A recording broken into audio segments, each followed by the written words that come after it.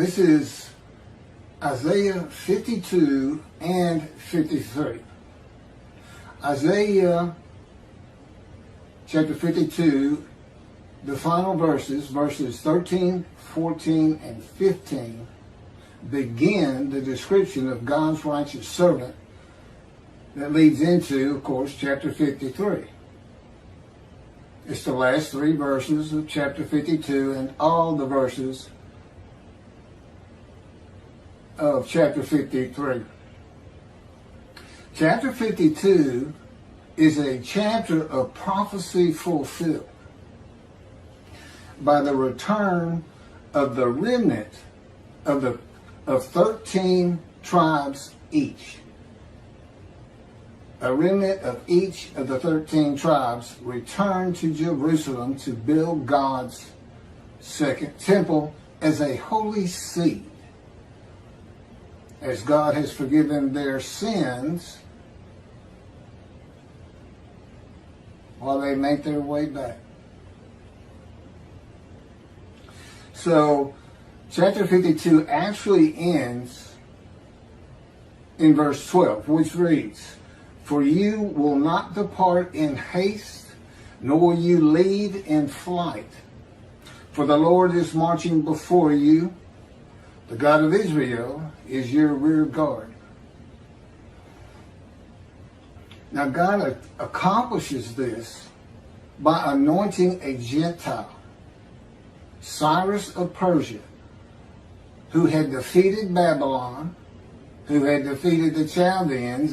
They went back and forth all the time.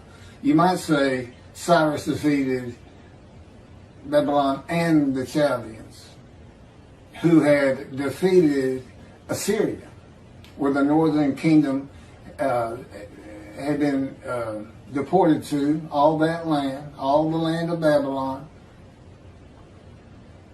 The northern kingdom was defeated by the Assyrians and deported there, and Assyria imported Gentiles, presumably Arabs, into the northern kingdom, which this is why when they return, they all go to Judah.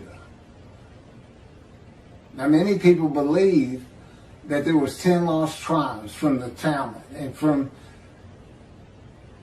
I would say, to an extent, misreading the scripture and what it says, or not taking it all together. Because there is a reference when Cyrus makes his declaration that he has been anointed by God to be king of all the nations of the world, and he has been appointed the task by God of rebuilding God's temple in Jerusalem. So Cyrus issues a declaration, and it is to all of God's people. It's to all 13 tribes. Any of you amongst you who want to return to Jerusalem and build this temple, you may go. Safe passage. This is how God went before the exiles of Assyria and Babylon, and how he was marching in the rear.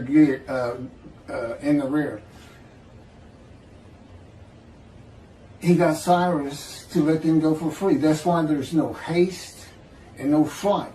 They got to pack the stuff, make the trip plans, and head back to Jerusalem, which is not hard to find. I mean, you do have the Mediterranean there.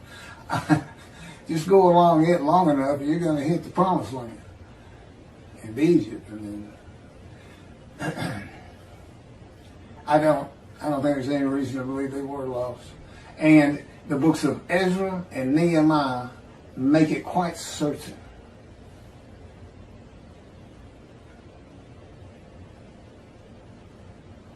This is what it sounds. This was Ezra chapter 1, verse 2. "Thus said King Cyrus of Persia, the Lord God of heaven has given me all the kingdoms of the earth, and has charged me with building him a house in Jerusalem, which is in Judah. Any of you and all of his people, may his God be with him, and let him go up to Jerusalem that is in Judah, and build the house of the Lord God of Israel, the God that is in Jerusalem. And then it picks up from there.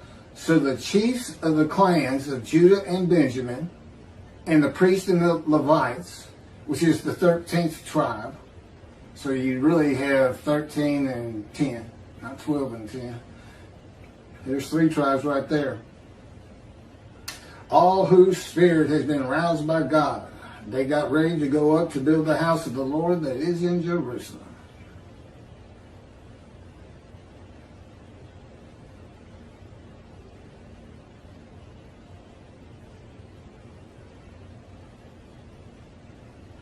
And this is what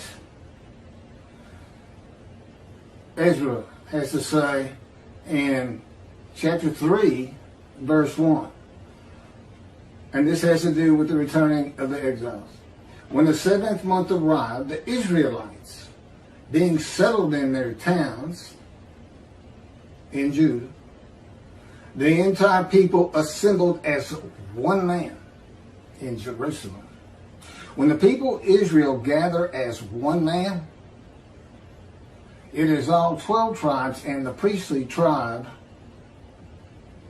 of the Levites as Israel, which is how some people interpret Isaiah 53, to be the people of Israel by the name Israel when they gather as one man.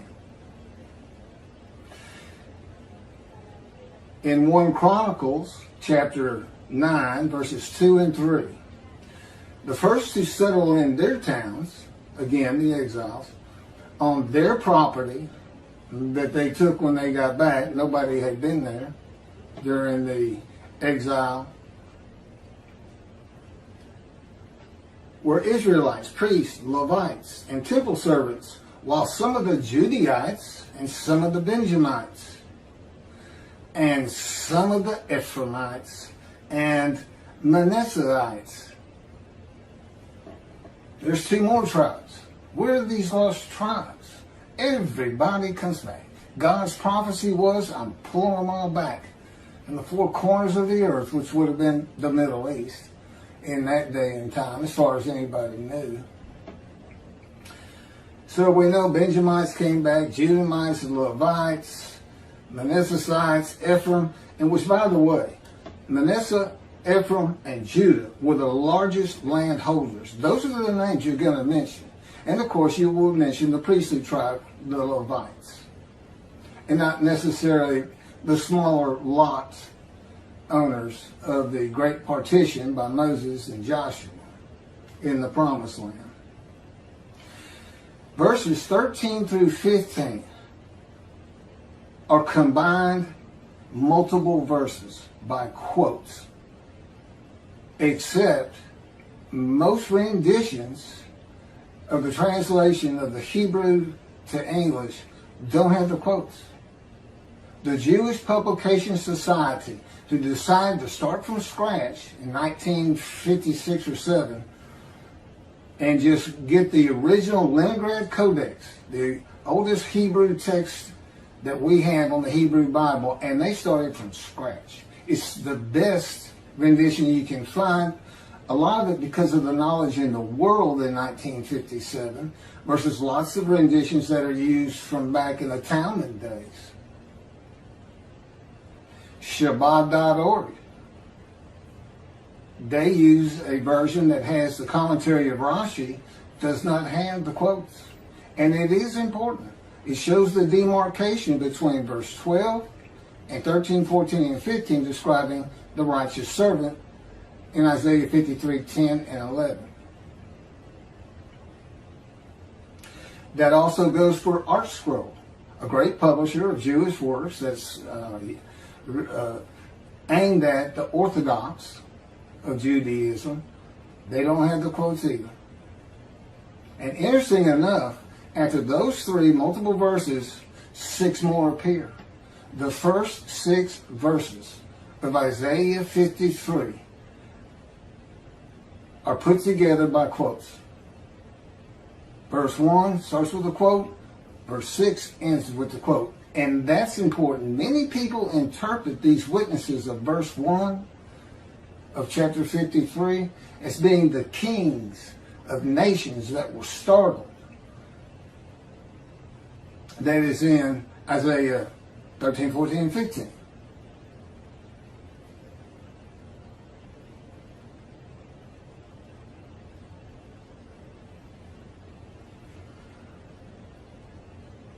But it's not. It's the people who are made righteous by the righteous servant. They're the ones. Who can believe what we have heard? Who can believe our report? It is them. They have recognized this man that God describes. They've recognized him by the verses, by the description. Every verse descriptive. And they're trying to basically spread the word. He is here.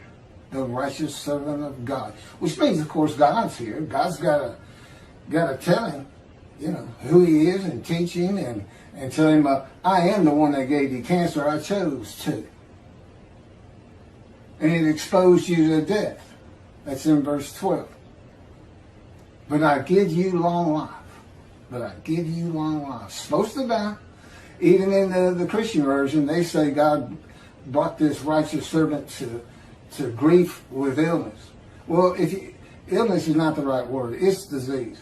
But be that as it may, you don't fall to grief if you got the common cold or the flu. When he says sickness, he means a sickness that exposes you to death. Today, of course, we think of cancer first.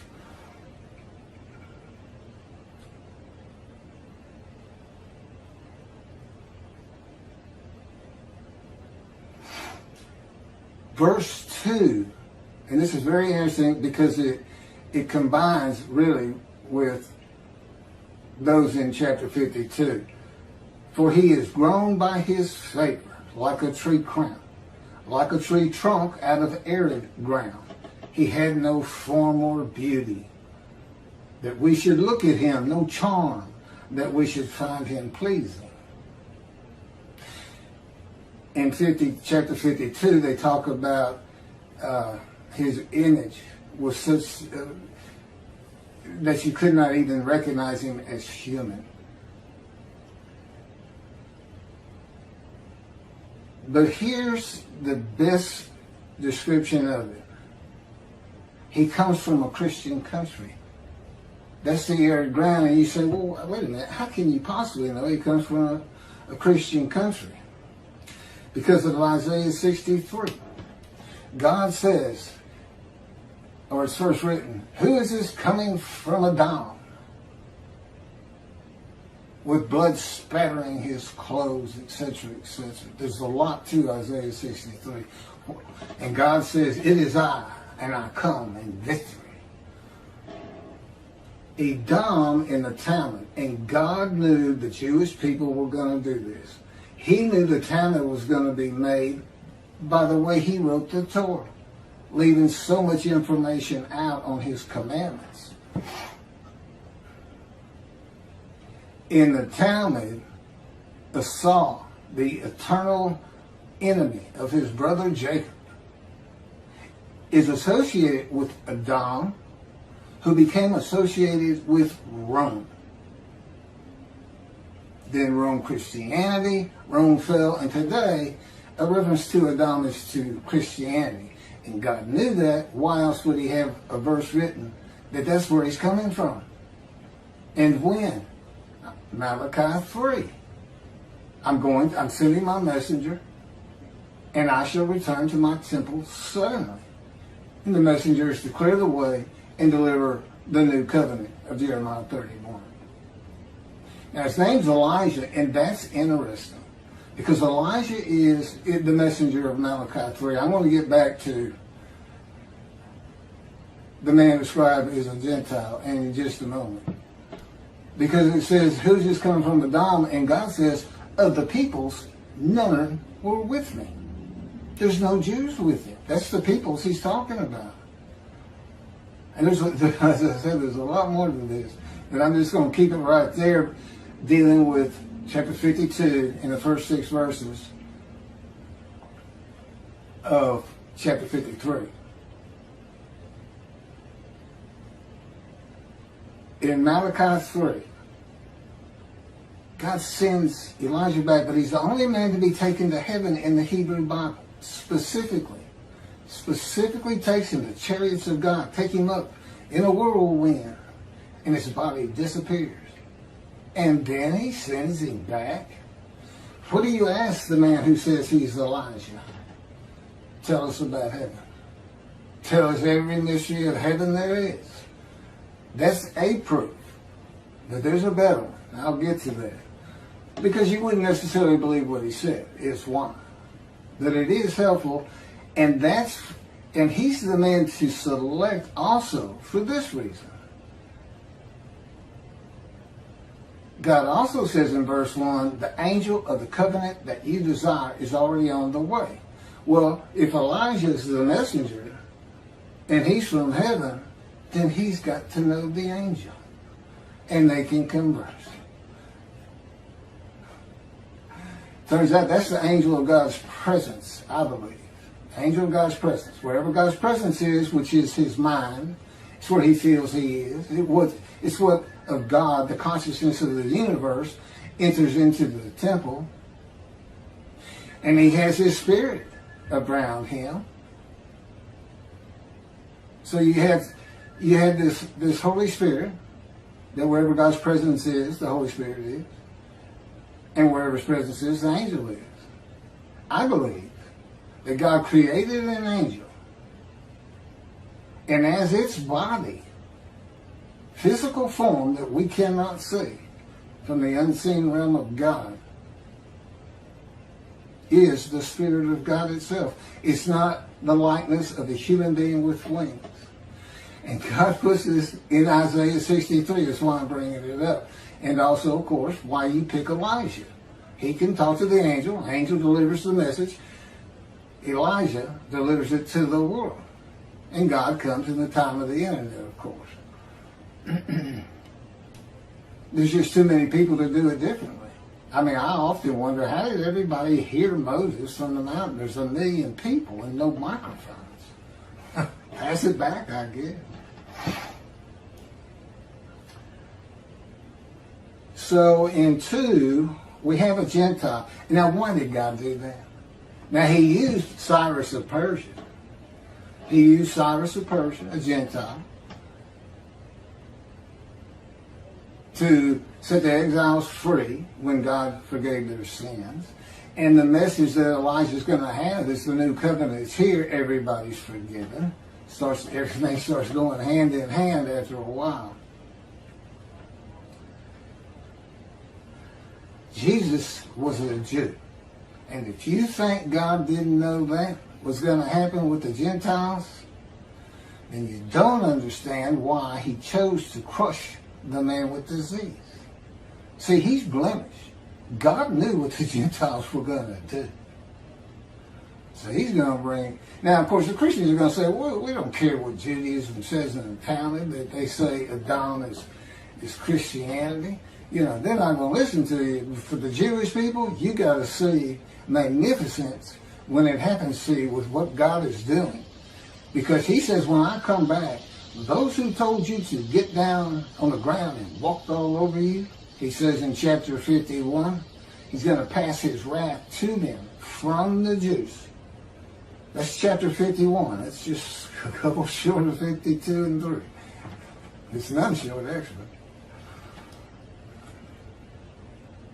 He's coming with vengeance against them. He plans, in my opinion, based on what I'm saying, to take out the cornerstones of the churches and the cornerstones of the Vatican and let it start to all fall away.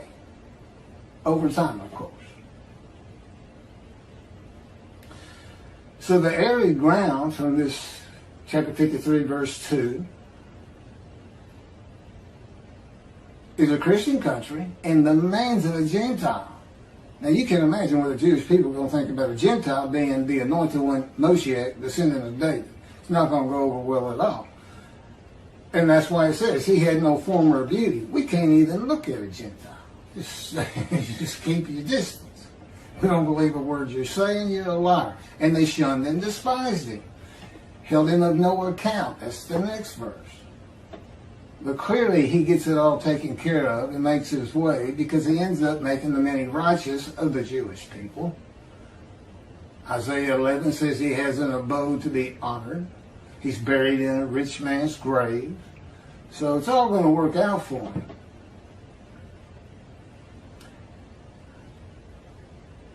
He's just got to get to Israel, convert Orthodox, and become an Israeli citizen, and make sure everybody realizes wherever he goes, God goes. Just like Moses. If you went and found Moses, you figured God's real close by. Well, it's the same with this man. A prophet like Moses, Elijah, descendant of David, and we have one description. God sends 4 men, and he gives one description. This righteous servant is going to have the capabilities, the attributes of whatever it takes to do whatever Elijah can do, whatever the prophet like Moses can do, whatever the descendant of David can do. And he calls him, my servant David, a shepherd. He's not a king. There is no kingdom to be gathered. God knew Israel was going to be a democratic country. He knows everything from beginning to end. That's how you can see how all, you've got 3 different books. You got Isaiah describing the righteous servant. You have Jeremiah giving you a new covenant that he ends up delivering. Because his purpose is the same as Elijah. Believe it or not, Elijah recounts as the father to the son and the son to the father by drawing them back to Judaism, which means to righteousness, with the new amendment to the first covenant, be mindful of the teachings I gave Moses, of the laws and rules and commandments for all of Israel. He's making the many righteous, and his purpose might prosper. God says, if he doesn't get it done, I'm going to come with an utter destruction. Basically, that means Elijah's got to be recognized for who he is, the righteous servant. And he's got to draw people to him, because no one can have that temple built by themselves. And that's what God's saying. If you don't build it, the day's going to come that land's going to be utterly destroyed. He doesn't mean he's going to do it in his power any more than he raised up the Babylonians or the Assyrians or Rome as armies, because the Jews wouldn't stop sinning. Lift the sword against you, pestilence. No, all those things were happening. God just took credit for it. To put fear into the Jewish people, to make them fear him, heed him, listen to him, which means his prophets. And, they laughed at Ezekiel. They laughed at Ezekiel, which is interesting. Ezekiel. That is the key to Isaiah 53. The very same thing. A spirit of God alights upon him. That's Isaiah 1, chapter 11, 1 and 2. Spirit shall light upon him. It's a little bit different with Ezekiel. He said, God was telling him to get up on his feet. He says, at that moment, a spirit entered into me, and I could hear God's words. Now this is actually, I've got well over 5 documentations in the scripture for what I'm about to say, but it's a whole nother video. God is in his spirit. His way of communicating, and it falls true for all the prophets, for Moses, and there's backup for it. He tells, I'll give you one, he tells the Israelites, I'm sending my angel before you. Do not disobey him. He will not forgive you. For my name, Hashem, is in him. What does that mean? Moses, walking along, he notices a burning bush. And that doesn't burn up.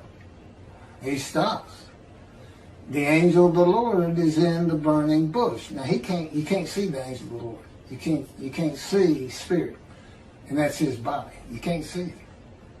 And then God speaks to him. Guess what? God is in his spirit. He's in that angel. I have a lot on that, by the way. So, Ezekiel. So what happens? How does he this man 53? Well, right off the bat, in chapter 53, you have a verse that says this man is taken from the land of the living. Okay, but this man gets long life. He's exposed to it. But that doesn't, he's cut off from the land of the living, if I said that wrong. Yeah, he's cut off from. That just means you can't get to it. You can't have it. God tells Ezekiel, go to your house. I'm putting the cords of my power around you, and you shall not go out amongst the people. He just took him from society. Why? To change his nature. Ezekiel says that spirit entered into me. The spirit seized me. I went in bitterness and in fury of my spirit in the hand of God. What does that mean? Why are you all mad and furious because God's got you? What happened? It's the words of Isaiah. Punishment, chastisement, maltreatment, crushing and bruising. It's like taming a wild horse. If you've ever seen from Texas, if you ever see that, they put that horse through hell. They beat on it, they pull it, they yank it to the ground, over and over until finally the horse just stands there and says, okay, get on. I can't take this anymore. I'm fine. You know, Moses, who I can assure you went through this process that Ezekiel goes through, which the next thing that happens is he's pinned to the ground. God says, you'll stay here on the ground, and I'm putting the cords on your side, facing Jerusalem, and I'm going to put the cords of my power around your wrist behind your back. He binds his arms behind his back for over a year. I think it's 390 days on one side, and then for 40 days he gets to flip over on the other side. One for the sins. Note it, it's called the punishment of, but what do you think the punishment is for? It's for the sins of the house of Judah and the sins of the house of Israel. You see the same words popping up in chapter 53. And all that's really being talked about is God's fire of refinement. Like taking a cadet in the army and making him into a Navy SEAL, a Green Beret. It's just making him right. Now Moses, he had a furious spirit too. He killed a man, he got so angry. And he was fighting. But at the end of his life, the scripture says, Moses was the most humble man on earth. Now, I know he did a lot of things, but none of which would really humble you. If anything, you're going to get real full of yourself, leading 1 million people to a new land, and God is with you the whole time. But now became the most humble. You know who he was? He's that horse. He's that horse. Just said, okay, look, I wrote your books for you. And he comes in after a long day, gets in the tent, and God says, Moses, get your stylus and some parchment. We got the leper scholar of the Talmud versus Jesus of the New Testament in Isaiah 53. What is his name? The rabbis, the scribes, said his name is the leper scholar. As it is written, surely he had borne our griefs and carried our sorrows, yet we did esteem him a leper, smitten of God and afflicted. The first speakers of Isaiah 53 are the witnesses of the righteous servant. They are the ones made righteous.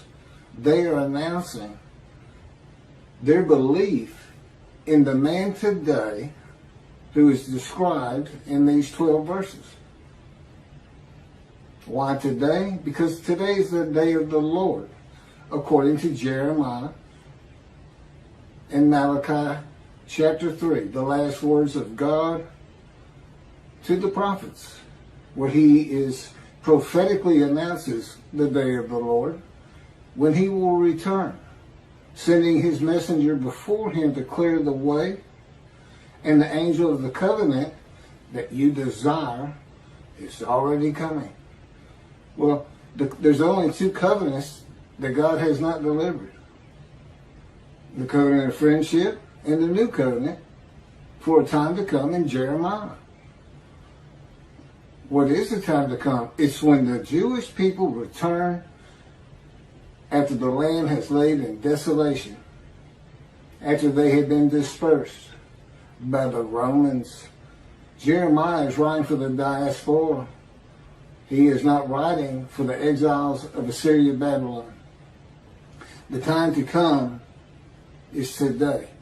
It began in 1948 when the Jewish people returned after the Holocaust and created Israel. And today it blooms again. See, a time is coming, beginning with chapter 31, verse 28. The new covenant is discussed in chapter 31, verse 31. And then the last see a time is coming is chapter 31, verse 38. And it says, when Jerusalem is rebuilt from certain markers, biblical markers, and it's much greater and bigger than that today. That's it. See, a time is coming. The land blooms again. That's my summation of that paragraph, which begins with the verse 28. See, a time is coming. The land blooms again, which means the Jewish people have returned. Jerusalem's been rebuilt. And so the new covenant is here. All that's happened. Now it's just, okay, how do the Jewish people find out about it? I mean, how do we know? Well, the same way you knew with Moses. He told you. Somebody who speaks with God and tells you God's words. That's what Isaiah 53 is for. It's for God's representative of him in the day of the Lord to be identified today so he can deliver the covenant to you. The angel's going to give it to him and he's going to deliver it. And God will be waiting to return to his temple. In this day, because there is no temple, it must be rebuilt. Clearing the way for God is building the temple. Now, who's to do that? Well, it's Elijah. Contrary to Ramban and all his thoughts on, we'll know who the descendant of David is because he will build the temple. Well, no single man's going to go and remove Islam from the Temple Mount and build the temple and go, see, it is me. It's not going to happen. God knows that. That may have made sense in Ramban's day. He believed that the descendant of David was going to come back and restart the Davidic dynasty, as though a new line of the kings of Judah. The first line was banished, which is why in chapter 11, verse 1 and 2, the descendant of David is described as the twig growing from the shoot, or a twig from the shoot growing from the stump of Jesse. The stump is what's left when the only ancestral tree we know of has been cut down. And that's the lines of the kings of Judah. So he comes from a line of David through King Solomon, who also had an eternal kingship covenant with God. And of all those children of his 1,000 wives and whoever else, that's where this twig comes from. He's not a branch. He's a twig. Which means, he's very far removed from who King David actually is. He's a different man entirely.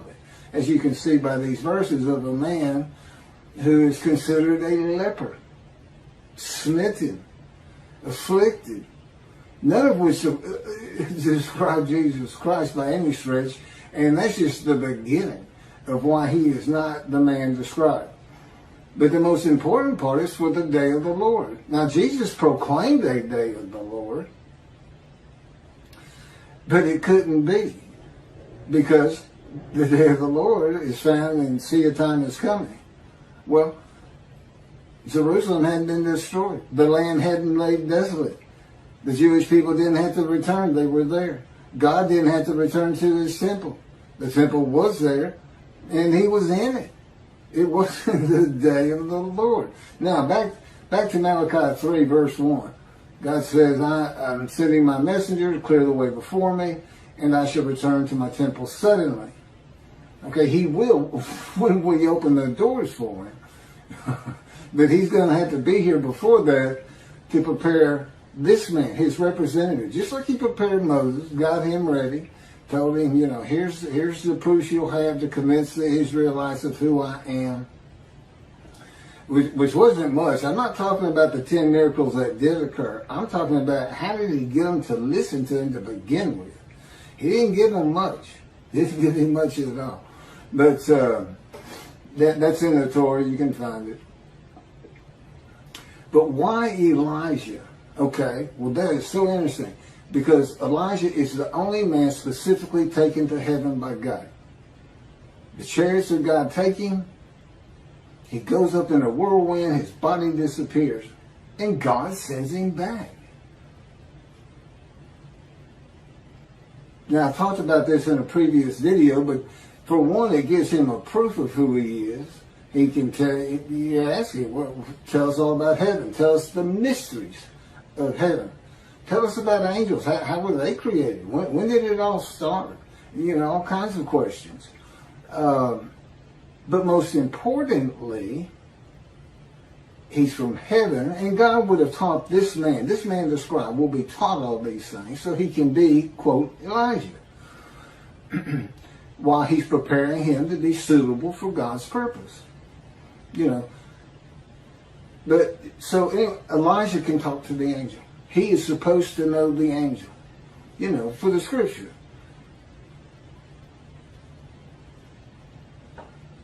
And then he delivers it. But first and foremost, he has to be identified by these verses. The Jewish people had to recognize him by these verses, and that's what the witnesses are talking about in verse 1. Who can believe our report? Well, it's hard to get anybody to believe it. It's hard to believe, particularly when you have, 2 billion Christians saying it's Jesus. You have today, the current teaching today, through Outreach Judaism, the Jews for Judaism, is that Isaiah 53 describes the people Israel. Well, now, they can't represent God. Well, who's he going to get in this day of the Lord? How's he going to do it? What are the proofs the man has? This is his only proof. And if you go and just tell somebody, this is the day of the Lord and I'm the righteous servant of God. Or I'm Elijah. Where's the proof? And so the Jews today who are interested in 53, they have shut their minds down. I don't believe most of them have seen the arguments that go behind this concept of Isaiah 53. I'd like to see one of them, just one. I haven't been able to find them. Of course, I haven't looked that hard. To tell me how the people Israel were crushed with disease so that they would offer themselves for guilt to God, be given long life, see their children, and make the many righteous by their knowledge. It hasn't ever happened. How could it happen? Somebody try to explain that to me.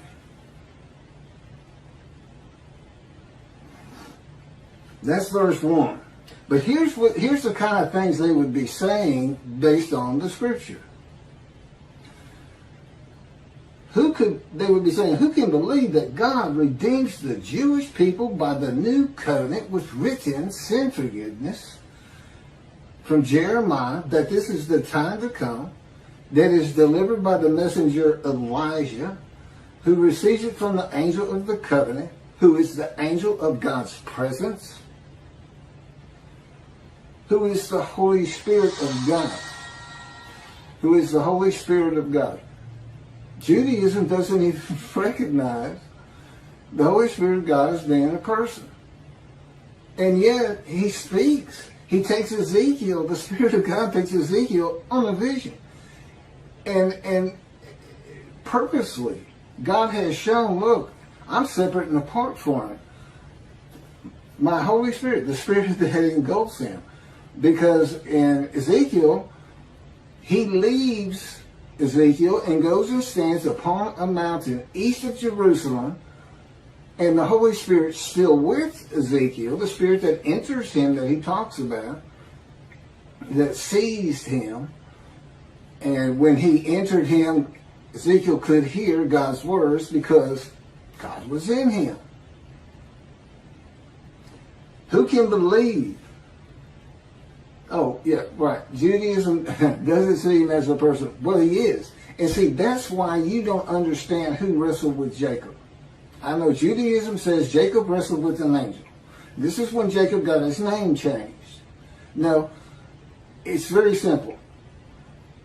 It's a man in divine beings, which I'll get to, but that is a host of the Lord of hosts. And that's based on 3 verses in Joshua, that you know this. But it's all over the scripture. Every single prophet was a man in divine beings to speak and write God's words. Because it's the angel of his presence, which you find in Isaiah 63, who is the Holy Spirit. They're both. What it is God creates an angel, and for his body, he uses the Spirit. That's what the Spirit probably was created for. Wherever God's presence is, the angel is. Wherever God's presence is, his Holy Spirit is. See, it's the same thing. And, he says, my Holy Spirit is grieved in Isaiah 63 if the Jews disobey God. Well, that's a person. It's not an inanimate object. So what do we have? Whenever the Spirit of God alights upon a man, God's right there too. And as Ezekiel said, the Spirit entered me, and I could hear God speak. That's because they're right together. God is still one. He created this angel of his presence. He created spirit in general. He created all things. But he's always with this angel, the angel of the Lord. The Spirit that enters into Ezekiel. The minute you see the Spirit did and he hears God, you know it's the angel, it's the Holy Spirit. And the Holy Spirit, while God's out on the hill east of Jerusalem, takes Ezekiel in a vision, and when he comes back, he goes and tells all his friends the things the Lord has shown him, he says. It's like, and that's not the first verse. They can become almost interchangeable. So what happened? Jacob's sleeping. He's got his head on a stone, as I recall it. He had his cast on, heading back to meet up with Esau. And, it's very easy. God says to his angel, today I'm going to form the Jewish people. I'm going to really begin it. I started with Abram when I had so-and-so write down the Hebrew. It would have been Moses. It just out of nowhere. He wasn't born Hebrew. God just made it up, put it in there, just like the word Jew. First time you see it, it has nothing to do with Judah. If anything, it comes from Hebrew, which ends EW. And we first see it when they're in exile. The Assyrian Babylon exile in Persia. Well, by that time, the tribes are becoming diluted. They're intermarrying. Yeah.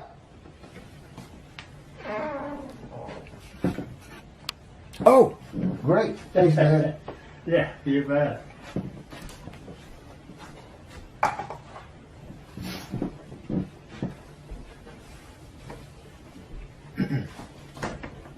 They're intermarrying. And so the pure Hebrew blood is being diluted. And for whatever reason, God decided to use Jew. And that makes the Jewish people recognizable, just the name. And then you have all of his commandments and laws. Their dress is different. The way they act and treat other people is different. They're very kind to other people because God requires that if they're observant Jews. If they're observant, because God tells them.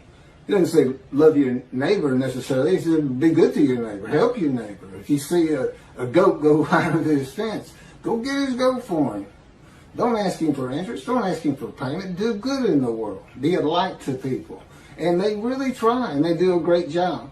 But they're only 2% of the population of this planet. There's only so much can be done. But that's why you pick Elijah anyway. So what do we have? God is sending 4 men, only one description. Now God knows he's got to have a description. And basically this man is the prophet like Moses. He's God's representative. He'll be able to speak God's words, deliver a covenant. That's Elijah. Isaiah chapter 11, even the scribes and the rabbis believed that man of chapter 11 is described in Isaiah 53. And then, of course, we have the righteous servant, and he is described. That's 4 men that one man described in Isaiah 53 in the day of the Lord that's here. So this is who we're looking for. So what happens in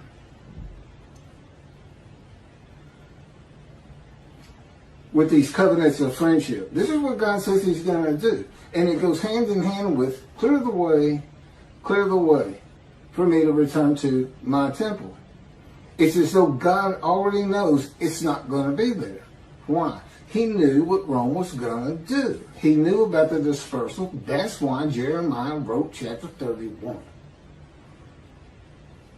Because in his covenant, this is everything the covenant covers. It shows up. He first says it in chapter 34 of Ezekiel, then chapter 37 concludes it. He will send down the rain in its season. The trees of the field shall yield their fruit, and the land shall yield its produce.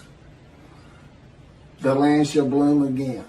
As though he's already been here, giving them a hand in making the land bloom again. His people.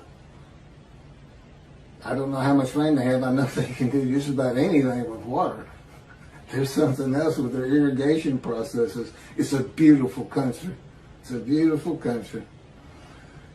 The Jewish people shall continue, God says, with his covenant that he makes when he gets here. David doesn't deliver it, but David is here when the covenant is delivered by God, because he includes it.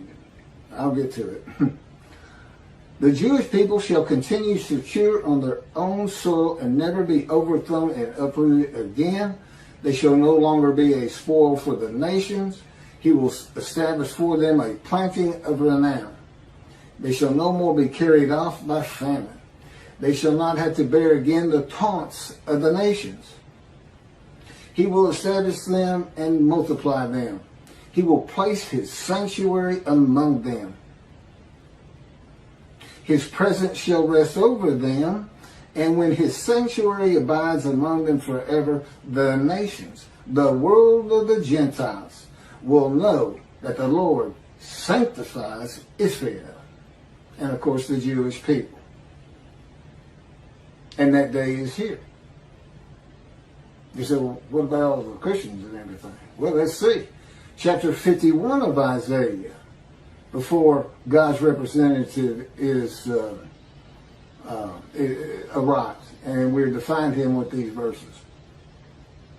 God says to the Jewish people, I am taking the cup of my wrath, my bowl of reeling from you, and I am passing it to those who told you to get down on the ground and walked all over you. That would be Christianity.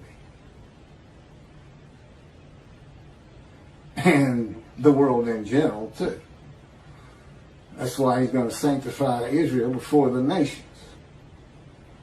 The importance of rebuilding the temple today is multiplied exponentially in Malachi 3. Because Elijah is the one to clear the way. He is also to be the messenger, and he is also to recounsel the father to the son, the sons to the father. biblical renditions today of the translation will say family members to family members. And that's verse 23. Well, verse 22 is the amendment to the new covenant. This is why it's a new covenant. It's not because he says, I'm going to forgive your sins and that will write Torah on your heart. No, the real amendment is, and this is what makes it new. It's the first covenant. I will be your God, and you will be my people, obey my laws. Except now he says in verse 22, Malachi 3, be mindful of my teachings I gave Moses at Horeb, of my laws, commandments, and rules for all of Israel. Next thing you see, Elijah shall recounsel everybody. Well, clearly, he's bringing them back to Judaism, which means righteousness. And if he's not successful, God says, when I come, if Elijah can't get this done, which means be recognized as Elijah, then I'm coming with utter destruction to the land. Utter destruction to the land. There are approximately 7 million Israeli Jews today. Now, if that doesn't ring a bell that chimes, never forget, I don't know what will. Why on earth are the Jewish people looking for David? It's Elijah that you want. He gets short shift. It's like Rambam said, it's better that we go study Torah. We can't figure out if Elijah comes before David or after. All he's interested in is the Davidic dynasty. Well, God knew Israel was going to be a democratic country. He knows all things. That's why you can't just say, our sages say, and come up with this messianic era. And you can't teach this to kids today. But suddenly, nobody in the world has a flaw. Everybody is perfected. There's no sin. Women don't feel pain in childbirth, and on and on. You can find all this in my book. I got 2 books that have not been published yet, but you can find them at keithmccarty.wordpress.com. They'll get published eventually. And everything on my videos come from those books.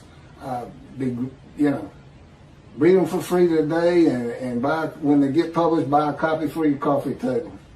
Be sure to send a copy to your favorite rabbi and your favorite Christian. Why do I say that? Here's something else you never hear. God, when he comes, has a reckoning with the shepherds. What's the rabbis? Religious leaders. Has a reckoning, and he dismisses them. I'd like to ask them, well, let's just say your messianic era is going to happen.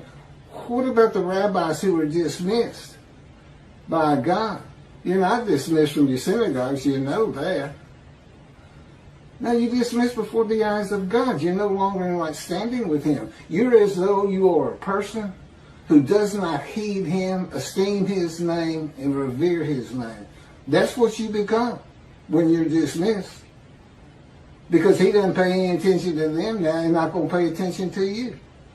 You say, why would he do that? Because you never listen to his prophets, is what he tell you. This time you're going to. If you don't want to be dismissed, you better listen to my representative. And he did the same thing with Moses. When he was being contested, and the people, they brought lanterns out and did this and that. And anyway, the bad guys went down into a great big hole. I guess hell, I don't know where they went. And Judaism, let me get back to this man, divine beings. Okay, so there's Jacob sleeping, and God tells his spirit, I'm going to change his name to Israel today. Just like one time he said to him, hey, he doesn't talk like that, I'm sure. I'm going to go down and kill the firstborn of everybody in Egypt. I'm going to get those people out of here. And he said, you know what? But see, I believe the angel, if y'all see angel, I think the angel of his presence. And the first page of Genesis is when you first see it. And the Spirit was hovering over the waters, and God says to him, it's the only other person on the page, it's the only other person in the chapter. I hear people say he's talking to the host of angels or the heavenly realm. Well, why? There's the Spirit. It's because you don't believe he's a person. And you know what else you miss? You don't know what a host of the Lord's host is. You don't know what a man of divine beings is. It's very simple. So God says, okay, let's go. Look, there's a man sleeping over here. Let's go to him. God says, God wakes him up and says, I am the God of this land. I am the God of Abraham, Isaac, and Jacob. I have something for you to do, a task. Man says, okay, here I am. Because that's what apparently you do when God tells you to do something. You just get up and say, okay, I'm ready. What is it? He just became a man in divine beings. That's what Jacob said he wrestled with. Why didn't he say, I wrestled with an angel? He wrestled with an angel. But it's very simple. The divine beings are God and the Holy Spirit, who is a person. The word of the Lord, you know who that is? It's a messenger of God's words. Because apparently God didn't like to talk that much. The word of the Lord came to me and said, God says, and then we see it repeated. You know, so he's the angel of death. He's the word of the Lord. He's the angel of his presence. He's the Holy Spirit. Often referred to as the Spirit. He's the angel of the Lord. And this should open up your scripture reading. You know, leave the town for a little while. Let Rambam have his sauce. Look what he says. I just read to you what God says in his covenants. No taunts. You'll be saved. You know, you're not going to be dispersed again. Here's what Rambam says. Here's your Messianic era. In the Kings of his chapter 12. Of the laws concerning King Moshiach. That Moshiach will compel all of Israel to walk in the way of the Torah. Well, there's an easy task, right? Okay, let's assume I am David. Let's just say I am the son of David. How am I going to get all of Israel to follow Torah? What about the secular people? What about the atheists? What about the just good non-observant Jews? I guess that's secular, I'm not sure. He's going to perfect the entire world, motivating every nation to serve God together with the Jews. Let's go. Come join us, world. We are the Jews. Exalt us. You gotta be kidding. You can't teach this stuff to people, to young people. They grew up on the internet. Everything is fake news. Everything's fake. They don't believe anything until you prove it to them. Well, you have to understand, I was an atheist for 50 years. I'm not a religious person. I'm a commentator. I read it. I believe in God. I didn't. But at age 50, after picking back up with Isaiah 53, verse 1. The witnesses report, and who would believe it, that they had never heard that the captain of the Lord's host in the book of Joshua is a harbinger of God's righteous servant. The account of a man who identified himself to Joshua as a Gentile and captain of the Lord's host is the first and only time in the scripture the scripture describes a host of the Lord's host. The captain of the Lord's host is a host. This is how Joshua chapter 5 verses 13 through 15. That's three powerful little verses. Once, when Joshua was near Jericho, he looked up and saw a man standing before him, drawn sword in hand. Joshua went up to him and asked him, "Are you one of us or of our enemy?" He replied, "No, I am captain of the Lord's host. Now I have come." Joshua threw himself face down to the ground, said to him, "What does my Lord command his servant?" The captain of the Lord's host answered Joshua, "Remove your sandals from your feet, for the place where you stand is holy." And Joshua did so.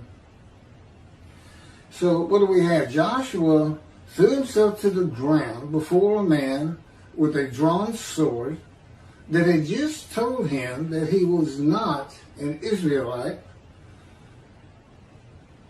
And Joshua said, "What does my Lord command his servant?" The man said he was a captain, not a Lord, not the Lord. The captain answered, remove your sandals from your feet, for the place where you stand is holy. These are the exact same words God said to Moses, I believe at the burning bush, when he first talked to him. God is with this captain.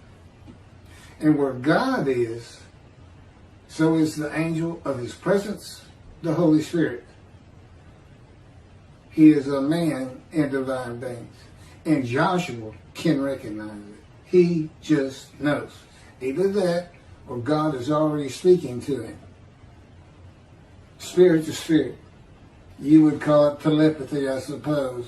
But if I explained how it all works to you, and it is explained in my books, it's really spirit to spirit. The captain says, now I have come. But he's never mentioned in the scripture again. He's a harbinger of God's righteous servant, also a Gentile, upon whom the Spirit of God alights, making him a man in divine beings, which is a host of the Lord's host.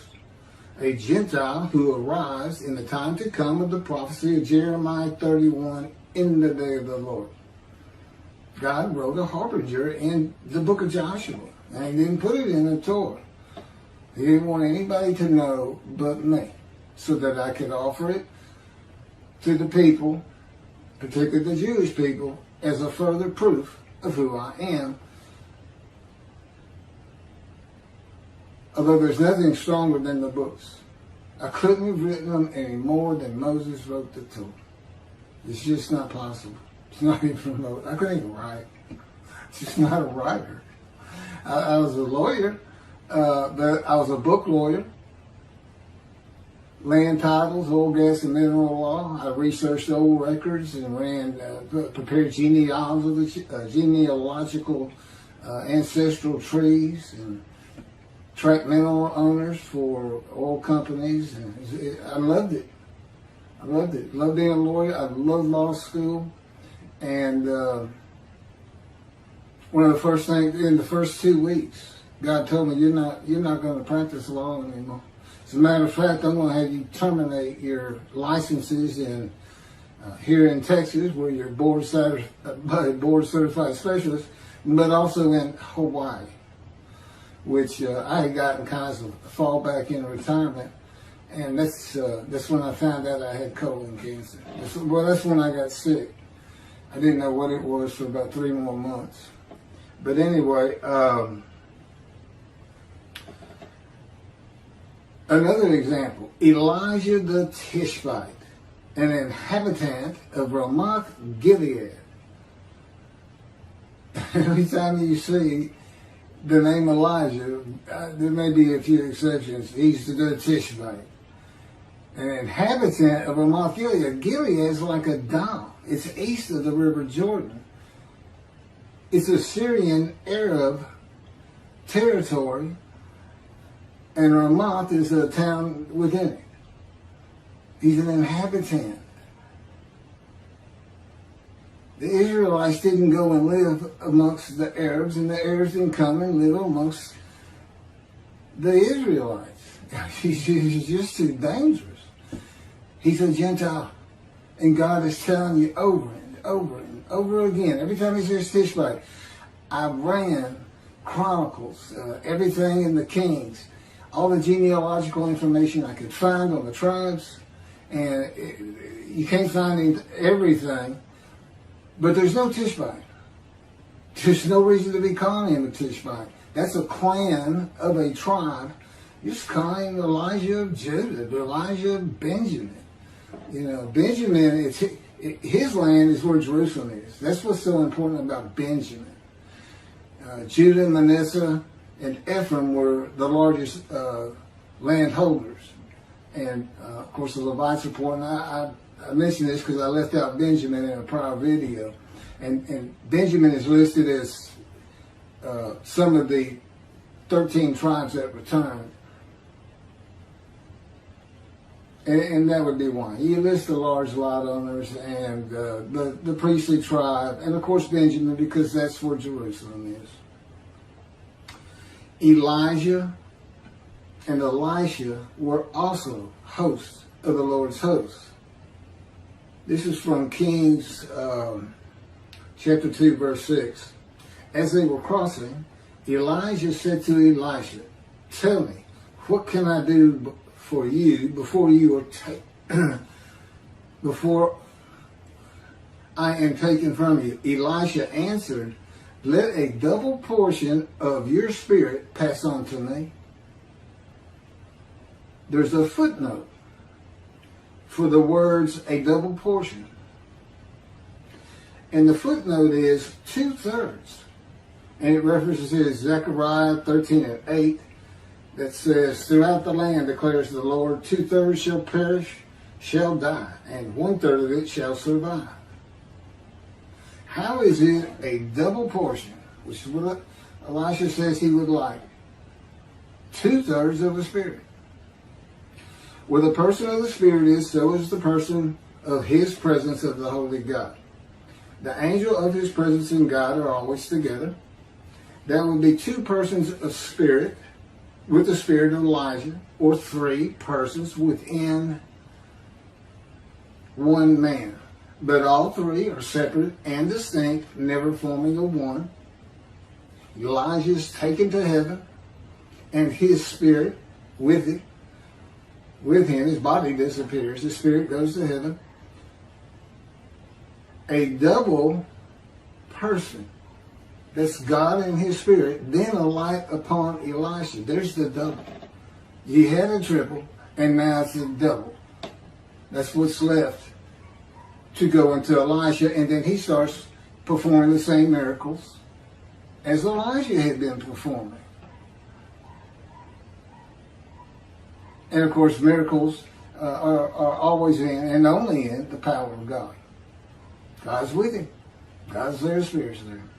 So he's a host. And anybody who says, any prophet who says, the Lord says, God says, the word of the Lord came to me and God said, then he's telling them what's right.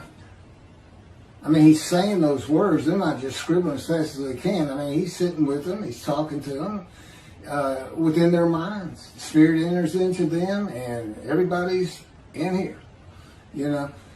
He can project himself. I mean, he's within a man and he's without. I mean, his presence is apparently very large, and so is the Spirit. But it's like 2 clouds. You have God, his presence, which is his mind. It's where he feels he is, just like we do. Where we go, our mind goes, and that's where we're at. And that's what goes into the temple along with his, here's another cloud, along with his Spirit, which together make the Shekinah. And it's as though these 2 clouds have just drifted together. If you look in the sky, 2 clouds come together and they look like one cloud, but you knew they were separate. So they descend upon this man, and let's say there's other people in the room. Everybody else into the room except, let's say, David. That's what God calls Moshiach. That presence of God and the presence of the Spirit, which surrounds your bodies, completely surround them. But not so with Moshiach. With Moshiach, they would flow through him. His little spirit of his body is now a small cloud that's in with the 2 big clouds. That's just the easiest way to think about it. Ezekiel was a host of the Lord's hosts, a man in divine beings. Ezekiel says, "And he said to me, O mortal, stand up on your feet that I may speak to you. As he spoke to me, a spirit entered into me and set me upon my feet. And I heard what was being spoken to me." There it is. I mean, that's how you got. That's a man in divine beings. What happens with Moshiach? The Spirit of God alights upon him. God is in that spirit. That's just who Moshiach is. And Moshiach is described in Isaiah 53. For the day of the Lord, God needs a representative. There's nothing he can't do with God power and the power behind him. His literal thoughts, just like Ezekiel, his power surrounds Moshiach. He can handle all of his physical movements, his self-will, and even his self-thoughts. Complete control of the man. And that's what God did with Moses, with David, all your greats, Isaiah, and even the lesser ones who just wrote a few pages. And except for a couple of exceptions, every one of them experienced God's fire of refinement to an extent. Largely it had to do with their task. For instance, the man who wrestled with Jacob, God just needed him for a few hours, for one night. And didn't really take the time to do anything to make him a better person, because that's what it does, this fire of refinement. It's brutal. Your soul screams. I begged for death 1,000 times. I cursed him 1,000 more. Yeah, I've asked him to leave. And then I try to be nice about it. Don't you have something to do in heaven? Can't you leave for a while? They don't have to stop talking. And they don't sleep. I average 2 to 3 hours a night. Today, 13 years later, since he spoke to me when I was 50, picking up on the last video. And I had already gone through cancer. And that's that's next to the books, it's the biggest proof I got. Nobody can show that they are the righteous servant because of verse 10, unless you're that man. Verse 10, God chose to crush him with disease, that he would offer himself for guilt. And he might receive long life, see his children, and by his knowledge he shall make the many righteous, and the many becomes a multitude. It's the offering yourself for guilt. You can't prove it. How do you prove it? Well, there is one way. I had colon cancer. I mentioned this in a video the Lord just had me put together. But basically it was colon cancer. Just about stage 4. Shouldn't have lived. And but they were able to cut it out. Took chemo. It never came back. Then they did tests. And they told me bad news. It metastasized. It spread from your colon. It's in your lungs.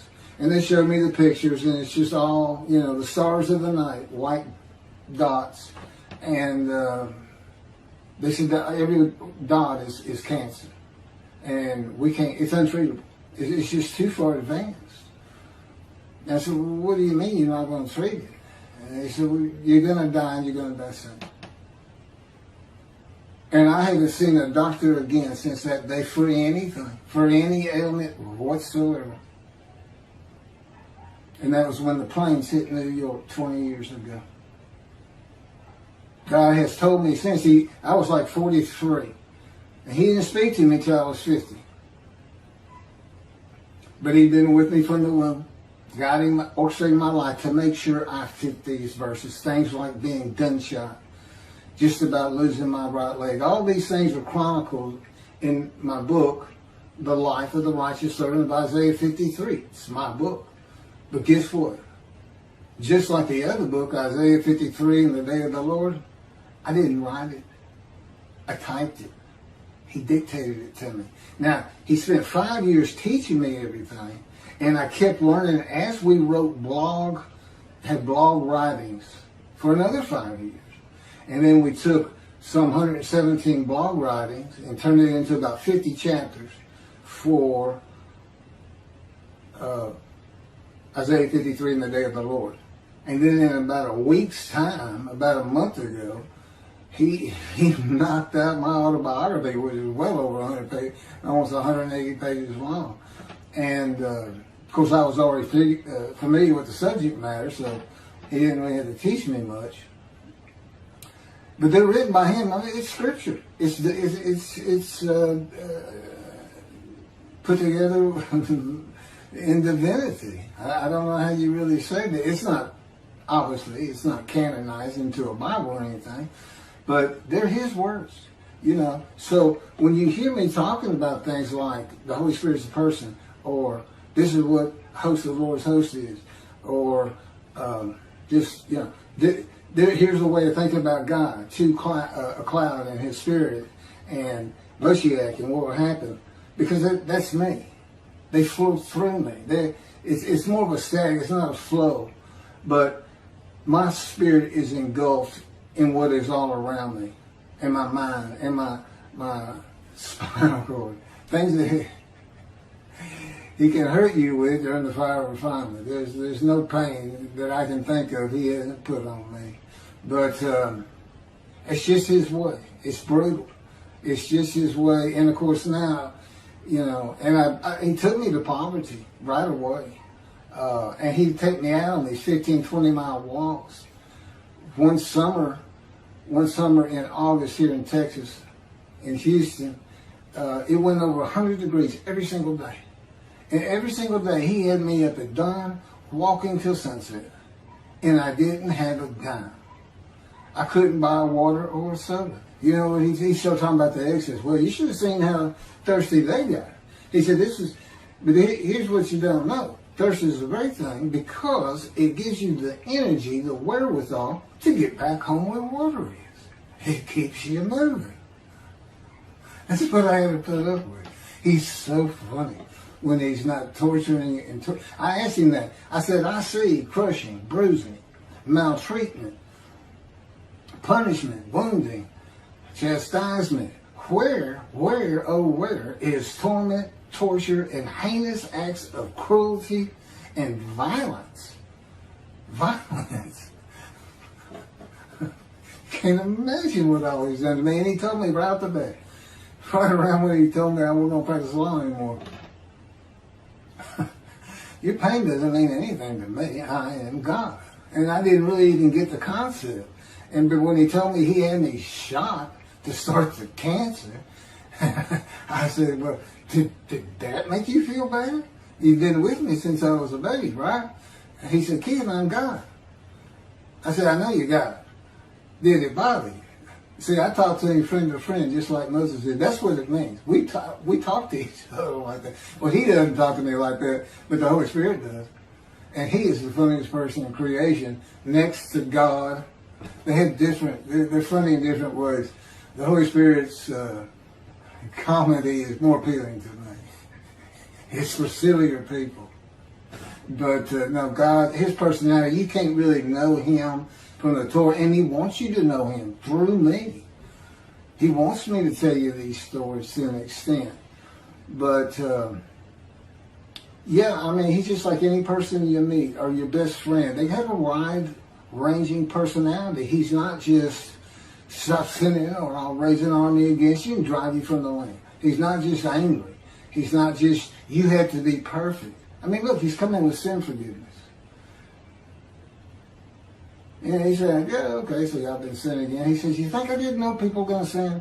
You think I didn't know when I had Moses make the first covenant with you that they weren't going to break camp without Israelites all over the place sinning? There's probably some of them sitting back there looking and seeing somebody's wife or looking around, seeing somebody's wallet sticking out of the pocket, you know, and not even listening. This is a wild people. I say savage because they would eat the food uncooked. And, but, you know, if you watch the Christian shows here in America and you see the times of Jesus and how the people were, you're not getting a true picture. I promise you. And he says, you wouldn't want to meet Moses, Elijah, David. You wouldn't want to meet any of them. They'd scare you to death. And you wouldn't be able to reason with them. They had one-track minds. Anyway, let me pick back up. So that's Lord's a host. But I have another one. This is the last one. It has Abraham in it. And this comes from, I didn't write down the chapter and verse. A host is symbolized in the story where God appeared and spoke to Abraham by the terebinths of Mamre as three men standing near him.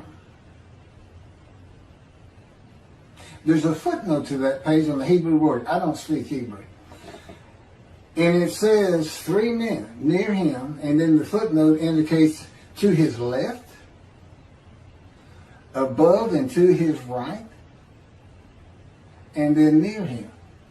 Well, the Holy Spirit almost always talks to me right here to my left. I don't know what this Hebrew word is. And God, generally, if we're not talking within my mind itself, generally he's talking to me up to my right. I don't know, I'm in a 16 by 16 room, like he's in the corner of it. And this is face to face. His power envelops me. Ezekiel called it, or God called it in Ezekiel, the cords of his power. To me, his power has just like been poured over me, almost like it's a suit. I'm completely enveloped in it, from my head to my toes. And, you know, he can move me. He's heavy. His presence is heavy. I don't just hear his words. You know, and he can move me around. He can bump me into walls. Sometimes we're out walking and an invisible hand just knocks me in the shoulder like a friend would. You know, I'm like, hey, come on. Stop that. Stop concentrating. And here comes the Spirit. What, you concentrating on walking? I said, no. He's a person too. When I first think of the Holy Spirit, I'm thinking, it must be just some bright, light, white power, this entity that you know, and all you do is feel love and peace in his presence, and you want to fall down. That's not him. That's not him. He's got a caricature of himself. He has no form just like God. If there was going to be a son of God, this is who it is. This is God's constant companion. It's like he made himself a family. And this is his constant companion. You know, and he makes God laugh. And if there's anything God likes to do, you know, he's been around so long, his emotions, you know, he's a being in existence with motion. That's our image in him. Let's make him in our image. It's a being in existence with emotions. Okay, but and that includes him, but you know, he's God. I mean, you can't really get him too excited about anything. So he makes things up, like Christians. Somebody will make him mad, picking on his chosen. So, but there's just so much. I mean, I've lived with him for 13 years, day and night. And like I said, I rarely get to have a good night's sleep. It never ends. I've gone from knowing so little and being so furious, just like Ezekiel, and I would suggest Moses. I mean, I got in fights all the time. It's in the book. I mean, I was getting in fights in the 2nd grade. In the 2nd grade, I broke the glasses of the principal of the elementary school and shattered his orbital bone of his eye with my foot. I don't know how old you are in the 2nd grade, but anyway, I had trouble. Okay, picking back up, my Canon EOS M50 apparently can only record for 30 minutes and it goes up.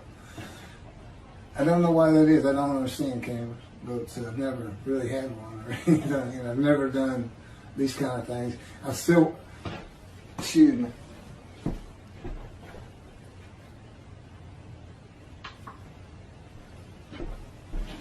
Waiting on lights. I've got one. I need another one. Which I'm getting with my pandemic stimulus check. Because, God, as I said, God took me to poverty. I don't have anything. I don't have bank account, credit cards. I don't have a driver's license. He didn't pay to renew it. It's just, you know, but, and you know, I did fairly well as a lawyer. I did pretty good. I know what it's like to have money. And to be able to buy whatever you want for the most part, you know, within reason, upper middle class. But I've had no problem living like this. It's just, they keep me too busy to even think about, you know, hey, I need to go to work and get a job. And they'll tell me, you're not working, you work for us.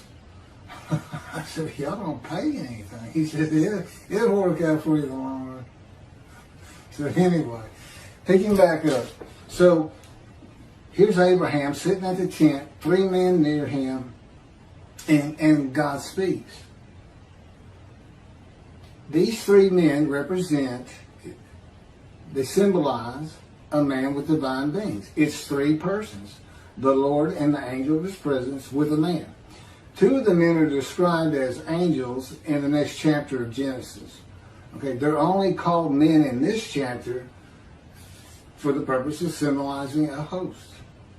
You know, it says these three men are God. Well, no, they're not. It's just three men. They symbolize that God has actually probably come up to Abraham with a man in divine beings, like the man that he used to wrestle with Jacob. Just got somebody.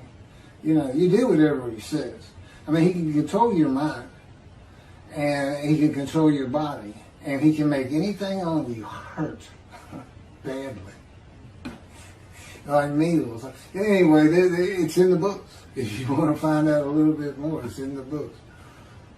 My book, The Chronicle of My Life.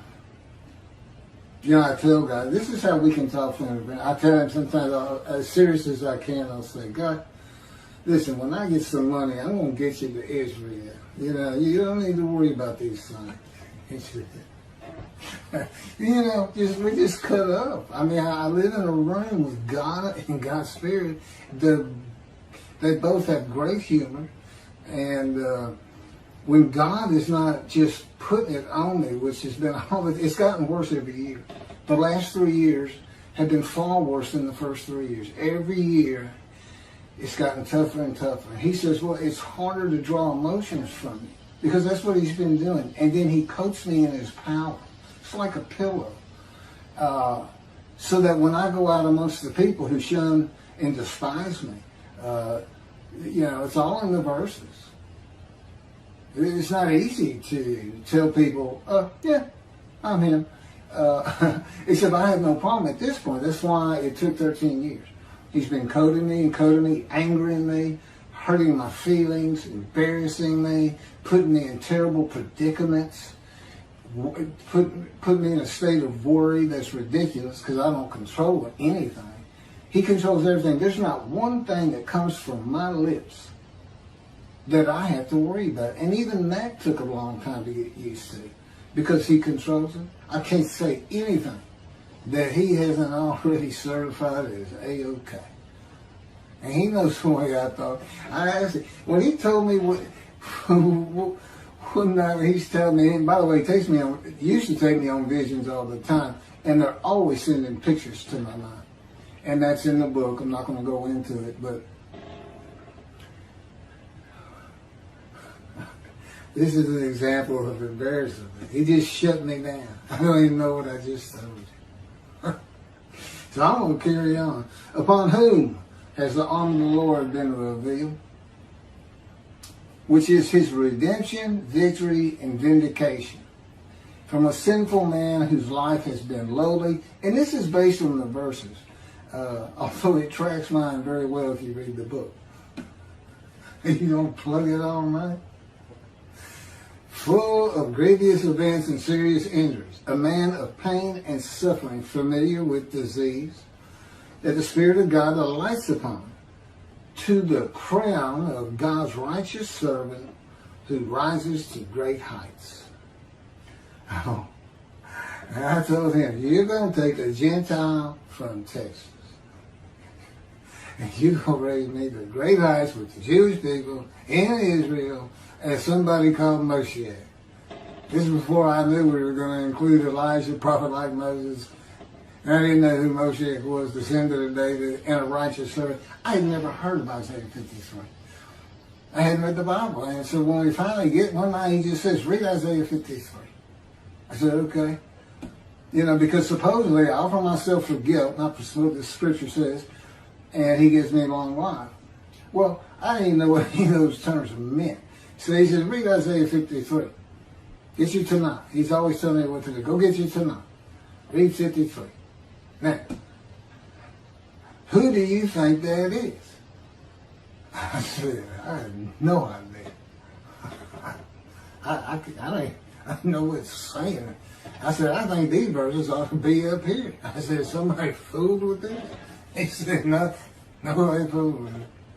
So, anyway, he said, that is you. I said, huh.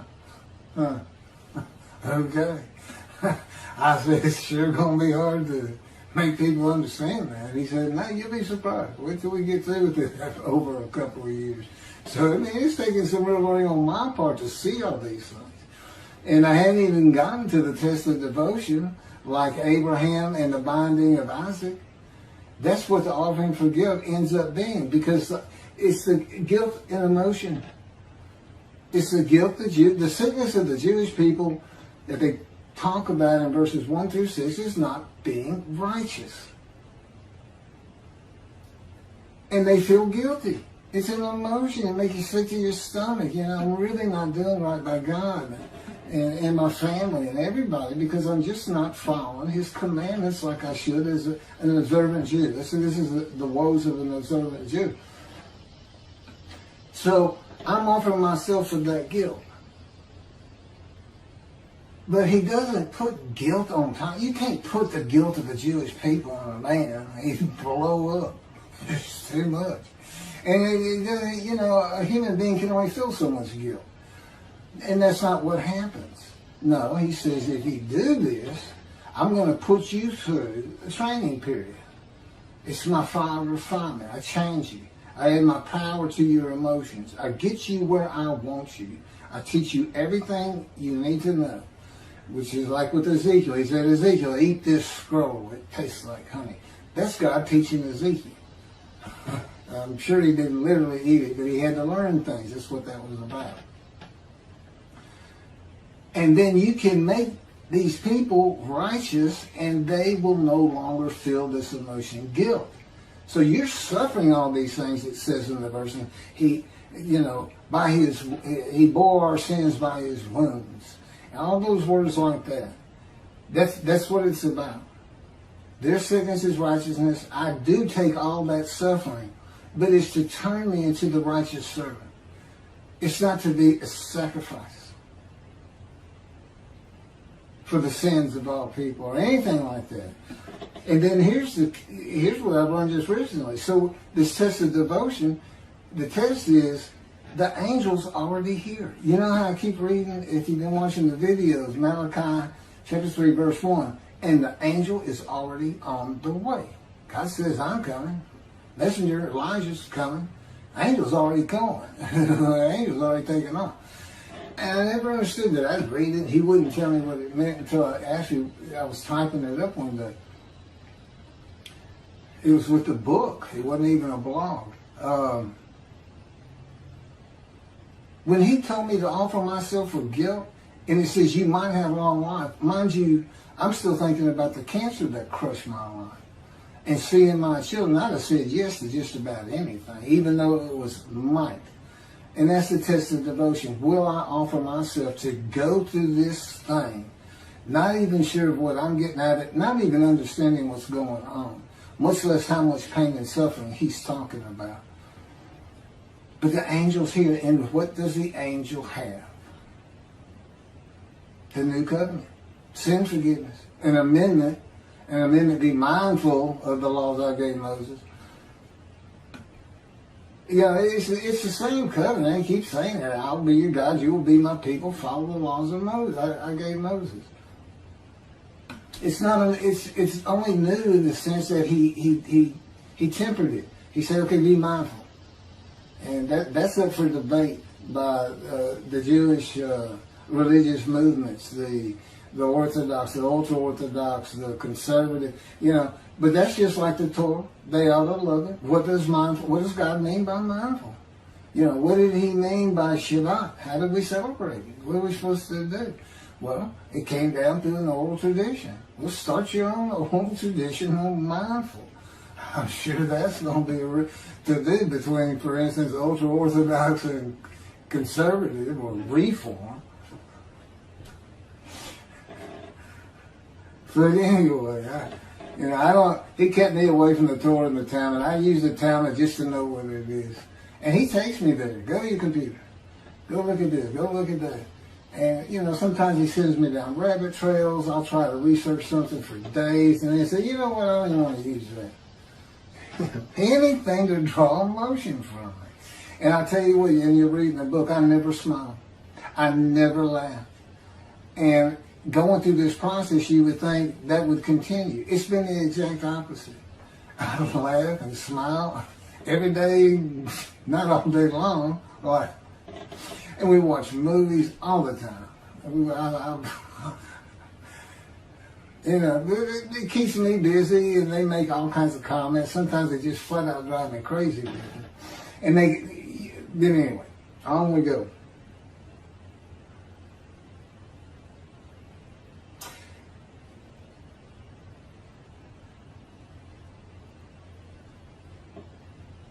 I'm going to jump ahead a little bit, but anyway, who's the arm of God been revealed? His vindication, everything. That's me.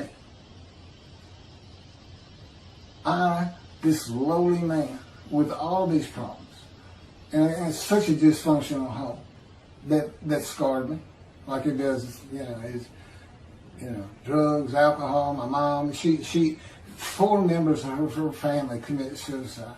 Her mother committed suicide with arsenic in the town square of Crockett, Texas, in the middle of the day.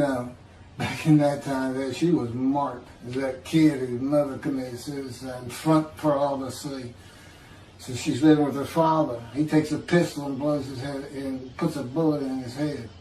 So that's both sides of the family are committing suicide now. She is adopted by her father's brother, her and her sister. One day, and she's older, she's getting close to her teens. She's out in East Texas, where, let's just say I don't want to live in East Texas, but there's a lot of trailer homes out that way. But he blew his head off with a shotgun in front of her, and I'm sure there was a lot of booze involved. So anyway, she's had psychiatric problems, but I'm still taking care of her. I don't have any money, but I take care of my parents, and I get to live in their condominium. And they buy the food with their Social Security. Basically, we've been living on their Social Security, but mine kicked in when I turned 63. I filed early, so I finally can buy a soda at the store. Which used to not be a big deal, but now it's like, whew, this is the best soda ever, right? The guy says, hey, it's good for you. And you get to be with your parents their whole lives, 92 and 85, and I'm not going to have them forever. But here's Jesus. Jesus spoke a prophecy on more than one occasion. And this has to do with vindication, okay? The verse says, who is the arm of the Lord being revealed on? His vindication, his redemption. That would be on the Jews today. Get this thing going. But he spoke a prophecy on more than one occasion that he would return in his generation. He used people's lives as a measurement for when he would return after he's lifted to heaven. This is not to be confused with rising from the grave on Easter, which is highly contested by lots of people. But from there, he's lifted to heaven, and now he's supposed to be returned. That's what the rapture's about. He's going to appear, all these things are going to happen, calamity in the world, and on and on. Some 52 verses in this chapter. And these are the things Christians look for, because it means he's going to appear in the sky with the blow of a horn. But they don't see the last verse. Just like they don't see crushed with disease with Isaiah 53. They don't see that the man lived. They don't see the man has children. They don't see that this is a description of a man's life of suffering, not just having a bad day at the end. It's the only time he suffered. I figured it to be about 12 hours. 12 hours or so. And I got a gut shot. I was there angry. We got to this small hospital, and all I could say was, you've got to give me something for pain. And they said, your vital signs are so low. If I give you a shot of morphine, you're going to drop dead right there. And I said, I don't care. Give it to me. And they wouldn't. But I had to hang on for 8 hours in the back of the ambulance. And I knew if I fell asleep, I knew if I passed out, I wasn't coming back. I was just too weak. And and so he's up here on the cross, and then all of a sudden he says, Father, Father, Father, why have you forsaken me? What has happened? He's getting ready to die. Who does he say he is? The man of Isaiah 53. What happens to him? He's exposed to death, but given long life. Somebody just found out they're not the man of Isaiah 53 after all. Because he expected God, no matter what he walked himself into, and with the Romans going into Jerusalem, where he's supposed to defeat Rome by the prophecy he quoted, he absolutely changed the prophecy. In his own words, he changed the prophecy in Zechariah of the man who rides an ass into Jerusalem, because the next verse is, he put it all together, he defeats Rome, defeats the enemy. In Jesus' time, it would have been Rome. And he changed it. His 12 went and got the ass, and he tells to them, I'm going to ride this ass into Jerusalem, and there, the Gentile, and he says, all the prophets say of me, I will ride this ass in, and there the Gentiles will mock me, spit on me, scourge me, and kill me. But on the third day I shall rise. Well, Jesus, I got 20 prophets right here in the Hebrew Bible, and there's not one of them that says that. As a matter of fact, there's no book anywhere that could be considered scripture that wasn't canonized, just didn't make it into the Bible. There's no place that that's ever been discovered. It was made up by somebody who knew they couldn't defeat the enemy, and that's what he's supposed to do. It's why the Jews won't believe in him, among many other good reasons. In particular, he doesn't fit these verses. But he did. He changed it. That's a lie. It's deceit. His prophecy, you high priest shall see me return. You, members of my 12, there will be those amongst you who are alive when I return. You, the people of Caesarea, there will be those amongst you who will be alive when I return. My favorite, the book of Revelation, that we hear so much about. The calamity that's coming to the world, and in particular the Jews, when Jesus puts you in hell for not believing in him. First chapter, Revelation, 7th verse, speaking to an angel, which is like being a host. God can speak through people and angels. He can speak through me. He can just flat take over, which is a very peculiar, spooky feeling. But he says, those who pierce me with the spear shall see me return. That would have been on the cross when they wanted to make sure he was dead and stabbed him in the heart with the spear. Well, they're all dead. And he said, anyway, all these calamities and everything in this great day 52 verse, it ends up with, and my generation shall not pass until these things are done. Again, lives in vain. They're all dead.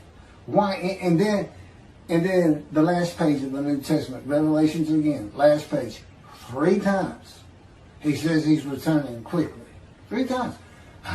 3 verses. I'm returning quickly. I'm returning quickly. I'm returning quickly. Now, why is he saying all that? Because he knew he had not done what he was supposed to do. But if he was God, he could come down and defeat Rome.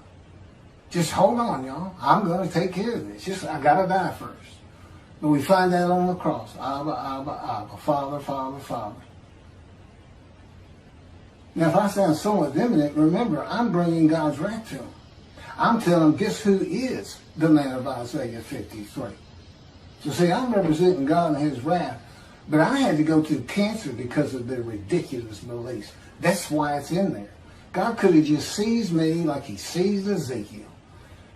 I didn't have, but I had to be blemished. He touched my arm in the womb, he tells me. And I don't have a right breast, my shoulder's shorter, and I got a withered right arm. It works fine. It's just not strong. I prefer not to have it. Doesn't look good. But just for this 53, that you can't imagine what I've gone through. But it's in a book. And even then, I don't know if you can truly get it. But that finishes up verse 1. And I could do verse 2, but actually, I hope the light's getting better. The lighting, I got one light in today. I need to get the other one to be a YouTuber. It's really fun. Yeah, if it wasn't for God, I wouldn't even know how to use a computer. And he put my Facebook together. He put Twitter together. He, showed me how to be a word processor. And I was a lawyer. We had secretaries. I never had anything to do with it. I would dictate title opinions, big books of title history for oil companies. And I practiced there's nothing I didn't do. I tried cases, criminal and civil, arbitrations. Patent law, I think, is the only thing I didn't dabble in at some time or another. Had my own practice for a good while. But anyway, I'll pick up with verse 2, which I've talked about before, but I've got some interesting things to add to it. Thank you. The leper scholar versus Jesus, chapter 53, verse 2. For he has grown by his favor like a tree crown, like a tree trunk out of arid ground. He had no form or beauty that we should look at him, no charm that we should find him pleasing. This is another reference to the righteous servant initially being repulsive to the Jewish people, though finally accepted by many, and then a multitude of them, those that are made righteous. Those who are his witnesses, who can believe our report, who can believe what we have heard. In Isaiah 52:13 through 15, he is described as so marred in his appearance, unlike that of man, his form beyond human semblance.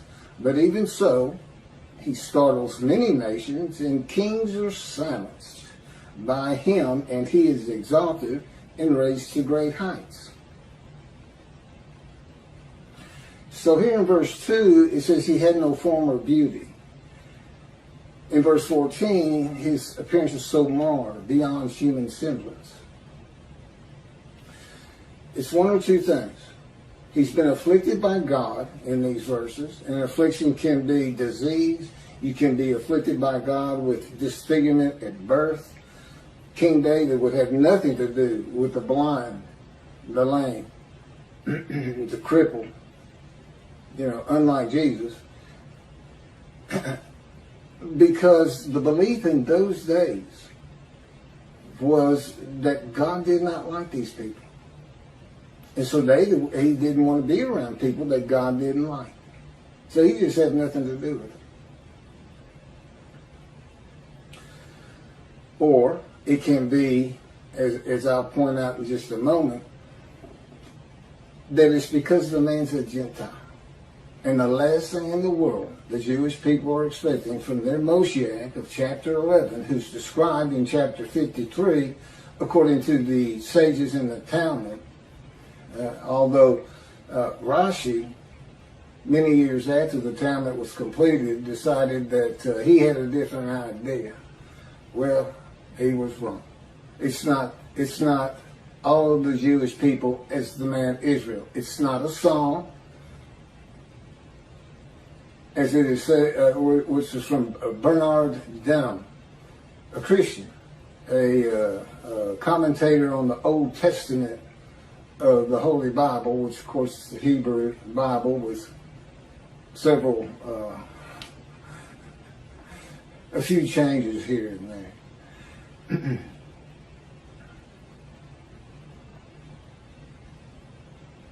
And that alone, that makes, it's an extreme, marred beyond human appearance, and this is unlike that of man. He just doesn't look like other people to the Jewish person. They like to look upon their own. They have a Jewish state. They like the Jewish people, and they want their Savior, so to speak, their Moshiach, the one who's going to bring this great exaltation and redemption and messianic era of perfection in the world. No flaws, no faults, no sin, no pain, food for everybody. This utopia. And it's not the only religion to have that. They kind of all seem to end that way. Everything's going to be wonderful for us because we're right. Well, This man grows by the favor of God like a tree crown. And again, this is continuing the symbolism of an ancestral tree. This stump of Jesse from chapter 11. Once again, God is using, as he has this written, as Isaiah write this man grows like a tree crown. So this is the great heights, because a dominant tree crown reaches over all other plants in the forest, including the crowns of other trees. This man's lifted up high. This man whose appearance is marred, he has no form or beauty. We did not find him pleasing. It all changes. It all changes.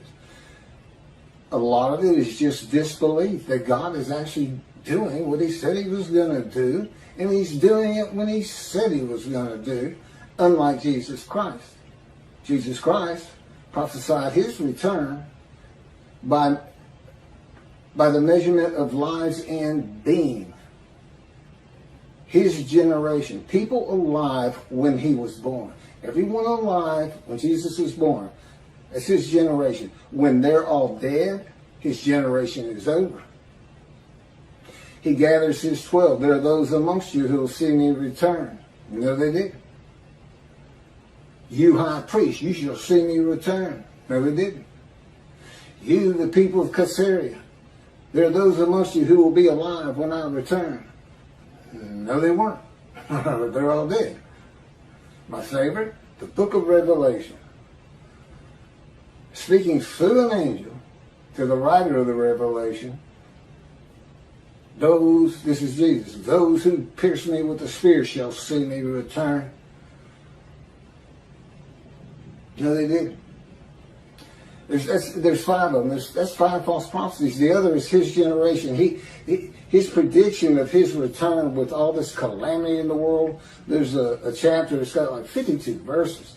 He gathers his 12 or some of them, and he's telling them all this. This is going to happen. The temple's going to be destroyed. On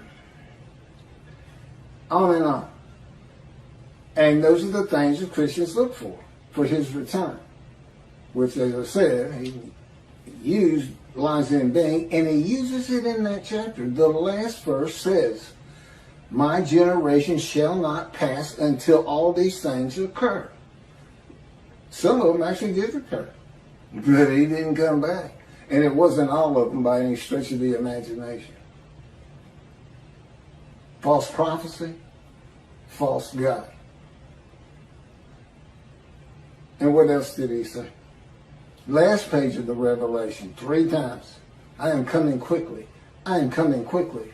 I am coming quickly. 3 different verses, that's what he's saying. Why? Because he knew he hadn't done what the Moshiach's supposed to do, which is defeat Rome. I believe he felt he had to die, become God, come back, and then he could defeat Rome. Because on the cross, he found out he was wrong about everything. This man of Isaiah 53, is he proclaimed as all Christianity believes today? The belief that Isaiah 53 says a man is crucified and by his blood we are saved and sinless and go to heaven. Which isn't in Isaiah 53. The man's given long life and makes the many righteous by his knowledge. If the arid ground is in a Christian country and his form was a Gentile, under the Jewish law, the halakha, would he be attractive and pleasing to the Jewish people? Not at all. But if he comes from a Christian country with God to Israel and converts Orthodox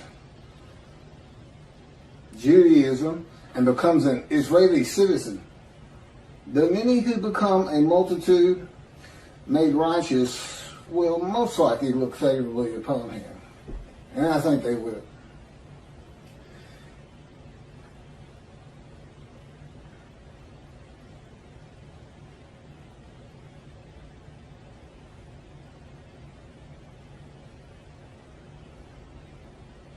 Verse 3. He was despised, shunned by men, a man of suffering, familiar with disease, As one who hid his face from us, he was despised. We held him of no account.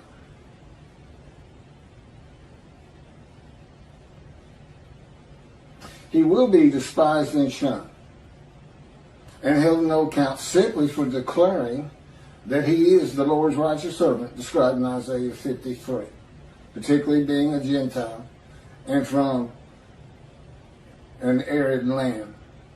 Christianity, with God's wrath passed to them in Isaiah 51, and the rabbis reckoned with and dismissed. And of course, God is using his righteous servant for that purpose in the day of the Lord. It's part of the day of the Lord. It's his vindication, his revenge. Where that fits into the Messianic era, I don't know. You know, that whole, it's selective. Well, we like this. We like it that a man of 100 years is going to be but a child. We like everybody to be perfect. We like everybody to destroy their weapons and come and take care of us with the money they had. You know, it was break down our their swords into plowshares and till the ground for the Jews. Well, how about we come deliver atomic bombs? How about Russia? They got quite a bit of them. You want them to come and break them down into plowshares? Sure, it's a metaphor. You really think the people of Iran are going to come and take care of you? It's selective because you leave so much out. Where's the day of the Lord? Where's his vengeance? Where's his wrath on Christianity? You say that I, as Moshiach, am going to go and convince 2 billion Christians that the Jews have been right all along and that there is no Jesus. It never was. And no one died for their sins. They're going to be responsible for their sins. No, that isn't what you think, is it? You think God's going to come down and change the minds of every human being on this planet. For you, because you suffered. Well, he's making a heaven just for you.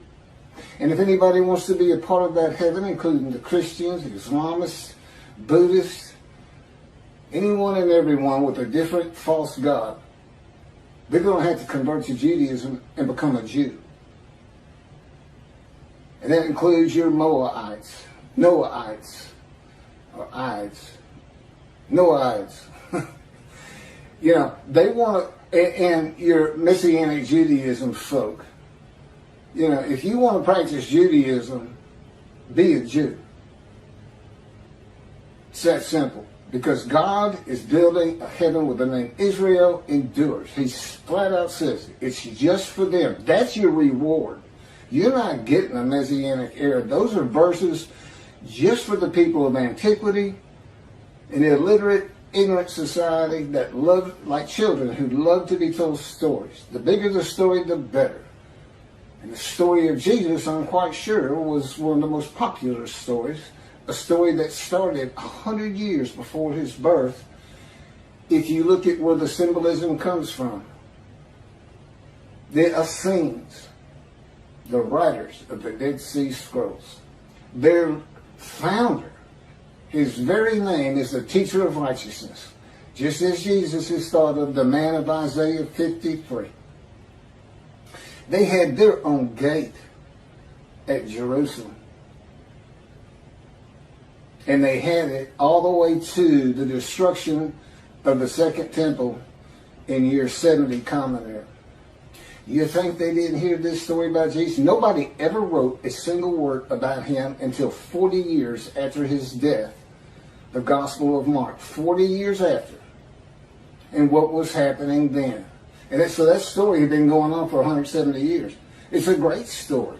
It's got all kinds of miracles and walking on water and raising dead. Things that people of that time, they just like believed in those kind of things. Resurrection of the dead. We all love zombie movies. You can just turn on the TV and get one, so we must love them. I've watched many of them. But I don't believe you can raise dust, if there's even dust left, of the Israelites who were slaves in Egypt. And yet, that's what Rambam says is going to happen. Every single Jew who has ever lived will rise up. What about the evil bad ones? Do they get risen up? I never saw an exception to it. What about the rabbis dismissed? Are you part of the Messianic era? Do you become flawless? Do you become without sin? Do you do that without God? Selective. Ignore what you don't like. God's coming with utter destruction. Don't talk about it. Don't talk about it. A day of the Lord, who cares? It's our day. We have suffered.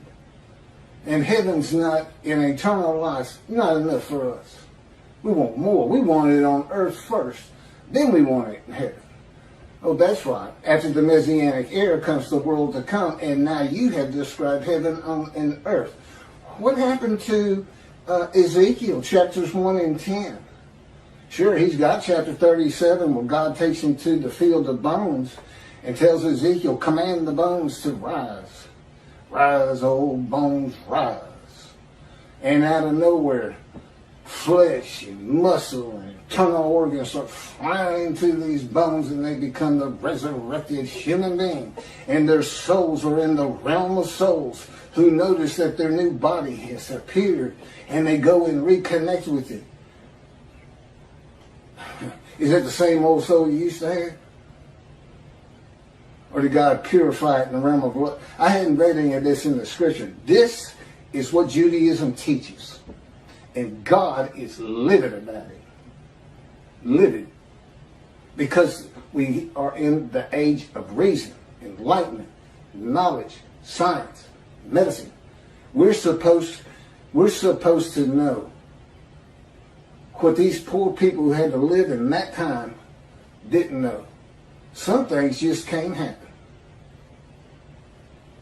That's why the rabbis, reckon with and dismiss, shall see what has not been told them, shall behold what they never have heard. You just heard it. Who am I? Rabbis, because you're going to have to recognize me. You're going to have to recognize these teachings. You're going to have to recognize the 2 books that God had me type. You're going to have to recognize it and take it to your flock. You're going to have to straighten out your errors in interpretation and teaching to get back in right standing with Him. And He can use you. He can use all your followers. He can use the new teaching being more relevant to the real world for the young people to come back to Judaism. Part of Elijah's job. Part of the job of the righteous servant of God. He does want you. But this is God we're talking about. He's not going to make it easy on you. He never leaves the Jews. He never has. Even though He says, even your spokesperson broke my covenant. That would be Moses. He says, you all broke it. But I married you anyway. The Christians say in that very verse right there's another, in the book of Hebrews, another deceitful act on the part of the Christians. The writer of that book says, right there, he's talking about the new covenant. And he espoused them, he says, and he abandoned them. They just change it. With the deceits of Jesus on the prophecy and what the prophet said about Him entering Jerusalem for what they call the Last Supper, where He's supposed to not only defeat Rome, but be anointed king from sea to sea and from ocean to land's end. I think they're describing the entirety of the world with that. That's what's supposed to happen. That's what the scripture says. It's got nothing to do with being crucified. Nothing. All the prophets say of me, and yet not one did. And then you got this kind of deceit. God left you. Paul did the same thing. God left you because you sinned. He came to us, but He's forgiven our sins. So we can keep sinning. Do you know, God took me when He was teaching me the New Testament to one of the mega churches here with Joel Osteen.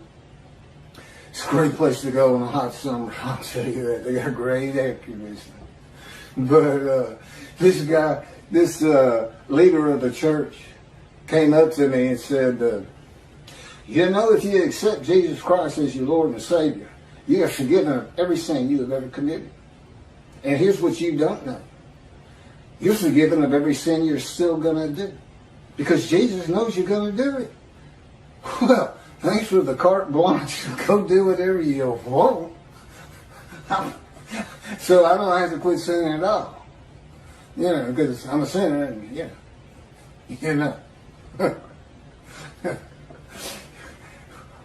And this is a person who believes God performs human sacrifice for him. Okay. Remember, I was an atheist for 50 years. I hear things like this and I just, what is going on in the world? I'm a lawyer. I've seen all kinds of people. I've represented all kinds of people. But until I really got amongst the religious Christians, and God made me, He made me watch every Christian channel there is till I knew everybody. I'm like, can I watch a thriller or a mystery or something? So anyway, I'm going to carry on. Gentiles will despise and shun the man who startles the nations and silences their leaders for announcing that he is the anointed one the Jewish people have been waiting for, and that Jesus cannot possibly be the man described in Isaiah 53. The Jewish people will despise and shun me for the reason they expect and have been taught that the anointed one is Jewish, not a Gentile. And the era of exaltation, redemption, and restoration of the Messianic era they have been taught will not be occurring. It is the nature of people to reject, despise, and hold of no account a man who has no visible proof to substantiate his claims that God speaks to him as God spoke to Moses, that he is the man prophesied to come in the Hebrew Bible, that he is a messenger and deliverer of covenants of God, and that the Spirit of the Holy God has alighted upon him. I have but the one proof I mentioned in verse 1. I offered myself to guilt. I was supposed to be dead within a month or so, 20 years ago. And I have no... Lung cancer doesn't disappear. Lung cancer, they said they couldn't even treat. And I have absolutely no symptoms. Now, I haven't been x-rayed again, but God tells me it's just simply not there. You saw those white spots. If you did have an x-ray, you wouldn't see them today. And it doesn't matter to me. I don't have any symptoms. I'm doing just fine. And I've got long life, and I can already tell. See, he won't tell me the future. I'm not a prophet of the future. I'm not a seer. No man is. No man can see the future. God knows and can make prophecy because of his absolute knowledge of all things. He can think things through and go, okay, then this is going to happen. This is going to happen. This is going to happen. He knew when he wrote, had Malachi write the day of the Lord, that the internet was going to be here. Because he needs it to get this message for the Jews, for their redemption. For the Jews to stand up and go, see, who he told you. It's the leper scholar. Just like our sages said. And he's telling the Christians why we don't believe in it. And God is going to build his temple again. And the scripture said that means he sanctifies Israel and us, the Jewish people. In my opinion, this is better than the Messianic age. Because does a Jew really want the world to be a Jew? Because I know you feel special about it. God took me to a conservative synagogue. The largest one in the largest conservative synagogue in the world. That's here in Houston, and I went through I went through the conversion class.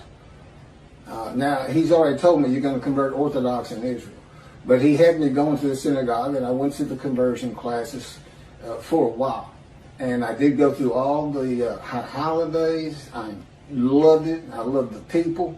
They were so kind and nice to me. And learned so much, went through the Yom Kippur services, everything. And of course, God's with me the whole time. I mean, that's what's so nice. Plus, his power's on me. If I got a little bored, he can make me just tranquil and patient. And he's good about that. when we're really working and he's not working me over, so to speak. But I found out the Jewish people are very proud of being a Jew. And do you want everybody in the world just like you? How about this? How about 98% of the world would be Jews who converted to 2% of the naturally born halakha Jew? How do you like those numbers? To me, I might even worry a little bit. You know why? Because they're going to take over, because you all negotiate on how you're going to run your synagogue, how you're going to run your services, and all of a sudden it's 98-2 every time you open your mouth. They wouldn't want that. This is so much better. And it's real. It's real. And it's something your children can understand. This is the reality of it, and he is here. You tell your children that, and they're going to come back to Judaism. They're going to leave, if they believe in Jesus or trying to mix it with Judaism, you show them these videos, and you say, that's God working. This is what he does. He comes and gets a man, just like Moses. That's what he does, and he gave us a description. And by his knowledge that he's revealing, we know it must be him. Moses said, who am I? I said the same thing. Who am I? They're going to listen to me, a Gentile from Texas. Moses said, who am I? And God said, tell them my name. Moses said, what if they ask me what it is? Tell them I am the God of Abraham, Isaac, and Jacob. Now, mind you, this is 400 years after the Jacob clan left for Egypt. And do they even really know? I saw one video, somebody said there was one old woman who had heard that before. And she said it must be him. And God gave him 3 miracles, which could have been just tricks. He did give him the staff that turns into a snake. He told Moses, put your hand in your shirt. Pull it out. Leprosy. Put it back in. Pull it out. Gone. Remove leprosy, just like he can remove cancer, apparently. In other words, I got one of the same miracles. And then take a drop of water from the Nile and drop it down. I think it says in the same, and it shall turn to blood. That's it. And he had Aaron with him to try to back him up. I don't have anybody. I've always been kind of a loner. I've got the Holy Spirit. My best friend. We're friends. Anyway,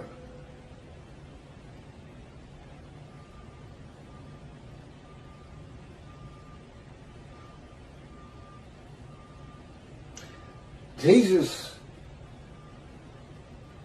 a man of suffering. This is what's being described, in this verse. A man of suffering for me with disease.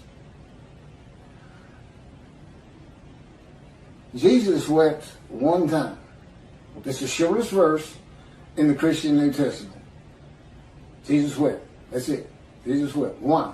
Because he had just raised his friend Lazarus, who had been dead 4 days. Jesus was dead 3 days and he rose. Lazarus had been dead 4 because Jesus was late getting there. And but he wept because still nobody believed who he was. Which I suppose means, and I've heard them talk about this, that he was the man of Isaiah 53. Or because of the miracles he was performing, he was God. He does indicate that in many a verse. I am God. But I don't think he ever actually just says it like that. It's just implied. But in any event, that's not a life of suffering. And as far as wounded, and all you had is you got whipped and you got nailed to a cross, and at the end of 9 hours, he yelled to God, why'd you forsake me? And then he, quote, gave up the ghost. He didn't even die, apparently. He just let his spirit go without him. I guarantee there's many. If God had given us that power, people would be dropping all over the place. I can't take it anymore. I'd rather be dead. Boom. There goes your spirit, which is the ghost. He gave up his ghost. He quit trying. And you're talking to a man who laid in the back of an ambulance for 8 hours, gut shot, hanging on with everything I had. The only thought in my mind was, you have got to hurry. And I was still saying it in the shock room of Ben Taub Hospital. You have got to hurry. But anyway, I pulled through. And went on to run track that year. I got shot October 5, 1975. And in early February, I won a high hurdles race in a very competitive district in Houston. Anyway, it was tough getting back, but I enjoyed the struggle, the suffering of trying to achieve, which it's that suffering of the Jewish people that makes you so successful, is what God tells me, and I believe it. I've learned a lot about suffering with God, and I've learned an awful lot about the suffering of the Jewish people. That's basically that's my world. It's the Jewish people, the history, their lives, their daily lives, their lives as they were, the Middle East, Iran, the terrorist organization, Hezbollah, all these, Lebanon and everything else. He's taught me well. He hid his face from us. I'm reading from a midrash, my midrash in 53. That's in Isaiah 53, in the day of the Lord.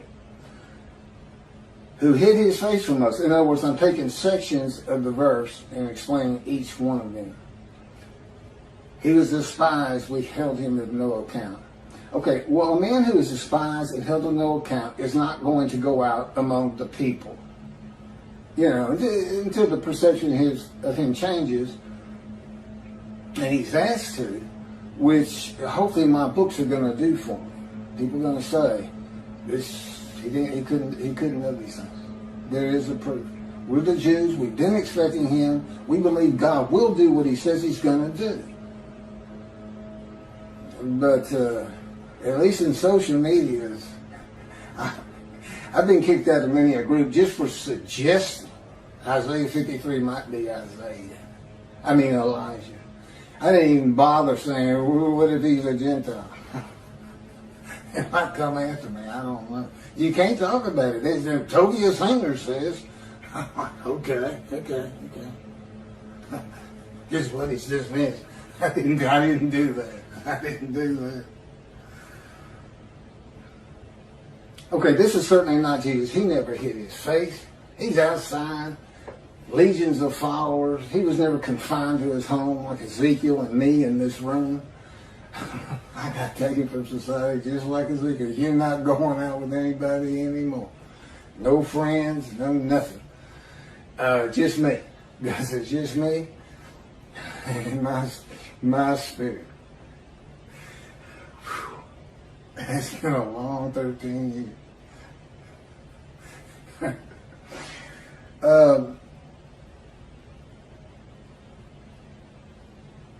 Yeah, Jesus, he was never despised. He was always held in high esteem. Sure, some of the religious leaders had it in for him. They didn't like what he was saying. And they could tell he wasn't going to be the Messiah, Moshiach, that he was supposed to be, Messiah. That he wasn't going to be the answer to the Roman occupation. But that wasn't the general population.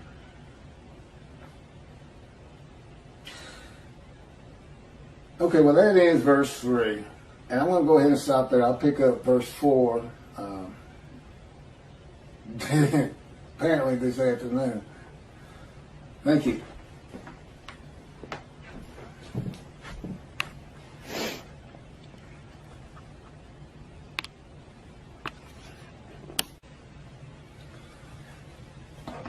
The leper scholar versus Jesus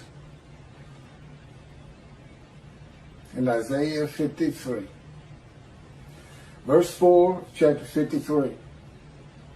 Yet it was our sickness that he was bearing, our suffering that he endured. We accounted him plagued, smitten, and afflicted by God. Yet it was our sickness that he was bearing, our suffering that he endured. The sickness is not being righteous. They suffer the sickness of not being righteous and not being in right standing with God. This describes a man that God does not like, a sinner whose life is full of bad events, sickness, and suffering. God's righteous servant will have had persistent hardships and troubles, severely injured, and have been grievously affected, especially by disease. And that's based on these words. When you go look them up in the dictionary, these are the things they mean.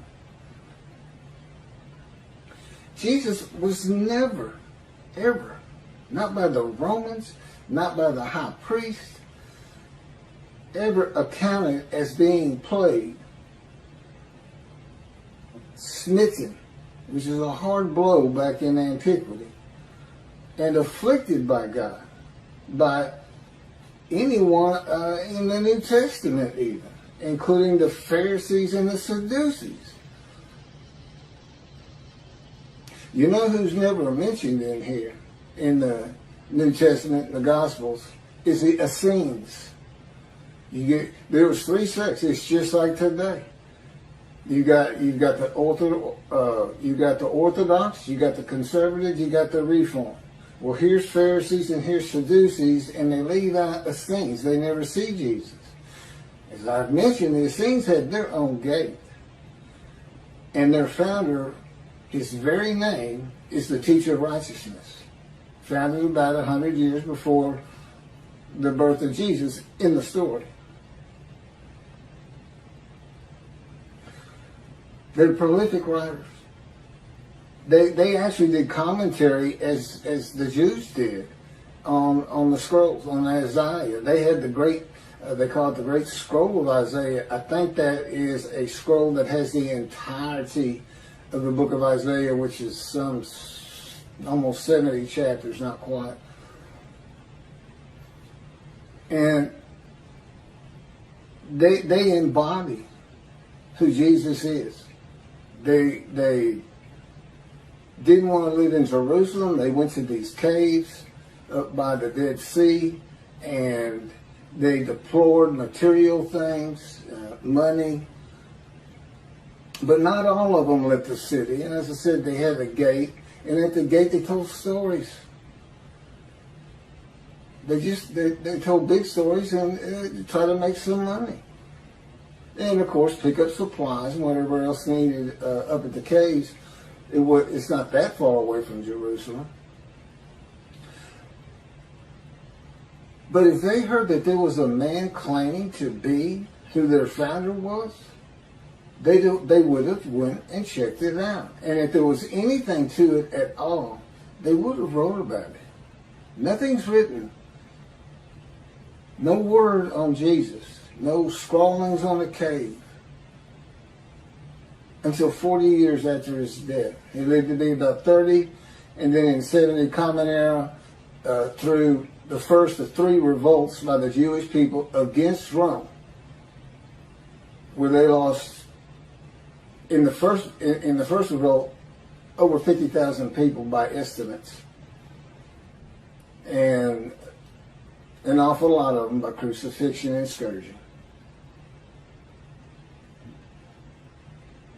But that's when Rome destroyed the temple and started driving the Jews from the Promised Land. There's two more revolts, and each bloodier than the one before, but they finally just destroyed everything, and the Jews were dispersed eventually throughout the world. And they didn't return until 1948 after the Holocaust. The land lay desolate for over 2,000 years. And God knew this when he had Jeremiah write the new covenant, which basically says when the ram booms again and Jerusalem's rebuilt, he knew it was going to be destroyed, and that meant his temple. Because when he comes with a covenant of friendship that says, I will place my temple amongst you, as in, again, I will place it there. And then in Malachi 3, the last chapter of the prophets, God's last words to the prophets, and his prophetic announcement of the day of the Lord, he says in verse 1, I'm sending my messenger to clear the way before me. And the messenger is Elijah, and he says, and the angel of the covenant that you desire is on the way. He's talking about the new covenant in Jeremiah.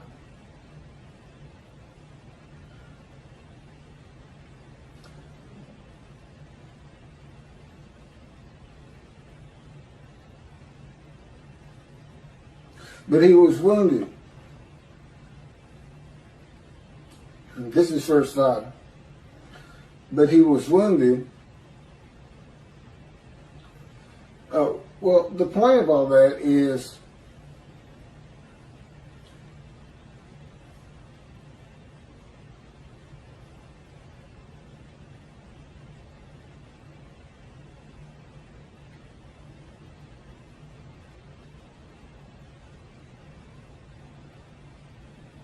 verse 5. But he was wounded because of our sins, crushed because of our iniquities. He bore the chastisement that made us whole, and by his bruises we were healed. The book of Ezekiel is the key to understanding Isaiah 53. The purpose of Ezekiel was to be a prophet to the exiles of Assyria, Babylon, which became Persia. When they came back, they were the Persian exiles. At one point, they were the Chaldean exiles. Judah was taken by Babylon at the time that they had control of it. It was always going back and forth between them and the Chaldeans and the Assyrians, who had defeated and deported the northern kingdom in Isaiah's day. Were taken to Assyria, and Gentiles were imported. And they were there in the times of Ezra and Nehemiah. They actually tried to stop the building of the second temple. They were trying to intercede with Cyrus. But this is what God says to Ezekiel. And going back to this fire of refinement, what all these harsh words are about. He's going to make him to be a prophet to the exile. And God tells him, I will make your face as hard as theirs. He's talking about the Jewish people, the exiles. And your forehead as brazen as theirs. I will make your forehead like adamant, harder than flint. Do not fear them, and do not be dismayed by them. And then God maltreats and punishes him for the punishments, for the sins, although that's not said, but that's what the punishment would be for, of the houses of Israel and Judah. He's going to toughen him up. And how's he going to do it? He's going to maltreat him. He's going to bruise him. He's going to crush him, which he does by pinning him to the ground for over a year. 390 days on one side with his arms pinned behind him. Maltreated. Well, just being pinned to the ground is maltreatment. And no telling what else went on. Punishment and chastisement. Well, he's told he's got to suffer the punishment of the houses of Israel and Judah. Chastisement, there's a few examples in there. But just being told you're going to suffer the punishment of the Jews, and you spent your whole life, he's a priestly man, you spent your whole life trying to get them to abide by God's laws and commandments, and now you're being told by God himself that you're going to suffer that punishment. That's chastisement. That's hurting your feelings. And as I said, with me, God coats, he's using his power. He's pulling enough sorrows and pain and anger and worry out of me in these 13 years and counting. And the whole time, it's always getting easier for me, which means he's tougher on me. It's harder to pull these emotions out. The idea is I can withstand all the shunning, all the despising, all the people counting me plagued, smitten by God, and afflicted. You know, back in the days of King David, it still happens today. You have a disfigured arm like I do from birth. There are people out there that say, well, God just doesn't like him. That's why he looks like that.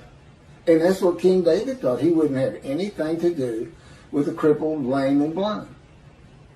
God didn't like him. He wouldn't be around him. The Assyrian Babylonian exiles were made whole and healed only if they listened to and heeded the teachings of Ezekiel of repentance and restitution.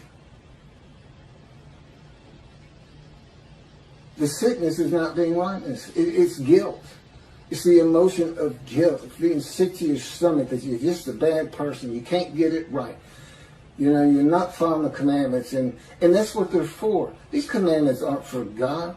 He's not really worried about human sinning. He knows they're going to sin. He created us. And he knows all things. He knows the Jews are going to sin. And he knows the Gentiles are going to sin. And it's not a race. There's not a balancing act. Who sins more? That's who I'm going to be with. Or who sins less. It's just not what it's about for him. These laws are for us.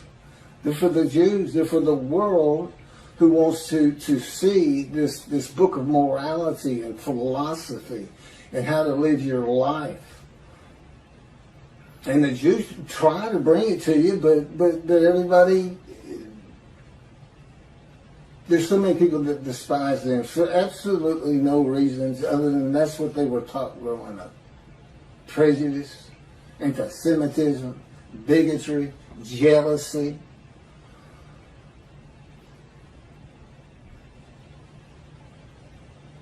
So this is his fire of refinement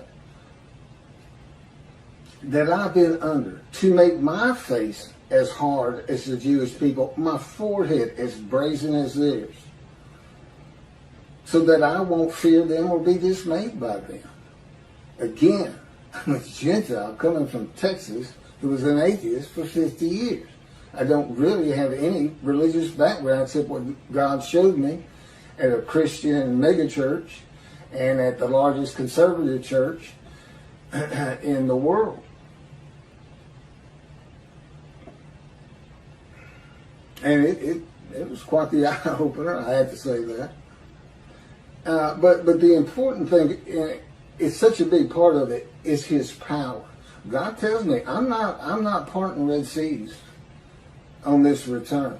He says, I'm not bringing locusts and frogs and killing firstborn. None of that's going to happen. The only miracles are going to be the miracles on you in controlling you, in making you into what I need to have, to make you suitable, to make it so you don't get angry. You know, and I had a history of that, a history of fighting at the drop of a hat. You know, it's all in the book that my ghostwriter, God, had me type. He dictated every word. Of course, I was familiar with it all. And there's a lot of things left out. I would have thought, hey, you know, why not let's put that in there? And he said, I'll write the book, okay? You know. And but it's geared towards Isaiah 53. All of my acts. I've got over 15 surgical scars. Been shot through the belly. I impaled my right knee on a broken Coke bottle. It was stuck nose down in the ground with the bottom knocked off. This is the old days where Coke was made out of thick glass. I'm running in a field. My dog ran between, just turned into underneath my legs for some unexplained reason. I went flying through the air and came down on my knees, except my right knee came down on that Coke bottle. And for hours and hours, you know, the doctors that would come in, a couple of them, said it can't be saved. I can't repair that. And then all of a sudden I hear my mom, who's not very stable, she kind of lets out a yelp and runs out the door. And, you know, I've been in shock, but I'm watching this. And what it was is that she saw a doctor she knew. A doctor on his rounds, not there to work or really just check on things, that had repaired her grandmother's hip when she was in her late 80s. And back then, that was a heck of a story, a hip replacement. And she actually walked again. But she saw him, and she knew him, Dr. Kane, and she told him to go and take his leg off. They say they can't fix it. And he came in, and everything changed. He was livid. I had been laying in that bed all day, and started barking orders. And he went to go put his scrubs on, and they actually ran me down in a gurney to that operating room. And I came out. I had a cast from my hip to my ankle, and he told me, "You put any weight on that, you'll never walk again." He says, I think we got it fixed. Anyway, it ended up, I healed up, and I ended up being a track runner. And I did the long jump, and I was pretty good. And I actually jumped off of that leg, the right leg. So it came around. It gives me a little soreness, but my whole life's been like that. It seemed like I was getting stitched up every 2 years of my life. When I was 20, I had 10 surgical scars. That's before I got shot. But, and then I grew up in a dysfunctional home. I mentioned my mother, her parents committed suicide. Her uncle committed suicide. And she's like a little girl in the ways. She's kind of in a fantasy world. Especially if she gets stressed. We've always had to take care of her. She's never been a cook. She's never been a cleaner. But fortunately my dad did well enough to usually have a maid around to take care of things. But it was rough. And then I developed headaches, a headache that I had for over 27 years. And do you know, during this time, God showed me that he was the one giving me that headache. It was like I had TMJ. And my jaw would just ache so bad. I even had surgery on it. And my whole side of my head, the muscular structure up here, it was just brutal to get through a day. It killed my dreams of being a trial lawyer. I couldn't do it. I could sit and read and write title opinions, but that was just too difficult. And it turns out it was him.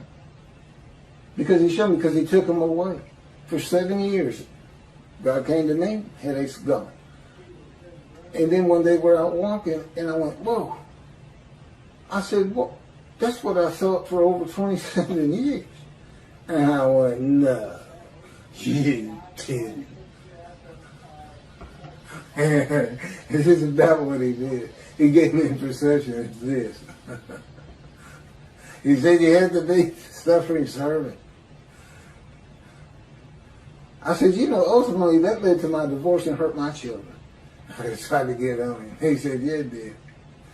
Nothing bothers him. Anyway. Verse 5, but he was wounded because of our sins, crushed because of our iniquities. Christian ideology is that by the crucifixion of Jesus, the sins of those who believe in him and accept him as their Lord and Savior are forgiven, and they receive eternal life in heaven with Jesus. Okay, this verse says he was wounded because of our sins. He was crushed because of our iniquities. There's no crucifixion here. Now, they would have to be saying we're sin-free because of the scourging by the Romans. Well, that's not even human sacrifice. That's just taking a beating. Sure, it's a bad beating, I give you that, but I'll say this again. One gospel says that scourging was a slap across the face. So, and there's other gospels in there that out there that didn't make it to the Bible. Saw it on the History Channel. There's a bunch of it. It's pretty funny. They got all kinds of different stories for Jesus. There's even a different story in the New Testament, book of Hebrews.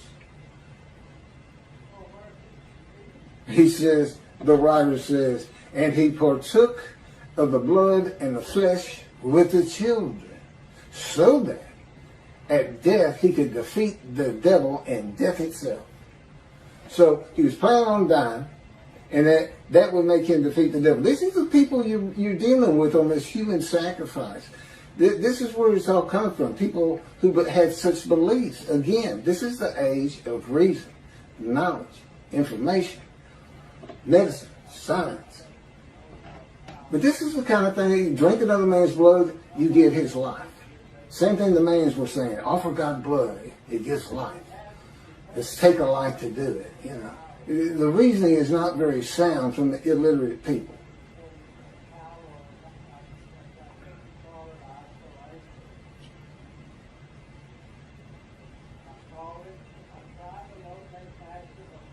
Verse 6, we all went astray like sheep, each going his own way, and the Lord visited upon him the guilt of all of us. There's the guilt. Now that's going to show up again in verse 10. That's going to show up in verse 10, where he is to offer himself for guilt. Well, this is the guilt they're talking about. It's from not being righteous. It's from being sinners. They're saying they have that guilt.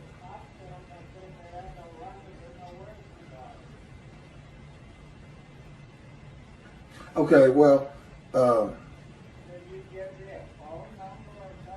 Isaiah, that's his people.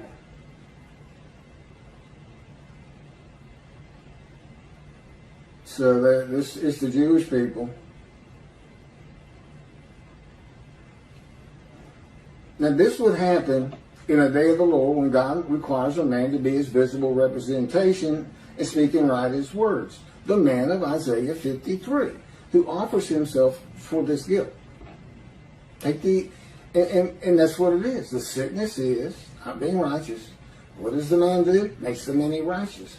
And say, if they listen, heed, and basically, tell them, get back to Judaism. Be mindful of the teachings, the amendment of the teachings that I gave Moses, laws and commandments for all of Israel. So, in the day of the Lord, a Gentile is tested by God, and upon passing the test, the man becomes the righteous servant, David, Elijah, and the prophet like Moses, because he can do all those things. These names are almost symbolic. David can be a warrior.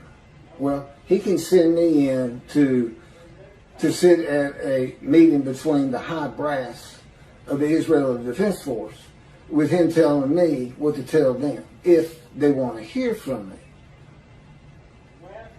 Which is why I need the many and the multitude that are made righteous to say it from the rooftops why they believe, why they've read these books and can see.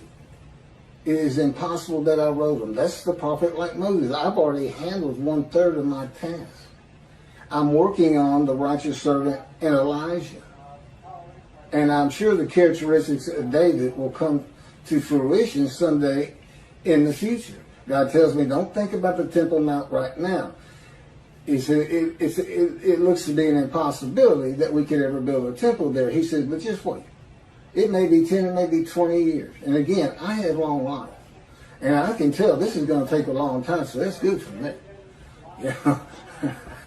It may be a real bear living with God, but you do have His Holy Spirit to lighten things up. But it's better than being dead. I've been there just about 4 times. And gunshot, colon cancer, that was a brutal time.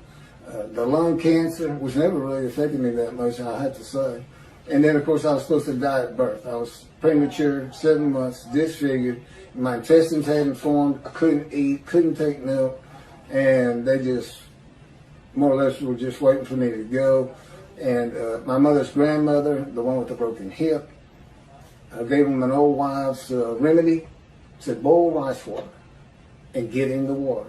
My dad said he threw out a mountain of rice in his last semester of school trying to graduate from Texas A&M University, where I ended up graduating myself. But it's a test. And here's why it's a test. Okay, why did I offer myself for guilt? It's because of the sinning that the Jewish people are doing, the guilt they feel for it. For those that do. And it does. It affects a lot of people. And just the fact that God's working in the world again should get people a little bit more fire under their feet to get to synagogue. And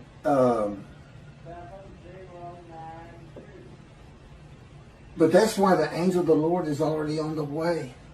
In this day of the Lord, when he's coming and Elijah's coming, and the angel of the covenant Uzziah's on the way. That means he sent the covenant sin forgiveness before I ever offered myself for gift. And what does that mean? Well, the Jews were already sin free. They didn't have to do anything. They didn't have to do anything. They're sin free. They just got to know about it. All I got to do is just tell them, well, the covenant's here. You're sin free.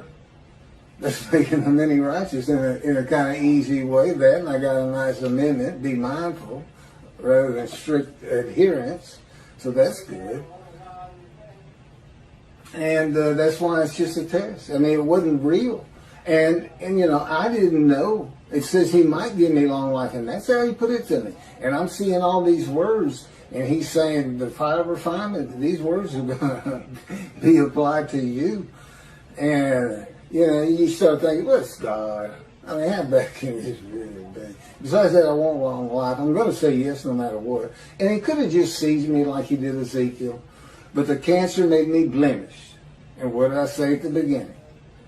You can't be the unblemished Lamb of God. What does that mean? God knew there was going to be a man, not necessarily his name, that the Gentiles considered someone who could forgive sins under the laws of Leviticus. So I got this figured, and I had cancer, and it started that cancer orchestrating me getting shot through the abdomen. And like I said, I got over 15 scars. I got about 4 scars just from the gunshot. But that doesn't mean the violence stopped when he came and talked to me. In 2 Kings, chapter 2, verse 14, this verse, taking the mantle which had dropped from him, from Elijah, and this would be Elisha, his attendant, taking the mantle which had dropped from Elijah, he struck the water, that would be the Jordan, and said, where's the Lord, the God of Elijah? As he too struck the water, it parted to the right and to the left, and Elisha crossed over. See, Elijah's a Gentile. If you read the story, God knows, and Elijah knows, but not everybody knows that Elijah knows. The sons of the prophets didn't think he knew, and Elisha didn't think he knew that day God was going to take him up to heaven. But he did know, it turns out, if you read the dialogue. But he goes to about 3 different places, but he ends up crossing the Jordan over into Gentile territory. That's just, again, the Tishbite. There's no Tishbite clan in any genealogy of the Hebrews that's in the Bible. So, what's the point of even calling him the Tishbite if you can't figure out which tribe he's even from? That was the point. He's from Ramoth Gilead. Gilead is north of Adament, on the east side of the Jordan River. And he actually goes, he parts the water going over, and Elisha parts it using his mantle, which is his clothing, like a robe, I suppose, going back. So Elisha now is working the same miracles as Elijah. That's what it tells you. But what's interesting is, this is the only place in the Hebrew Bible where God is referred to as the God of Elijah. He's always the God of Abraham, Isaac, and Jacob. And I know he's got a lot of other names, El Shaddai, etc., etc. But the God of Elijah, the God of a single Gentile. That's what that's about. That's what that's about. The God of a single Gentile. See, he wants that point again, that he is back here with his wrath on the Christians. Now, I may sound vehement in the way I talk, but I am who he selected. And I may sound vehement regarding the reckoning and dismissal of the rabbis, but as God says, well, what else is the reckoning if you don't really show them how unhappy you are? And I show it through you. Because again, he controls my emotions, my moods, my every single word, even my thoughts. They're still my thoughts, but over these years, he's changed me. I think back about how I used to think and this and that, and it's changed. I'm not the same man I was through this process, and his power has a lot to do with it. And just learning this power, learning how to, all the different ways to communicate with him. You know, I can talk, I can think, but there's also, he can just put what we refer to in here as a knowing. He can simply, I'll explain this way. I can have a conversation with him. Let's just say I'm thinking, and he's reading, he's understanding as though it was coming to his ears. I don't hear one thing from him, and yet I know his answer. And so then I continue the conversation. You know, I respond to what he just sent in to me, but there's no words.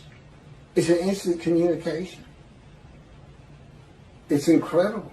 But it took years to develop, and it took years for me to be able to talk with other people, to talk with my folks or this or that.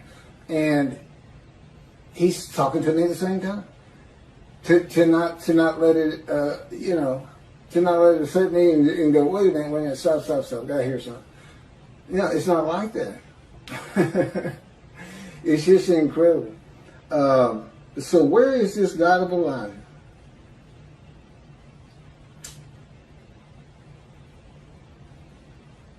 The Gentile Elijah, taken up in a Gentile land. And has the same purpose as the righteous servant who's a Gentile, which is me. So he returns as a Gentile. That's this whole story, specifically taking someone to heaven. He could have taken Elijah to heaven and not written a story about it. Or he could have said, something he does all the time, did with Moses too. Everybody assumes that's where Moses went, but what happened? God says your spokesperson also violated our covenant. And then he hit the rock to get water, and God had told him to ask the rock for the water. And God said, you just embarrassed me in front of the Israelites.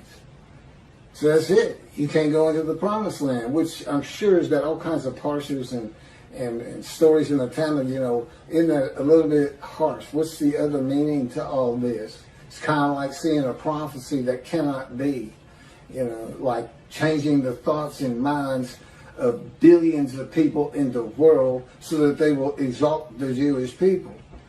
And nations will love nations. That sounds like a heck of a task. He's had me for 13 years, and it's a slow process. As he says, I could have made beings that I could do such a thing with instantly, but I didn't do that. That's not my creation. My creation is not made to be changed. It's perfect. It's just what I want, because I'm making a heaven for my chosen people.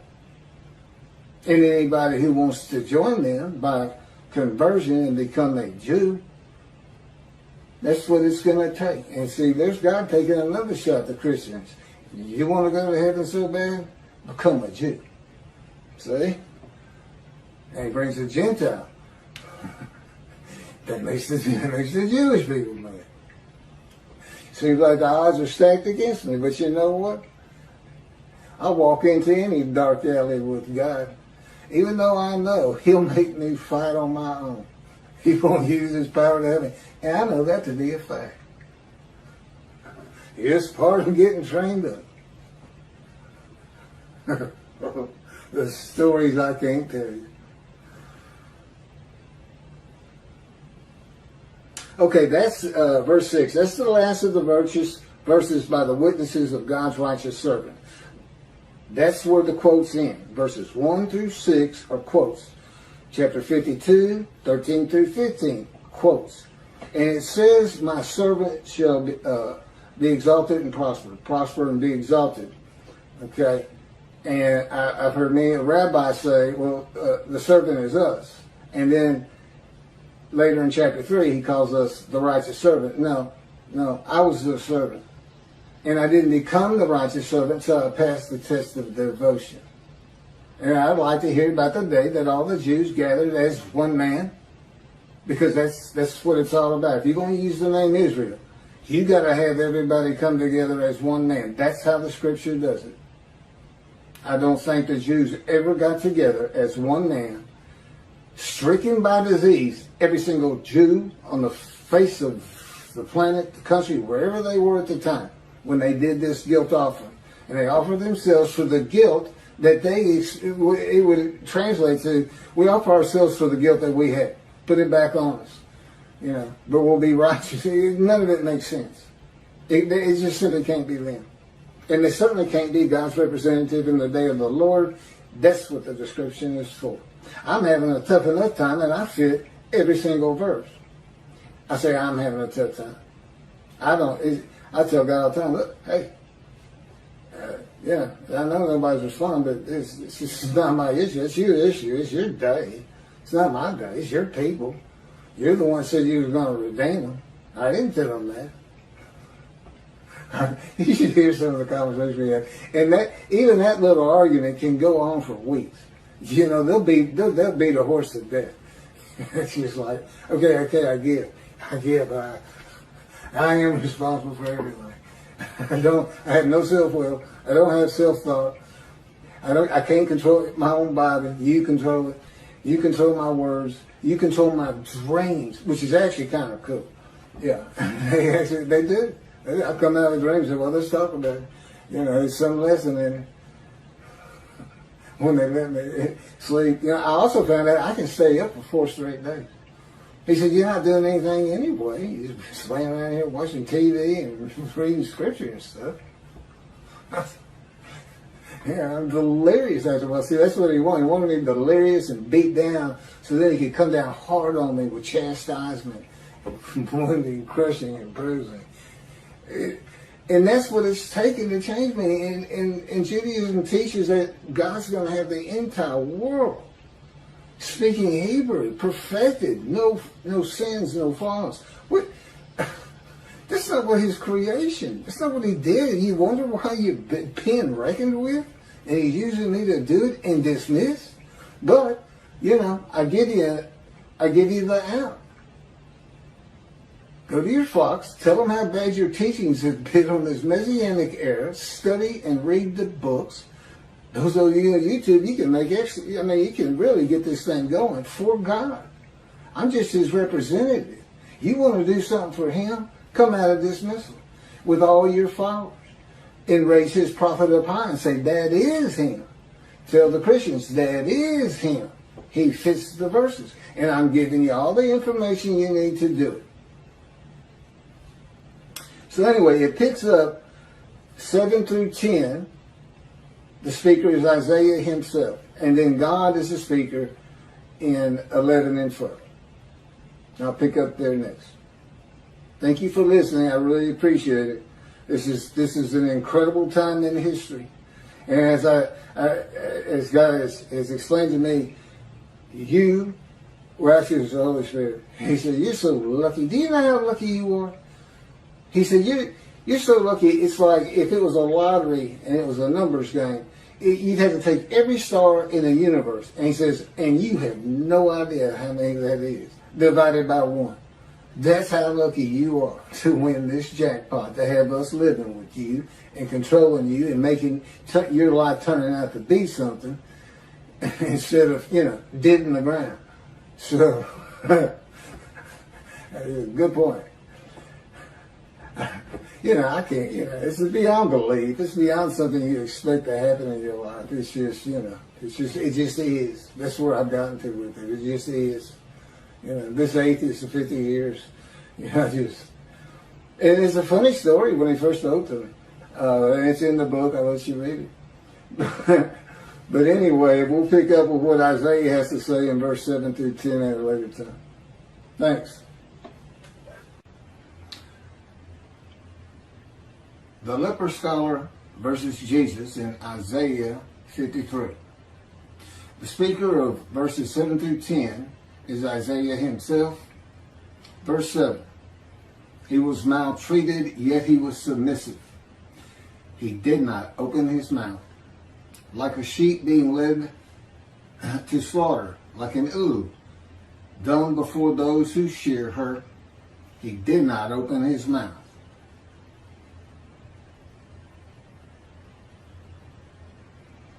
This isn't about sheep. This isn't about unblemished lambs. This is about not opening your mouth. That's just, I don't know, metaphor or symbolic of the sheep being led to slaughter. This verse can be identified in the book of Ezekiel. Again, the key to understanding Isaiah 53. God maltreats him, not man. Maltreatment is a part of being chastised and punished by the words and power of God to be made suitable for his purpose. With God, you are always submissive. It is necessary to break the will of a man that is going to be the servant of God,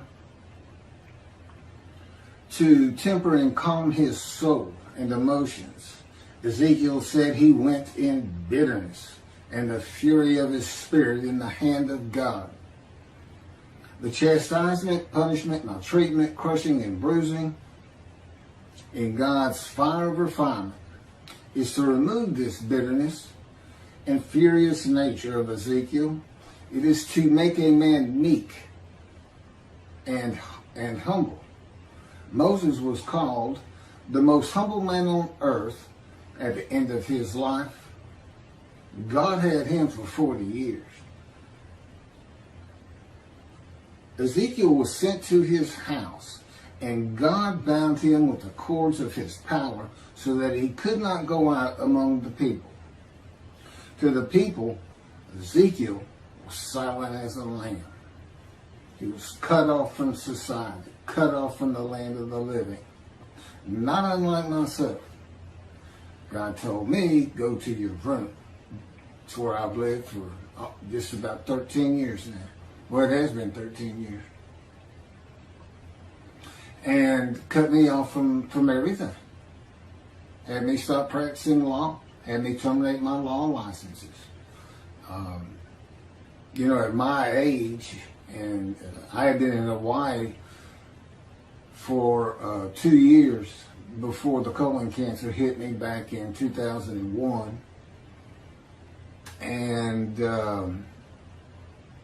didn't have a whole lot of friends to stay away from to begin with.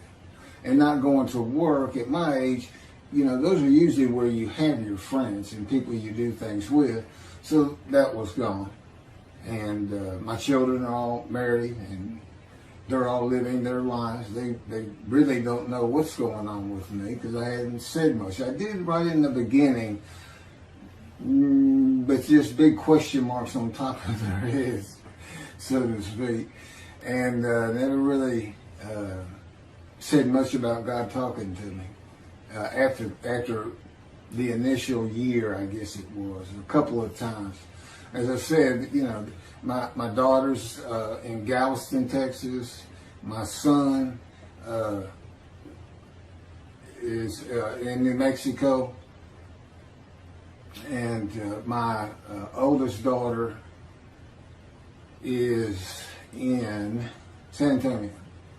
That's the best of my recollection right now. We don't talk very much. They know I'm not happy or don't believe in that. I guess that's what it is, Jesus. And they're here in America. They consider themselves Christians. I wouldn't say they were Bible thumpers by any stretch of the imagination, but just saying such a thing here in America will have you ostracized real quick. And I'm sure it's something that Jews are well familiar with, the Jewish people. And to indicate that I believe Judaism is the religion of the three Abrahamic religions: Judaism, Christianity, Islam. By and large, people don't like to hear it here in America. They just don't. That's just the way things are. And I don't see it changing in the Messianic era. And if you watch his videos, you know I'm very adamant about that. The man who is described and becomes God's righteous servant will be cut off from the land of the living and be silent as the lamb to all that know him, while God prepares him to be suitable for his purpose that might prosper. Just as he did with Ezekiel. Ezekiel, of course, was being made suitable to be a prophet to the exiles. And he was actually a part of the last deportation, I understand, or at least he was part of the exile. Now, Jesus talked until his last breath. In one gospel, Jesus is asked, "Are you going to remain silent?" And his response was to talk verse after verse after verse after verse after that. That was his answer to, "Are you going to be silent?" "No, I'm not. I got plenty to say." And he was never confined to a house, to a room. He was always free to move. I was kind of surprised to see, oftentimes, he and his 12 would stay at a mountain near Jerusalem. Never see that in any kind of movie or anything. He did not live in Jerusalem. He did have a house. I'll get to that. Verse 8. By oppressive judgment he was taken away. Who could describe his abode? For he was cut off from the land of the living through the sin of my people, who deserved the punishment.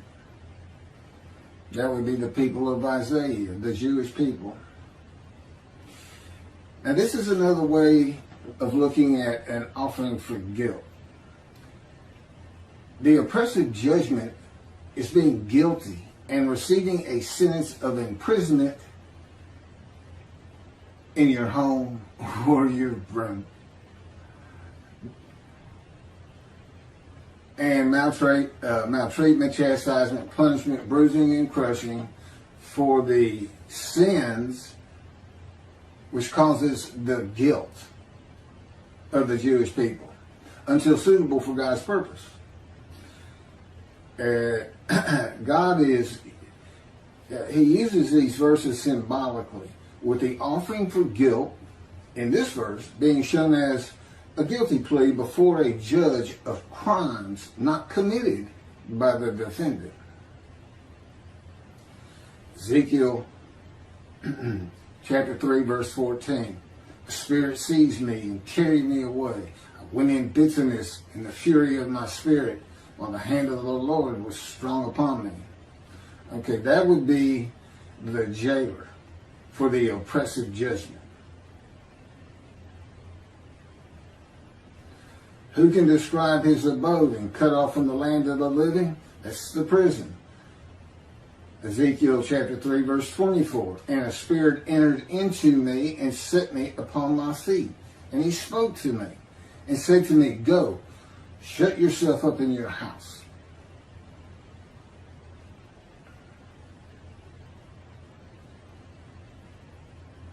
This is one of those situations. God is in his spirit. The Spirit enters into Ezekiel, and in another verse he says, "And I could hear God's words."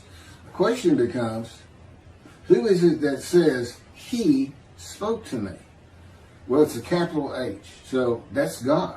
Spirit entered into me and set me upon my feet, and God spoke to me and said to me, "Go, shut yourself up in your house." The chains that you would have in prison and put on by the jailer, I suppose. As for you, O mortal, cords have been placed upon you, and you have been bound with them, and you shall not go out among them.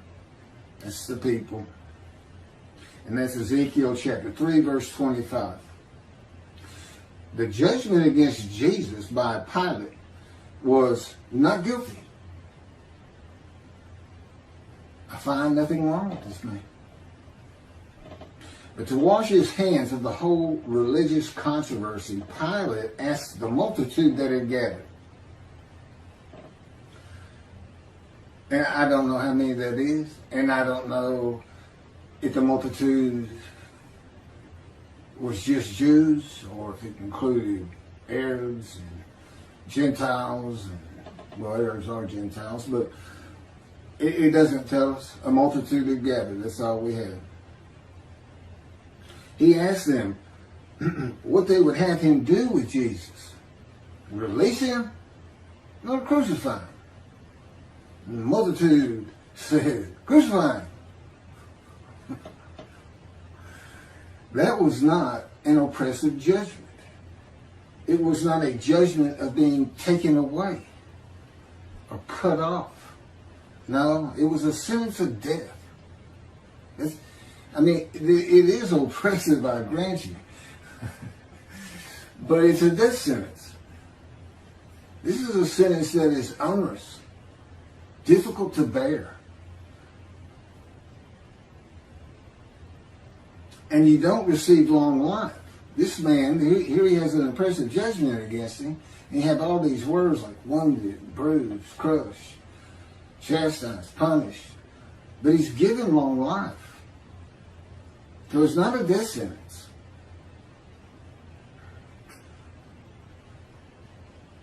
Who could describe his abode? Jesus has a house in the Gospels, but it is never described. No one today could describe his abode. And Isaiah chapter 11 says that his abode shall be honored, the Moshiach, who is described in Isaiah 53. This is the book of Mark, the Gospel of Mark, chapter 2, verse 15, Holy Bible, King James Version, from the internet. And it came to pass that as Jesus sat at meat in his house, many publicans and sinners sat also, together with Jesus and his disciples. For there were many, and they followed him. Doesn't it sound like shunned and despised to me? And of course, today nobody can describe that abode. All of Israel will be able to describe the abode of God's righteous servant. That would be me in this day of social media and phones with cameras. And it will be in Israel. It will be in Jerusalem. Now, what does it mean? It is to be honored. I don't know what that means, a fancy home, or just the fact that God's righteous servant lives there. For these past 13 years, I've basically been in a room in a condo with my parents. I pretty much stay in here all the time. I go down to the kitchen once a day, once or twice a day. But before that, when I was in Hawaii, we lived in I call it the little green shack. There wasn't anything to it at all. But the kids they were all over. I took my oldest daughter and my son. Initially, my young daughter at the time came out with us too for about a month. This is post-divorce. And my wife had custody of all of them, but she didn't want the first two. She was getting remarried, and they were a handful, not unlike their father. I've heard that more than once. But they were having a great time. It was good for them. They needed to get away from Houston for a while, and that's why I went. And but that's, after 2 years the cancer hit me. I did pass the Hawaii bar. I got the results in the hospital. But and it was difficult to take. I was in enormous pain, but it had to be done. I had a family to take care of.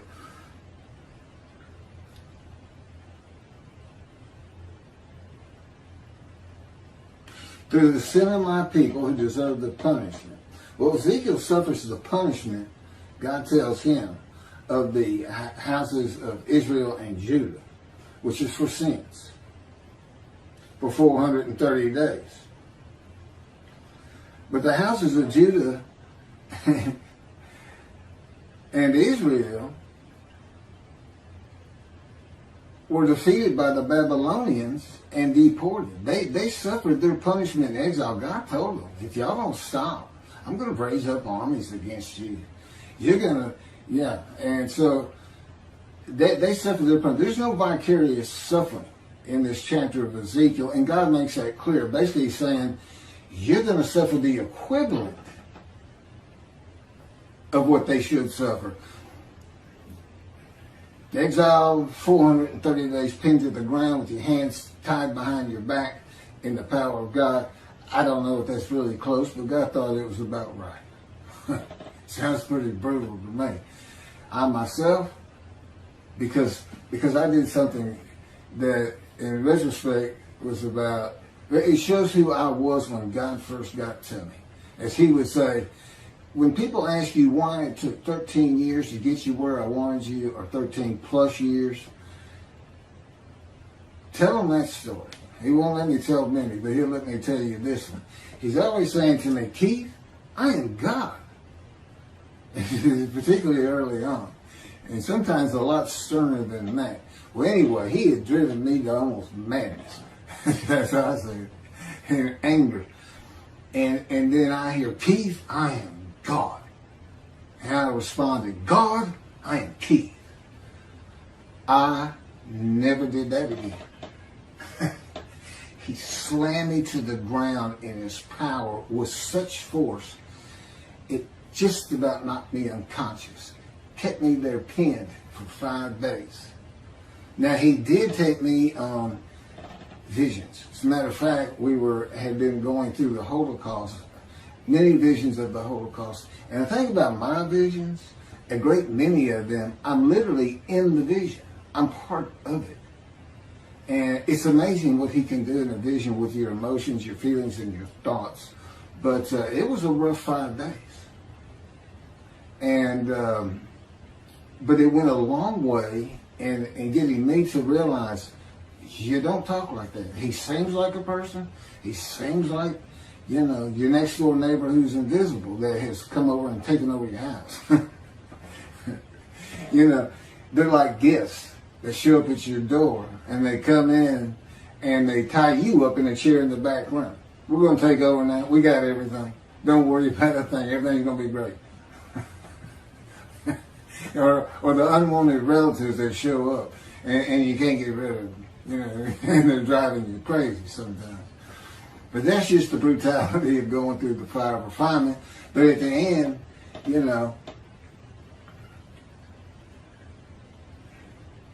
you're so thankful. I would have never been this man. I could never do the things he's having me do. I watch these videos before I post them, and I'm just like, I could never do that. I was pretty glib, but not like he has me be. And laughing and smiling, it's just like a different creature sitting there. It's me. It's almost dumbfounded. And I'll tell him, man, you were something else when you're operating the unit. Sometimes I call it. Anyway, again, he wants you to know these things about him. He's not just everybody. I'm sure, especially those who seriously study the Torah and the Talmud, you have your own perceptions of this entity, God, not as a man, but as a person yourself. You can't help but start adding attributes to him of a man. And when he converses with you, it's as though one man to another man. But it doesn't take long to realize this is an entity, a being that is nothing like man, other than he exists and he does have emotions. And he did create everything. And of course, he relates to me in a way that I can understand. Is that how he is of his own when it's just him and his companion, the spirit? Probably not. It's different. So anyway, no vicarious suffering. God says every man is responsible for his own sins. And he tells his people, do not sacrifice your children. Because there was a false god that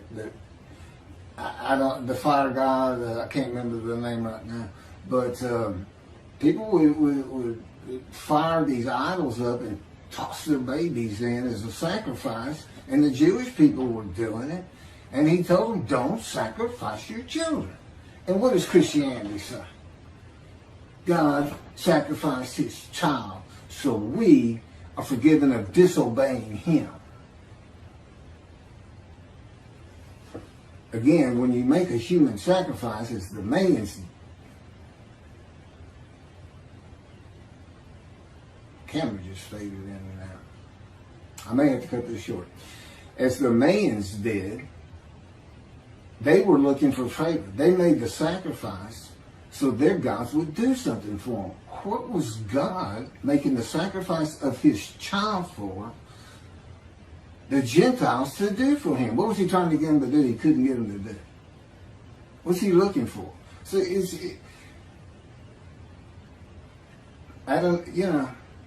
and they say the Hebrew Bible, the Bible he gave his children, is prophetic of this human sacrifice. And again, Jesus says, God no longer wants bulls and goats for sin. As I told you, he did away with the system through his prophets. Isaiah chapter 1, Amos, in the Psalms. He said, no more. No more. Don't offer them to me. Stop sinning, I'm going to punish you. And that's what he did. But he didn't ever leave them. He married them. He espoused them. And he tells them, there's one psalm he basically says, I don't care if every single one of you turn your back to me. I don't care if every single one of you is sinning and not practicing my laws and commandments. I'm not leaving you. You're mine. But I will punish you. That's God.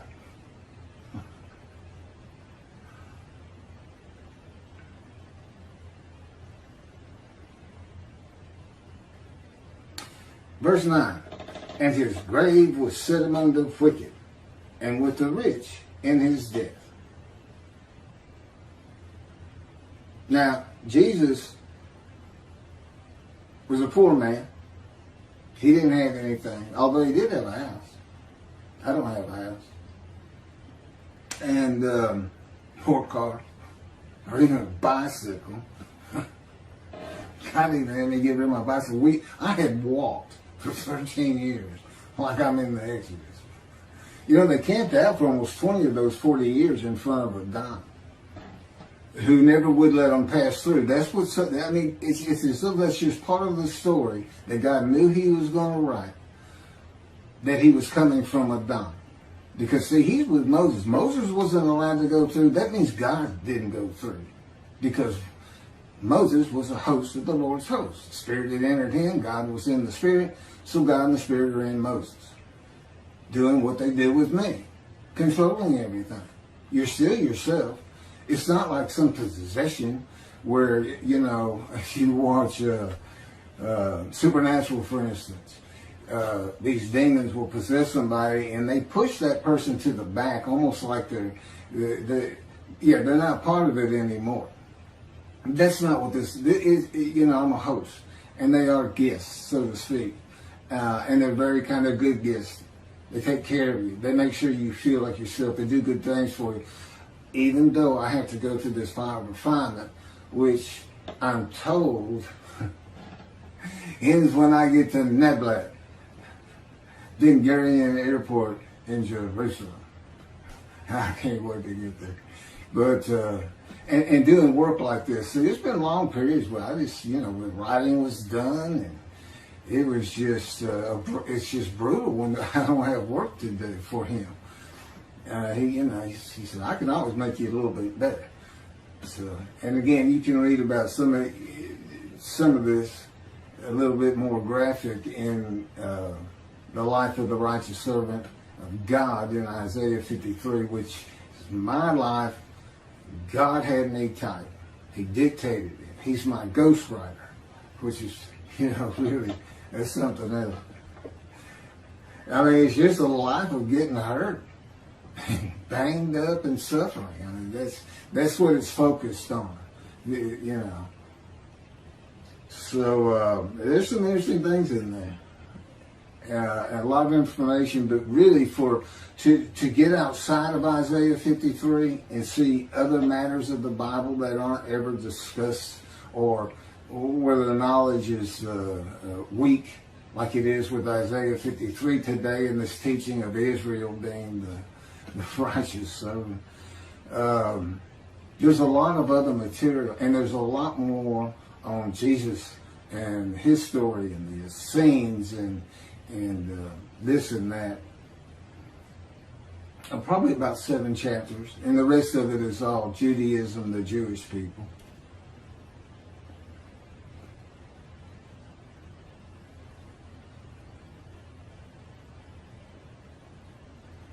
So anyway, this verse, and then Jesus is said to, after he was entombed, after the crucifixion, they took him, a rich man donated his grave. That's the story written around what happened. And so they say he fits this verse. You know, but the fact is, he's still poor.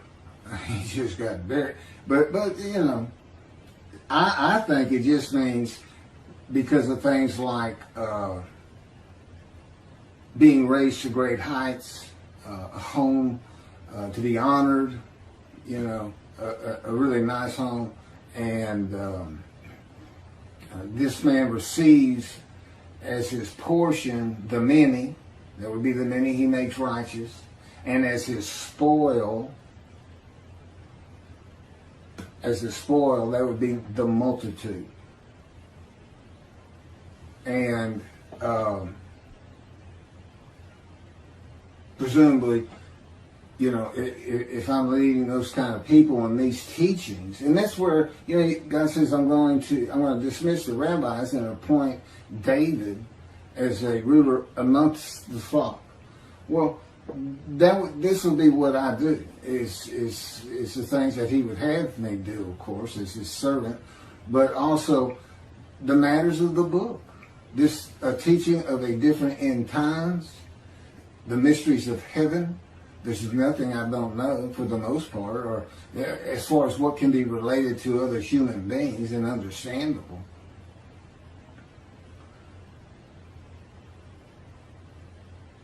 So, and we know he's a man of suffering and had to rise to great heights. So, and then he's taken from the world. You know, he took me to poverty. So, to me, I read that and, you know, I was a poor person, but I'm going to end up rich. Verse 10. But the Lord chose to crush him by disease, that if he made himself an offering for guilt, he might see offspring and have long life. And that through him the Lord's purpose might prosper. But the Lord chose to crush him with disease. And I think I've covered that sufficiently.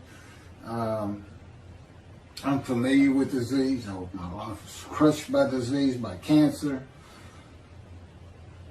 I was supposed to die 20 years ago. God says, I took it from you. I gave it to you, and I took it. I gave you cancer, but you survived because of me. I orchestrated you getting shot through the abdomen. You're the man of suffering. A lifetime of it. But I made sure you didn't die. Now, I don't know exactly how he did that, but, you know, possibly he was in the operating room and helped the surgeon's hand. I don't know. But it's very difficult to be shot in the abdomen when you're 18 years old. It's very traumatic, to say the least. There's little question. I had nightmares just about all my life from seeing things that you just shouldn't see in a household where there's been a number of suicides in the family, and as a young child, and then the trauma of being shot. And that's what I believe was always causing this headache I had. It was from biting down, it was inability to sleep good, nightmares, which is a byproduct of post-traumatic shock disorder. And that's what I thought my problem was. And I was destroying my jaw joint by all the biting down. And as I also just mentioned in the last video, God controls my dreams. So that stopped. But he also was causing that pain. He was causing me to do that because, again, I'm the man of suffering. He came to me in the womb to make sure I fit these verses. And that's the only proof I can offer you that I actually offered myself for guilt to him. Guilt that was just a test, which I'm about to get to one more time. I'll run through it because that's novel, that's new, but it all fits. That's the thing about all these teachings in Isaiah 53 in the day of the Lord and in my book. I mean, once he speaks to me, I mean, the first 6 or 7 chapters are just brief histories of accidents I went through and of my life and just kind of a chronology. I went to school, how that happened, always getting in trouble, leaving home, the works. And, failing 9th grade, barely getting into college. I had to go into summer school. The only reason I even went to college is because I got shot. It changed, and God says, well, I knew how it was going to change you. And it did. I finally realized that, you can't just fool around in this life. I need to do something with myself. And because I wasn't going to get out of high school. I had just failed too many classes. Mostly because I just didn't like it. Well, I wanted to be elsewhere. So I was always skipping school and this and that. And like I said, getting in fights and getting suspended and thrown out. And I got thrown out of one school. Again, another altercation with the principal. I mentioned when in the 2nd grade I had an altercation. And then I had another one in high school and they told me to cut my hair. And I did. I always wore my hair in a ponytail. It was nice and neat. It was long wavy hair. And I reported to the principal to show him. And he got up out of his desk, walked behind me, I'm sitting in a chair, and grabbed me by the back of the head and yanked my head back and said, still over your collar.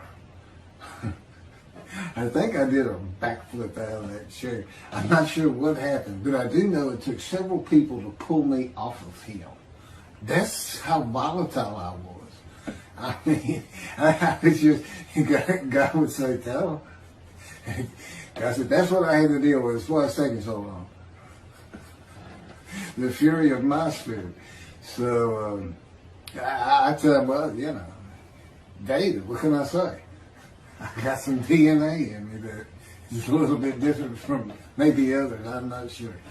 Again, so far removed. That's why I'm the twig. So far removed as a descendant of David. But anyway, so then the Lord chose to crush him by disease. Again, he wants that man blemished. He knows the Gentiles are going to come up with the unblemished Lamb of God. He used Leviticus. You sacrifice a lamb, your sins are forgiven. And so they used a human being. And he made sure you can't do that. Except they did it anyway. It's like, I don't understand it. How can you read crucifixion and the man lives? Makes me righteous by his knowledge. Now I know it says might. He might have long life, might see his children. But that's just part of the test of devotion. That's what it's about. And it's a test because there's nothing to offer yourself for. That's why the angel comes before them. The angel's here before he ever starts teaching me the scripture. And the Jews don't know it, but they're sin free. I have to announce it. My books announce it, by the way. It's another reason I'm probably having trouble getting it published. It's just too much for the publishers or whoever's reviewing the books. They make it to a review, and they say, well, it's really not our thing. That's where it comes out to me. It's not our thing. And I'm like, well, I know, but you need to know that your thing needs an adjustment. And you need your people that you sell books to need to see that. But to know that, I don't worry about it though. Because again, it's just God's day. It's his problem. I mean, I already know. He knows it's going to get done. So I don't have to worry about it. It's his day. It's his people. It's his temple. He's the one who wants to be back in Jerusalem. His people are back. Great. Great. I want to be part of it. But I'm not going to worry about it because I know you're going to do it. You got it. You can say, might prosper all you want. I'm going to go with it's going to happen. Somehow, some way. And I also know that my long life is going to be real long because I can tell it's going to take a long time to get all this done. That's a good thing too. Oh no. And he's promised me, and he knows this is what I want more than anything in the world. An Indian Scout 60 bobber blackened motorcycle. I had a Harley once, and it was my first motorcycle, and I just love riding it. I just love riding it. And he's dangling that in front of me, and of course I've been in poverty for 13 years now, and that's I don't think about the abode, having money to buy a soda or anything. It's just I can really get a motorcycle. You gonna let me ride a motorcycle as the Moshiach? Isn't that kind of I don't know. But anyway, I will have one in Jerusalem, and I'll get there somehow. So anyway, here's what an offering for guilt is. Tobias Singer, in his Midrash on 53, says that phrase, he offers himself for guilt, means literally guilt offering. Let's go to Leviticus. And he finds that the 6 million that God, he comes up with, God sacrificed the 6 million Jews murdered in the Holocaust. Now, none of it works. I'm not even going to try to get into it. He's a brilliant man. He's got knowledge from sea to sea. You know, he's like an encyclopedia on the Bible. But boy, the reasoning capabilities on that particular verse right here, verse 10, just left him, in my opinion. Because Israel's a man, they had to gather as one. See, it all started with the first covenant. All the Israelites gathered, and to a man, as the man Israel, they agreed to the covenant, saying, we will abide by all of your laws and commandments Moses gives us, which it turns out includes an oral tradition, if you will be our God, and we will be your people. When did they ever regather anywhere? Crushed with disease, or brought to grief with illness in the New Testament, and then have long life and make the many righteous. It just can't happen. It doesn't happen. And this verse is written because not only is the man blemished, because God knew what the Gentiles were going to do, he knew what Judaism was going to have. And a guilt offering in Leviticus is an unblemished ram. None of these people were unblemished, number one. Number two, who offered them? Did Hitler offer them? He didn't get long life and make the many righteous. Those people didn't get long life and make the many righteous. I don't know what he's thinking. I really don't. But I know he's a good man. And he practices Judaism to the T, I'm sure, as an Orthodox Jew. But, you know, really, and of course, as with all rabbis, he's dismissed. He's no longer in right standing with God, but he's got a long way to come back because he's going to have to straighten that out. He needs to get hold of these books, and I do want to relate to him. That's why I'm saying, well, that's why God's having me say to it, I want it. It doesn't matter to me either way. I just do what I'm told. I say what I'm told to say. I'm commanded to do it. You don't say no to God. And that's another thing about being crushed with cancer. God can come to you, like I said, he just sees Ezekiel. But you're not going to say no to him. If he says, I want you to be my righteous servant and dedicate your life to what I tell you to do. And that includes when you go to sleep and when you wake up. That includes what you eat. That includes when you eat. That includes when I have you exercise. I control everything. You no longer have self-will. You say yes. You go ahead. Yeah.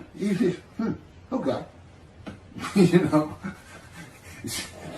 it's an automatic. So that's what it was for. In verse 10 is to prevent anybody from saying from the Jewish side that this could be a man.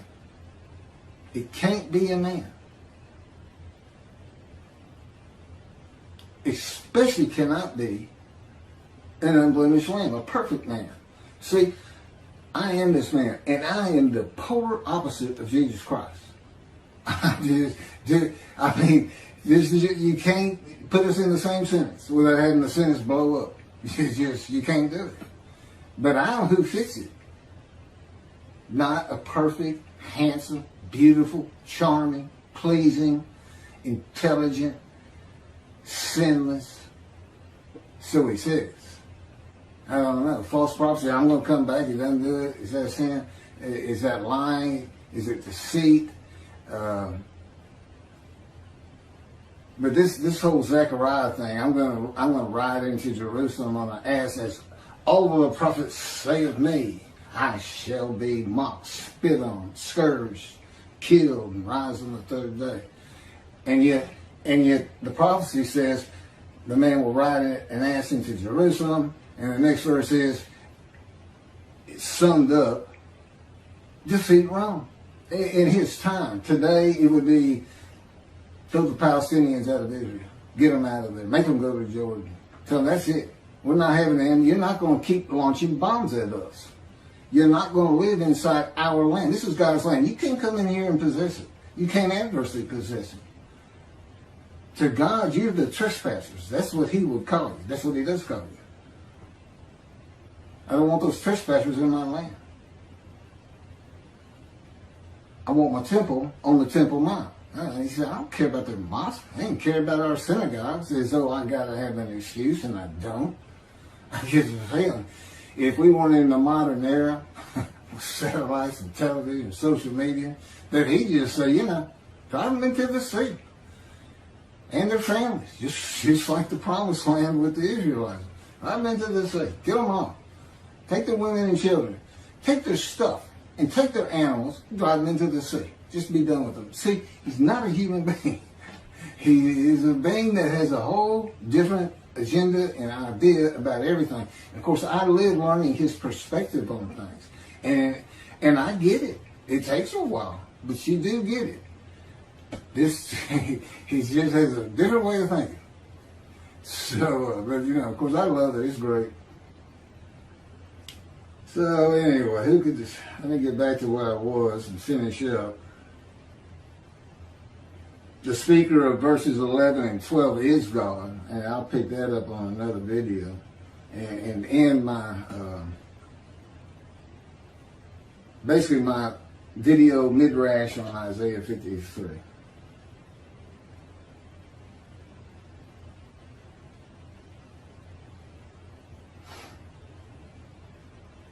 I think I've covered just about everything.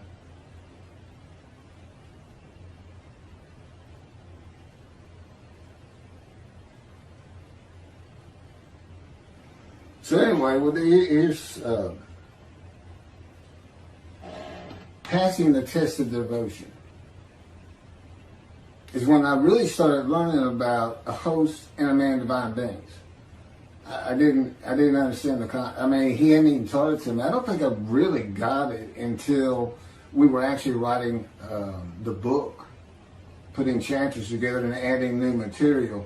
But, it's one God of Israel, one angel of his presence, and one man, Moshiach, the anointed one. In this case, me. At one time, it was, any of the prophets that wrote for him. Moses. And there's some stories. God left little hints in the Torah that the scholars of the Torah and the Talmud will be surprised. And not a lot, just a little bit, to back up some of the things I say. Things that had to do with that bright white face he had when he came back down the mountain the second time. What that was about. And his attendant Joshua. And that's the name that Moses gave him. That's not his original name. And it wasn't his name at the time that he was following Moses up the mountain and living in his tent with Moses. And then after the bright white face that he had to cover up, the attendant disappeared. He's just like, Moses come down the mountain and he's not waiting on him. And he's not in the tent. Then he would stay in the tent when Moses left. You know who he represents? The angel of the Lord, the Spirit of the Holy God. And that's the symbolic. You are now a sinless person, and that would be me. I can't sin. I don't even have self-will. I can't even, God controls me now. And, which is fine. I'm old. I don't want to do any sins. I've had my wild days. I told God said, we got to this part, verse 12, he's a sinner. I said, I never really thought myself that much of a sinner. I was good to other people, and I tried to do the right thing. Didn't really know anything about 10 Commandments or anything else. I'd seen the 10 Commandments, Charlton Heston, of course. Everybody had. And he said, you don't think you're much of a sinner, huh? And all of a sudden, I'm Scrooge in that story. Christmas, the ghost of Christmas past is taking me on visions. And in these visions, it's like, I'm back there. It's like the first time you start a car. You can remember, man, I felt so great the first time I drove a car. When young. But you can't really get that feeling back. He puts it back in me. I can literally feel as I did the moment I first started and drove a car. The excitement, the ambience that was around me at the time, everything. It's absolutely amazing. But I also found out it was quite the sinner. But I wasn't a habitual sinner of any particular type of sin. It just seemed like I hit just about all of them. And as the Christian says, if you've had murder in your heart, you're a murderer. Okay, well, I even caught that one because I'd get so angry sometimes. It was like, hold me back. This is it. Where's my guns? No, I never killed anybody. I don't even hunt. I've never hunted. I can't even kill animals. I don't even like stepping on a bug. And I never have. It's always been me. But again, he's been with me. There's little things about my personality that made me a better person without me knowing it, but without any particular extreme. I don't know who I'd have been if he hadn't come to me in my first year. I don't know. It's something that we've been working on more lately than any other time in the last 13 years. And I tell you, it doesn't really matter to me. To me, I'm just me. My disfigurement, that's just me. It doesn't bother me. It doesn't bother me that you say you did it. And I believe him. I said, he did. I loved running, and it really hindered me in track because you need 2 strong arms for a quick start to drive out of the blocks and everything.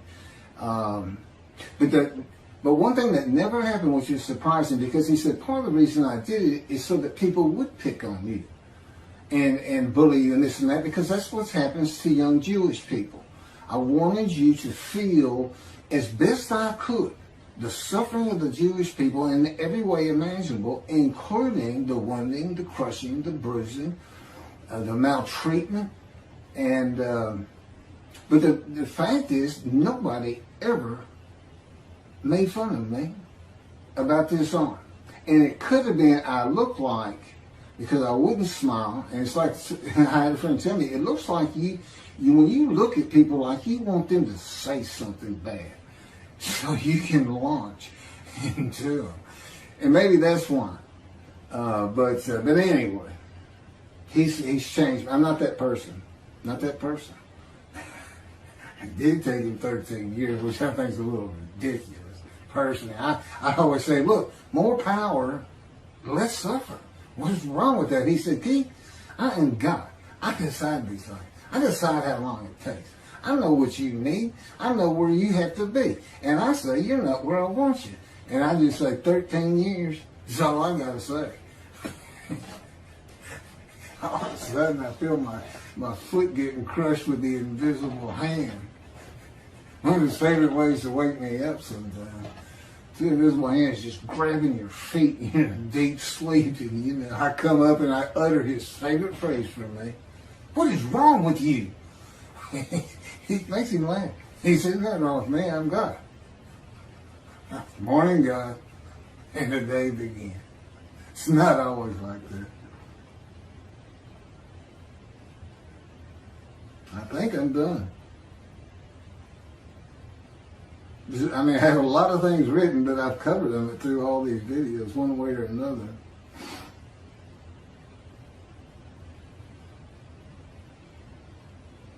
Okay, this is the last of the verses by Isaiah.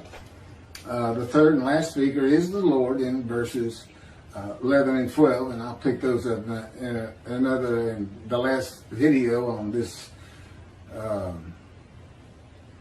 Midrash of Isaiah 53 on camera. I hope you take these serious.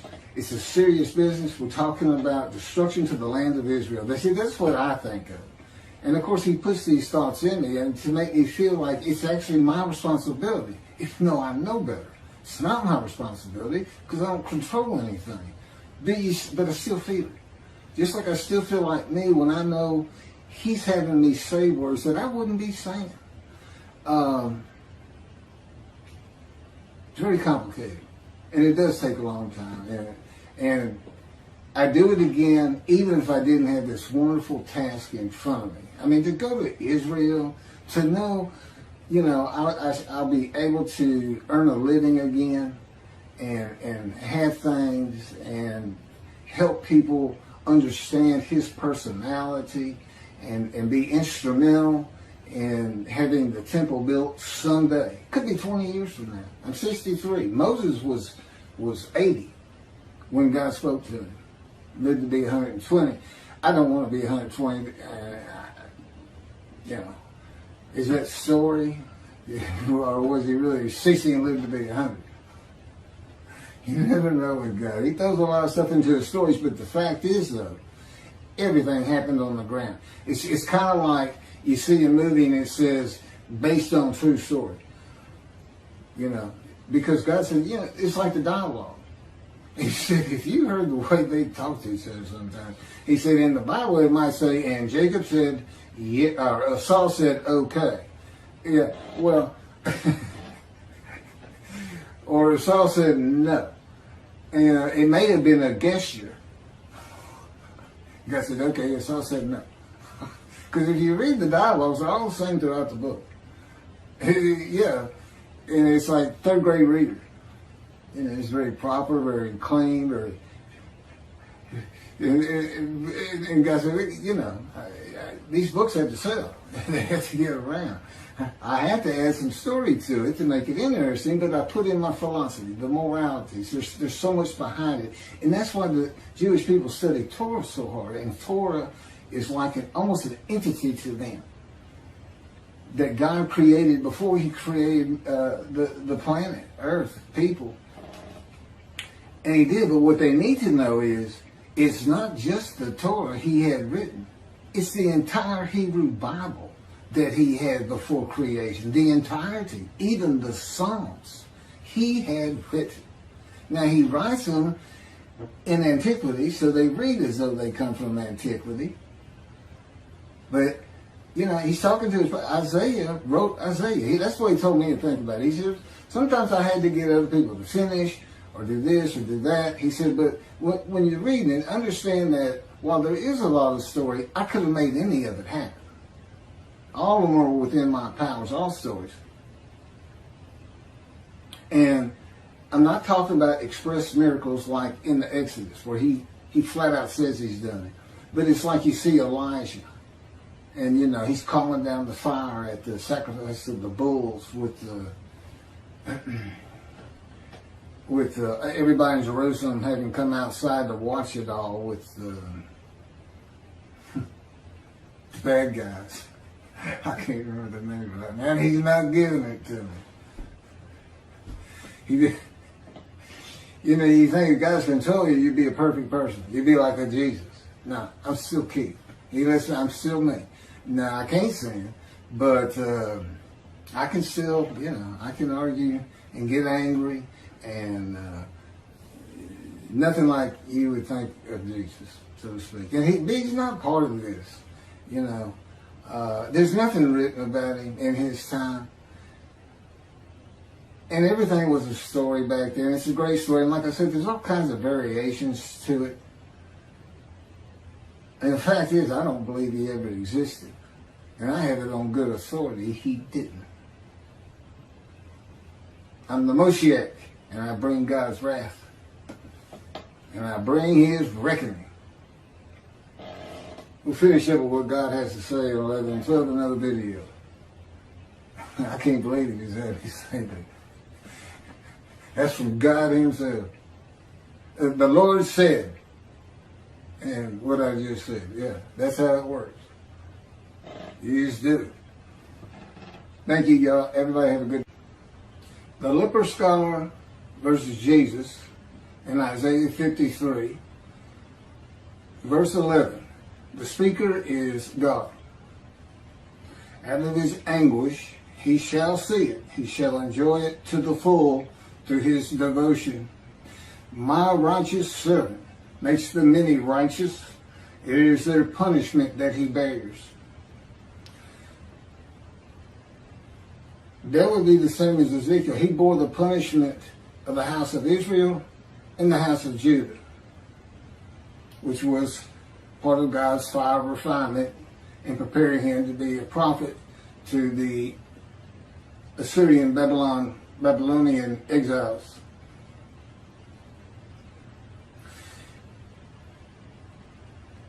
This reference to his devotion is to chapter 11, verse 2 of Isaiah, where one of the attributes of the Spirit that alights upon the Anointed One, Moshiach, is a spirit of devotion and reverence for the Lord. The anguish is the emotional and physical pain. Ezekiel, for instance, suffered by punishment in the power of God to be made suitable for his purpose, which in my case might prosper. God's righteous servant, that is the Moshiach, and myself, when I come out of God's fire of refinement and the anguish of it, and there's been plenty, I am very devoted to God. I'm devoted to the Jewish people. I'm devoted to the country of Israel. This is my whole world, my whole focus, as though this is why I was born. As the twig of the shoot that grows from the stump of Jesse.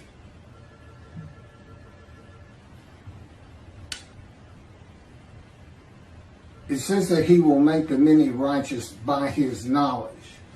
Knowledge, a Gentile such as myself, must be taught not only of the scripture, but of the Jewish people and their history, the Middle East, Israel, its government, and just anything and everything that I might need to know.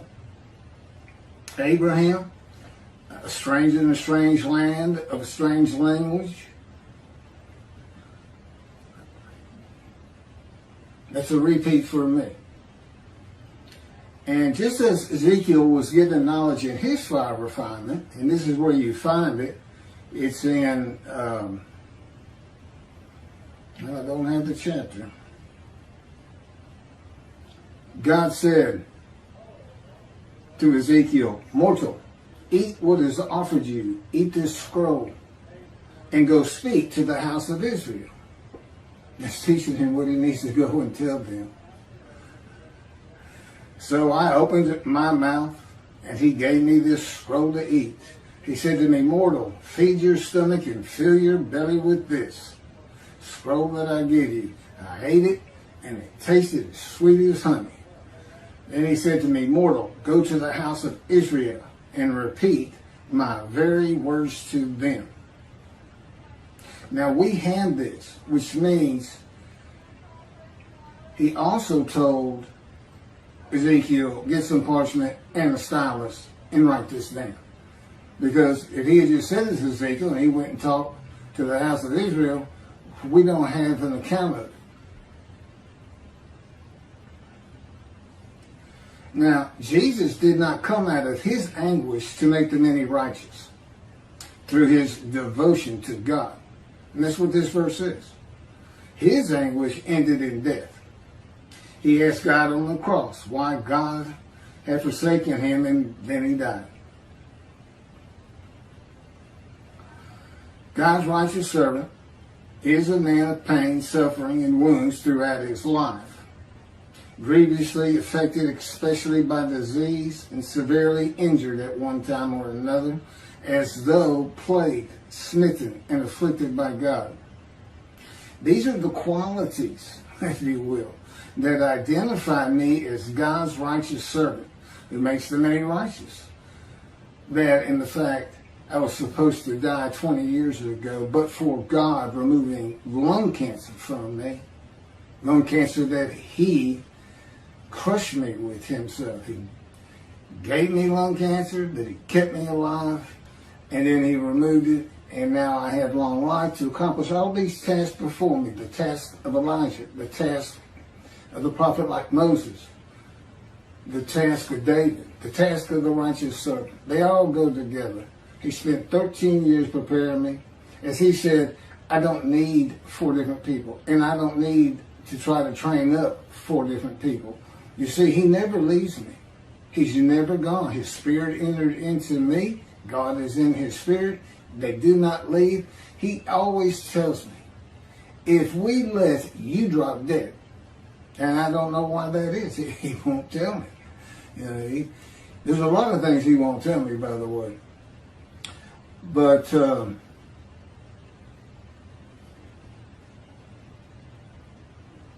it's this life that I led that has prepared me for this. I've been down low, and I've been up high, practicing law. I've been thrown out of schools. I failed 9th grade. I've run the gamut with different peoples, and I've been in poverty for 13 years. We walk all the time. I see who lives out there. I see the people that live on the streets. I talk to them, and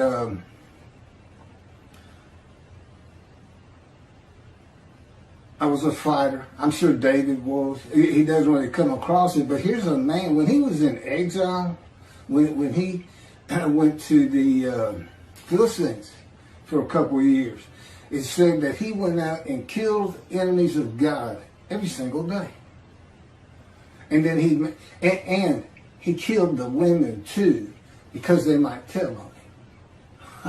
Now there's a day that you don't usually factor into your thoughts. But the amazing part of that is, the miraculous part is, he's never hurt. He never got hurt. Now, you go jump into a nest of savage men and kill them all, and you do it every day for a year and a half, you figure somewhere along the line, you're going to at least get hit in the head with a rock.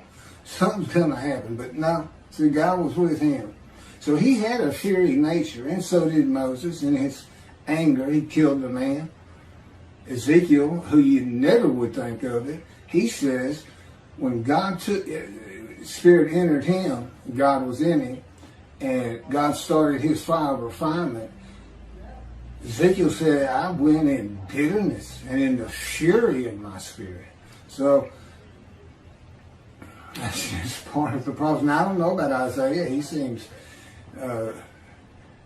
like he didn't have the same type of issues with his furious spirit.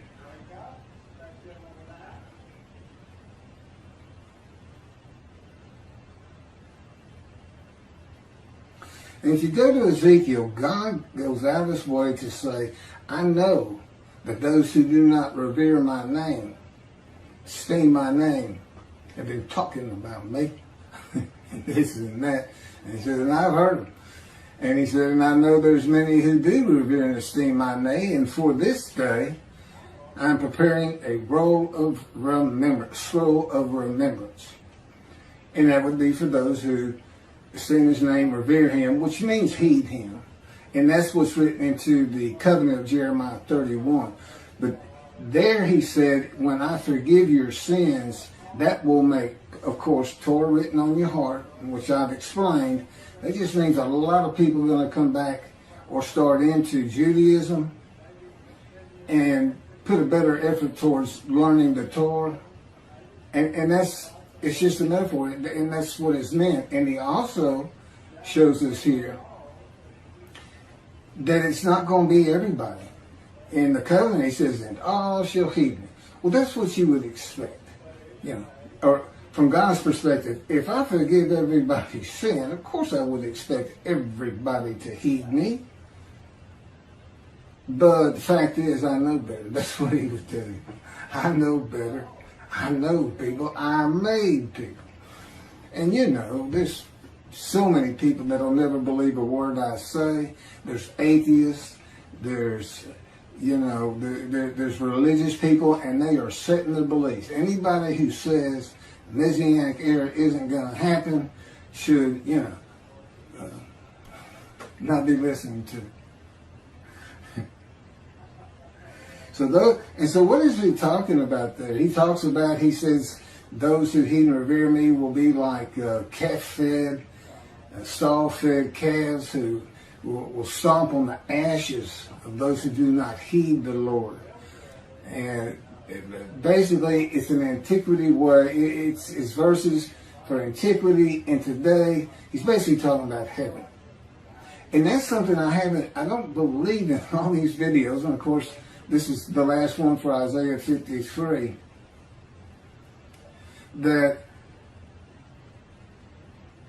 Okay, I'm going to go forward first. I think I might run across it here in my notes. Again, I'm reading from my midrash on Isaiah 53 and from the writings in the two books that God dictated to me.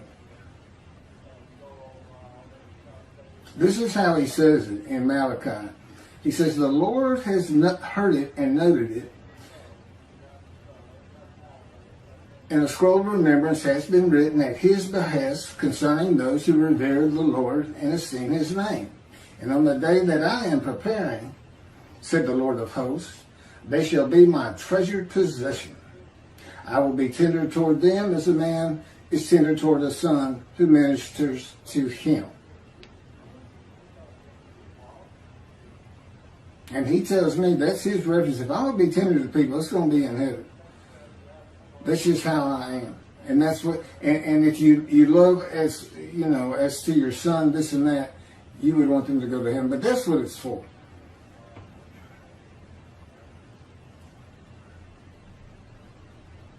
God says that he might elaborate on that for me at some future time.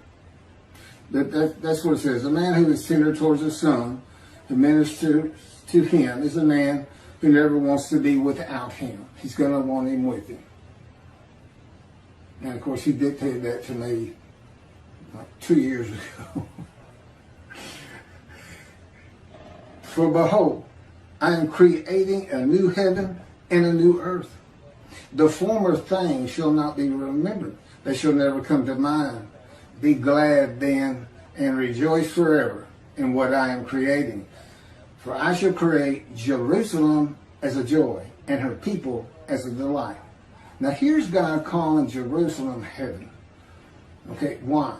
Because in antiquity, they didn't think about a spiritual heaven. The concept of living with the angry God, who's always raising the sword against you and the harshness of life, that's why they believed in a resurrection. But in Ezekiel, God shows you his spiritual heaven. It's in verses 1 and 10. Now he also shows you for antiquity, chapter 37, Rise, Old Bones, Rise, a resurrection chapter with Ezekiel. But in chapter 1, you see this wheelworks, these four wheels with wheels in, wheels that can turn by themselves, this and that, and the Spirit is in the wheels, it says. And above that, and moving with the wheels, are four creatures with 6 wings. And in chapter 10, he says, oh, it's the same wheelworks, it's the same vision, except This time he calls them cherubim, which are the angels that are on the ark. You've all seen a picture of that. For as the new heaven, back to that. How is that a spiritual heaven? It's the eyes. I'm out for a walk. I haven't read Ezekiel yet at this point in time, some years back. And God and I have walked up to the city park, to a beautiful park, a memorial park. And it's got a 3-mile running loop, golf course. It's got everything. Trees everywhere, paths, railroad trains cross through it. And he had, let me go out there and get some exercise and get out of the house. And so I'm talking to him after I ran. I'm sitting under a tree in some shade getting cool. And we were discussing whether or not I was going to jog home from there, another 2 miles, or we were going to walk. We just chit-chat. And all of a sudden, I'm in the galaxies. It's a vision, but it's so real. I mean, it's like it's actually happening. I'm in the galaxy seeing the most amazing sights I've ever seen in my life.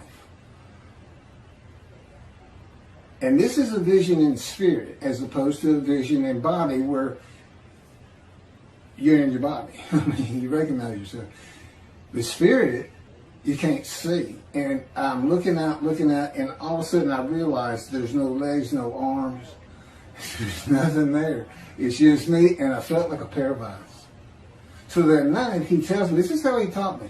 So that night, he says, read Ezekiel 1 and 10. The minute I saw the eyes being gathered into the wheels and on the angels, I said, that's the spirits of the Jewish people. It's going to and fro throughout the land. And then in 10, these cherubim, flapping those wings, are covered with eyes. The wheels are covered with eyes. And they lift up to the platform of heaven, to God's house, the east gate of God's house, heaven. And God is there. And there's a visage of his throne. Okay, it's a spiritual heaven. He's picking up the Jews, the spirits, and taking them up. And he told me the wheels represents those who died in the diaspora, whereas the eyes upon the creatures or the cherubim represent those living in Israel. It's just the wheels indicate he had to go get it. That's all. So there's a spiritual heaven, and yet, anyway, I'm not going to go back into the resurrection.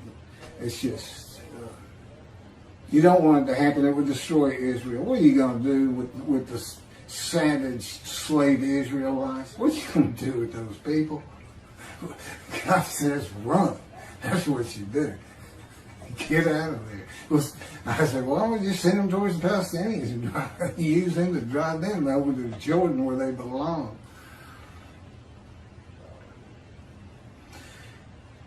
For as the new heaven and the new earth which I shall make shall endure by my will, declares the Lord, so shall your seed and your name endure.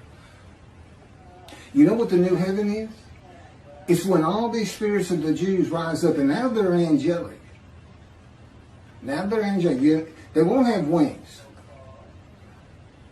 but you're angels. So God is adding a brand new host of angels to his heaven. The angels Israel. That's what that's all about. He's taking me there in visions. I've been to the very room I'll have. I've seen the meeting rooms, and I've seen the entertainment.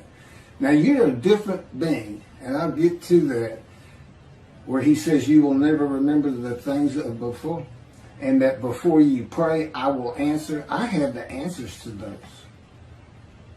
And I think that's too detailed for what I'm doing right here, and I need to move on. But, again, it's the last tape, and I wanted to make sure this was clear. In the scroll of remembrance, that's what's being talked about. Being entered during the day of the Lord, because everybody's sin free. Now, I mean, that's how you know it's going to be different. Because everybody starts even. And now, my job as Elijah and as the righteous servant is bring the Jewish families back to the synagogue. Those who strayed, those who never came, those who have found Jesus in their Judaism. No. No Jesus in the Judaism. That doesn't work. That never works. And that's bringing a false God before God's face. And you really, really don't want to do that. Not that there's a hell. Judaism doesn't believe in it. Although I have to say, and I've questioned him on this, Isaiah in 64, 65 has got one heck of an account that sounds like hell to me. But God said, no, that was just for antiquity. I don't have a hell. I don't bother with those kind of things. So, there's no worries, but you don't want to miss it. Here's the entertainment. He says, I'm building a new heaven, the angels Israel, a new host, and a new earth. So, I mean, that tells you what most of us already know. The judgment day doesn't come until this world's done. And then he's going to, they say, the souls of all men are in God's hand. He's going to raise those angels up then. But they got to be in right standing. He, unlike Christians, he's not taking murderers and wife beaters and child molesters, you know, even though they're sin free. In Christianity, accept Jesus, become sin free, and it doesn't matter what you've done. You go to Jesus. Well, that's what right standing is about. You know, you've heard me say it on these videos. You've got to be in right standing. I mean, you've got to be a decent person if you're going to be in God's heaven. But, you know, that's going to be an awful lot of people. And he said to wait on that. So,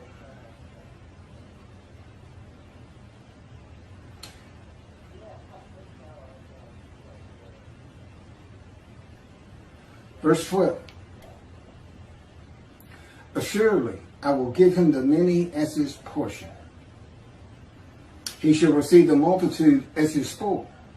For he exposed himself to death and was numbered among the sinners, whereas he bore the guilt of the many and made intercession for sinners. Okay, if you've watched these videos, you already know how this works out. Exposed himself to death. God crushed me with disease. I was exposed to death. He started that tumor by orchestrating me being shot through the abdomen.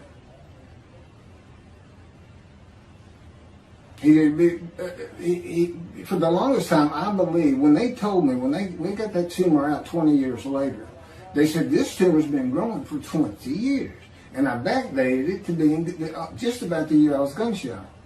And I did a lot of research, and I found there are theories, but it's really not proven, that traumatic shock to your internal organs can activate dormant cancer cells. And God says, it is true, but I had to use my power too. And he said, and again, it's just more suffering, it's more scars and bruises, it's just what your life's been about for what I am giving you. And a greater gift you cannot receive. I think everybody would agree with me on that who believe in God. I don't know about atheists. You couldn't talk to me. If he hadn't literally spoken to me, I'd have never believed in God. And there's a lot of people who said, Keith, do you know how many things you have survived and lived? You know, 4 times birth, gunshot, colon cancer, lung cancer. And I said, how can you not believe in God? I said, it just won't come to me. I even told God, and I know how hard all this is to believe, and I'll give you a good example. 2 years into this fire of refinement, virtually living with God and His Spirit, and all kinds of things happening. He kept me almost like on adventures because He can control my perceptions, my judgments. That would be Isaiah chapter 11, I think it's verse 3. He will not make judgments and decisions based on what his eyes perceive and his ears hear. See, he does that for me. Again, I don't make any decisions anyway. He controls it all, but there it is in the chapter, and a better understanding of what that means. And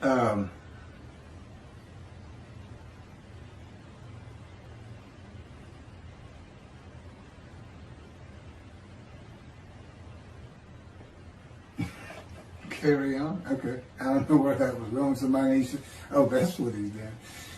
Somebody needs to contact me someday and say, you know, in this video, you're right at the verge of telling me something I wanted to hear. And as me and the Spirit call it, because it happens to them sometimes too. God just wipes your mind. You go into basically a state of awareness. I'm here and there's nothing happening. You can't muster up a thought. You can't even say to yourself, hey, I'm not thinking. You can't even do that. And that has to do with heaven. In heaven, you don't have a mind anymore. Spirit is so complicated. Your mind is just a little electricity, chemicals, different tissue of the brain. That's not who you are. That's not where your thoughts are. That's where your thoughts come from. Your spirit is your person. Your spirit reads that stuff in your brain. It reads this information coming in through your eyes and your ears in the forms of electricity, chemicals, and synapses, and things like that. And this is going to go back to, before you pray, I will answer. In heaven, you become like me. God provides the information of your mind. Okay, but now mine's much more detailed. But it's not as detailed as the Holy Spirit. But He's been with me my entire life. And so He can provide more knowledge of me than He does all the, 14 million Jews in the world, whatever the number is. I know there's about 7 million in Israel and 7 million in America, but I don't know how many are in Europe or this or that. And He is. And so He is proving to me that here on the earth, what it's like not to have your mind in heaven. And He can do it. And He can do it with all the angels. Now there's a process to it, and it gets a little bit more complicated. But this is for the Jews. This is what He's doing. It's not the Messianic age of the world to come. It's just simply not. And I've tried to explain that as best I can with Him leading me on the way. He's leading me in all these videos. And I have it all, my writings down. He tells me, okay, go here, go there, paste that. Now let's do a recording. And so, I'm just a servant. It's just like, okay. And that's what I say all the time. Okay. and sometimes I'm trying to say okay, and He's already lifted me up, and I'm walking to go do what He wants, and I don't even know what it is yet. That's how much He can control me. He doesn't even have to tell me anything. I'll just go do it. That's the kind of control I'm talking about. But He can be your mind. And that's why before you pray, He can answer. It's because He's the one putting it into your mind to think, I'm going to pray. So He already knows. But it's real complicated, but as you might imagine. But He can do it. As many people as He can get into that scroll for a special heaven. Because heaven is so much of the mind. It's like the realest vision you could ever have. And I got that finished. He's picking back up with the entertainment in heaven. He's building a new world. He told me, he says, I'm in this room. It's got a bed, a table, a lamp. It's real sparse, kind of like where Elijah stayed at one time in his stories. He says, go to that bay window. And a bay window is, you have a square room, but it's outside of the room. It's like a porch, but it's got glass all around it, but you can see out. He says, look down. And I looked down, and I saw the earth in chaos, just like reading Genesis. He is starting it up. That's it. And in heaven, everything's different. You're a different creature, but you're you. And the whole idea of what it means with you won't remember the things of before. God says, look, the Holocaust people don't want to remember the Holocaust. I said, well, how are they going to, you're building a Jewish heaven, and how's everybody going to know they're Jews if they don't remember being a Jew in heaven? And then He showed me how. And you won't wonder, why do I know all these things about Jewish people and myself as a Jew? And that'll be it. He won't let you wonder. Your mind just goes to Just something else. He says, I'll take care of that. That's easy. He's so funny. Okay, my camera stops at a half an hour, so picking back up, I was talking about the world. God's going to choose the people again. He's going to basically do the same thing.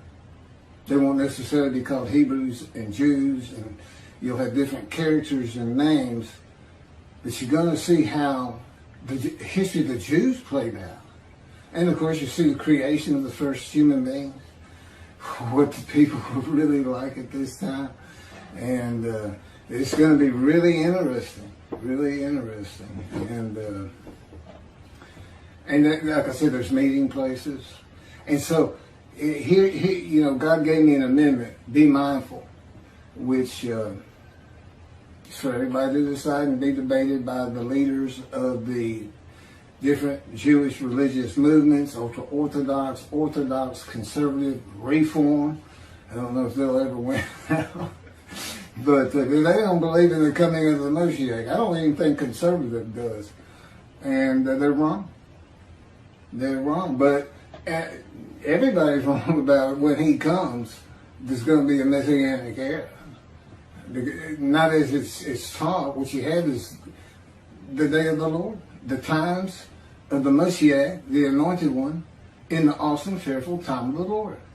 And we're going to keep writing. Once this thing busts open, and I'm just going to assume God knows what he's doing, and we're going to end up there, and I'll continue to write books of, you know, maturing, aging, even more, and you know, dealings with the government, and helping out here and there. It says that these nations are startled and kings who are silenced. I think I'm not sure if it's chapter 11, but they're going to start coming to me for answers, kind of like a Solomon, knowing that it's not me, Keith McCarty, but actually coming to the belief that in fact the God of humanity, but who has chosen the Jews as his, is with me. I mean, that's it's not I have to praise him or anything. He's within me.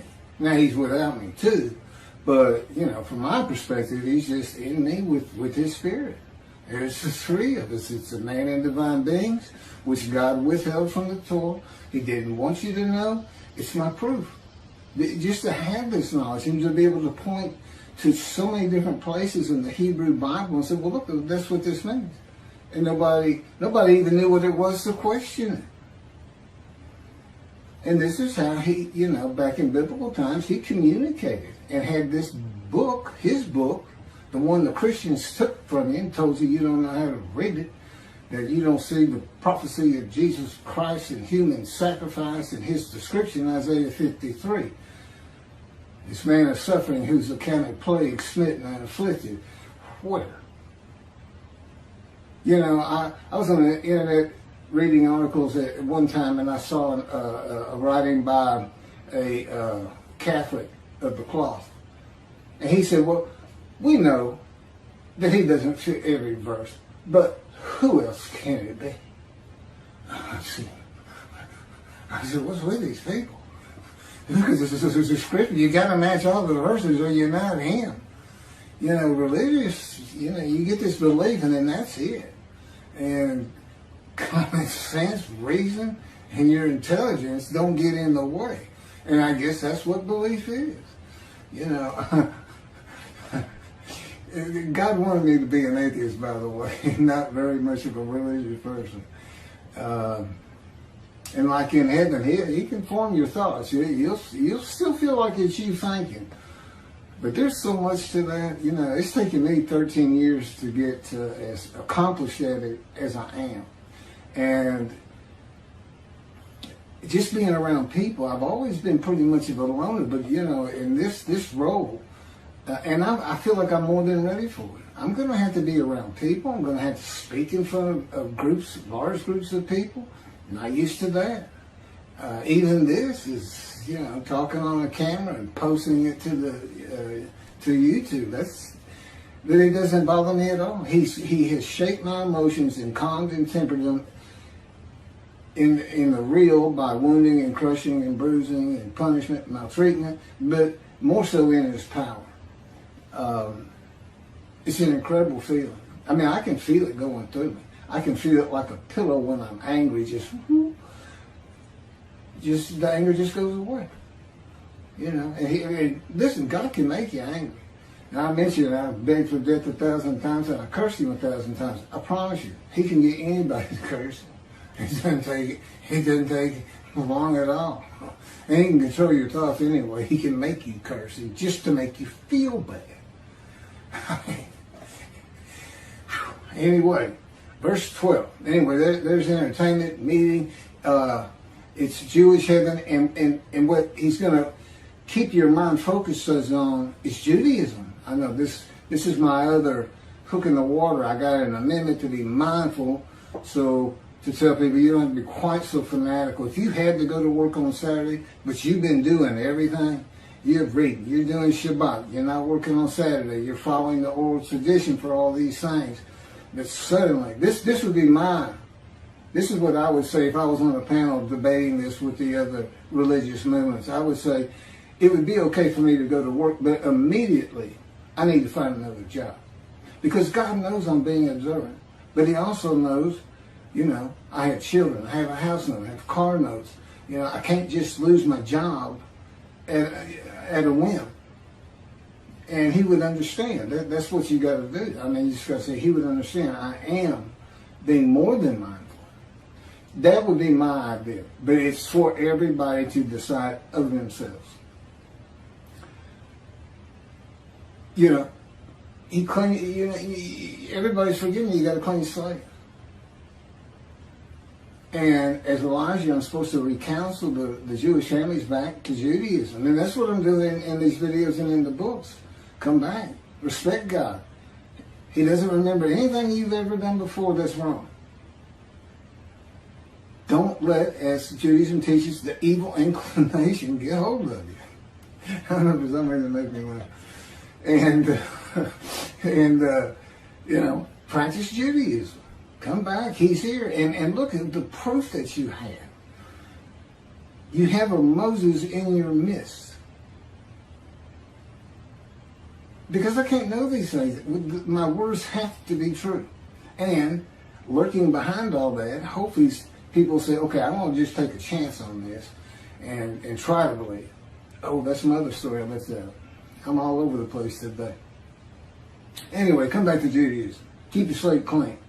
Get into the scroll of remembrance. Be in right standing. And for the rabbis, that means you got to create your teachings on the Messianic era. Read the books that God had me type.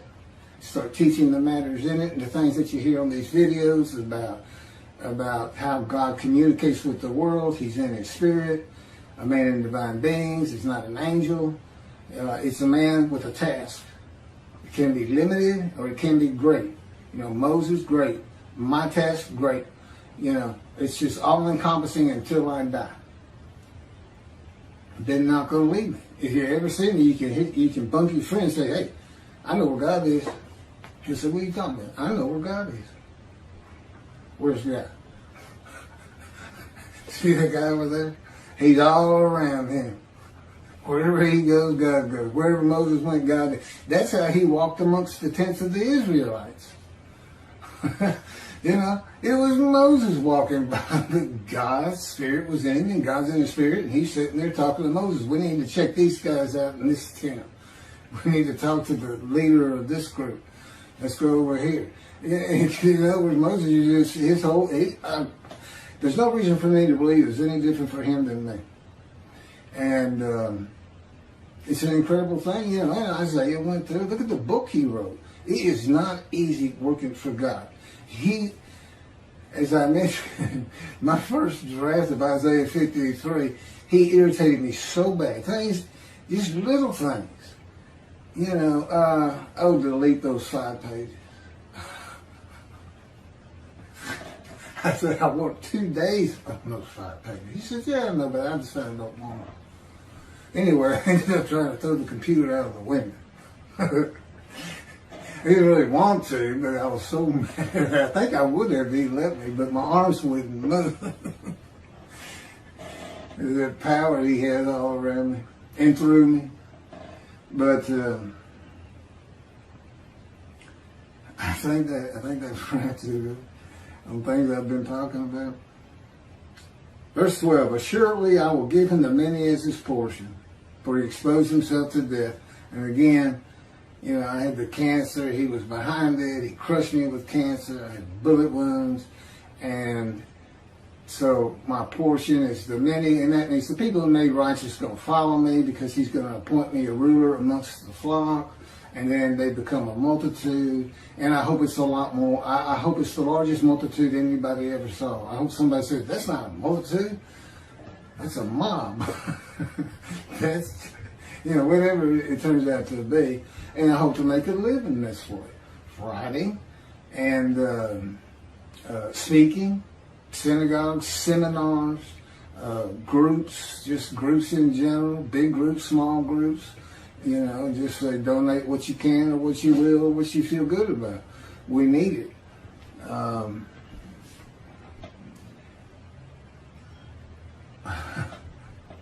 Anyway, this we. How am I going to get God to Israel if I don't get money? If I don't get these books over it? And I tell you, I joked about it, and you know, I'll get as serious as I can. Say, God, listen, I know you want to be in Israel. I know you're tired of Texas. I said, and just as soon as I can get some money, I'm going to take you there. It makes the spirit laugh. He's always making me laugh. Yeah, I said, I'll take you there. I'll get you there, guys. It's okay. I said, now we could take the fast forward on that and go to Vegas. What do you say? He said, you know, I won't do something like that. I said, come on, it's just a roulette ball. Freeze it. You know, let's play a little blackjack. You know, and tell me what the other cards are. We'll clean up. We'll be in Israel overnight. He said, keep. Anyway, he won't do things like that. That's him making faces with my head, my eye. I don't even know what they're doing.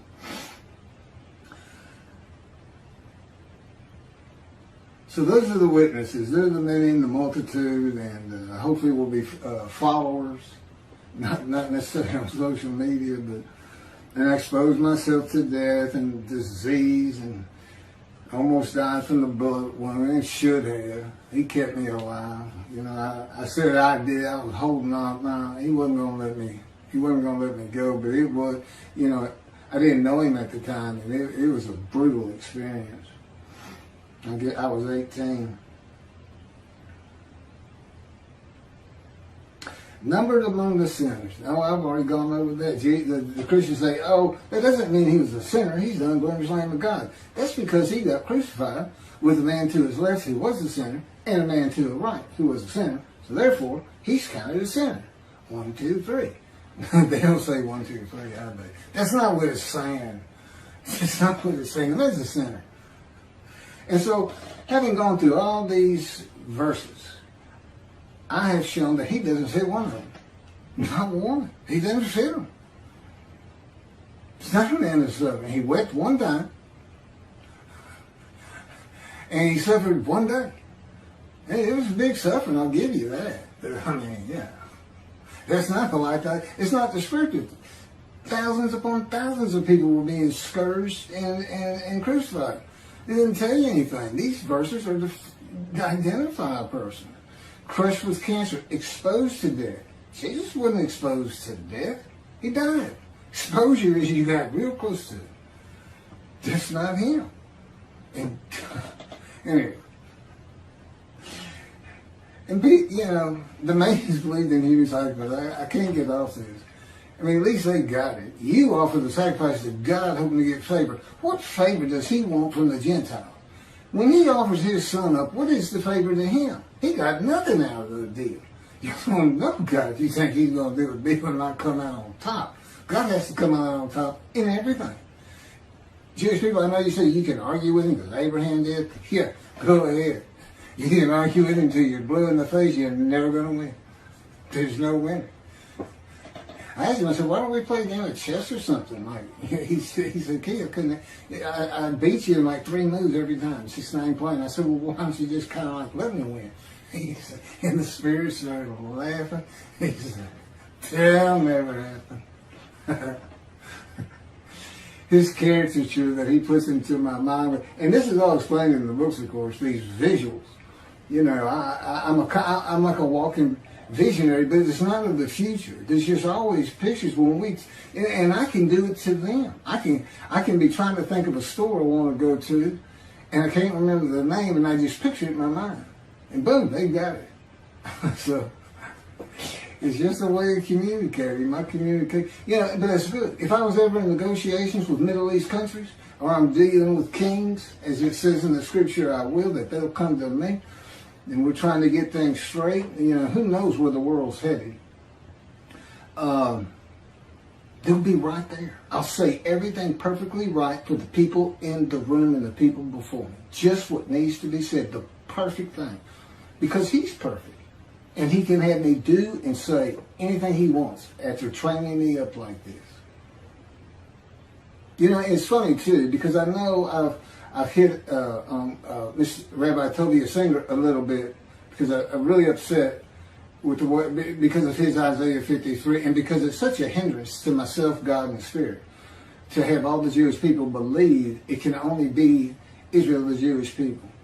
And I know he's really reaching out. I bet he knows he's really reaching on some of that, but it's worth it as an anti-missionary to fight Christianity, to bring Jews back to him. And I know that's what he's doing. That's fine. Like I said, I'm sure I'd like him. He's very personable. But, God has me say things as he will have me say them. And what a great assist he would be for God in this thing. He's got radio shows. He's got all those followers. He's got a nice setup for doing YouTube. I'm in this 40-year-old room that I call the adjunct of the holies of holies. And there's paint peeling everywhere, and the pipes are shot.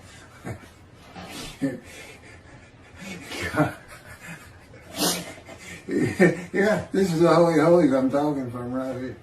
The adjunct. It's not the original one. But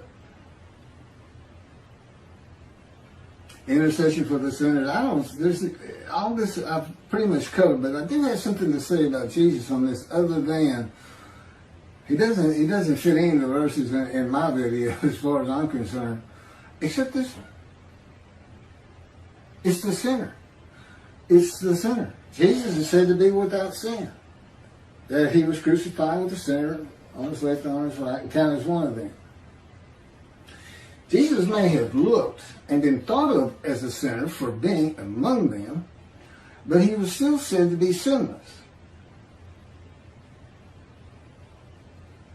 Appearing to be a sinner is not the same as being a sinner.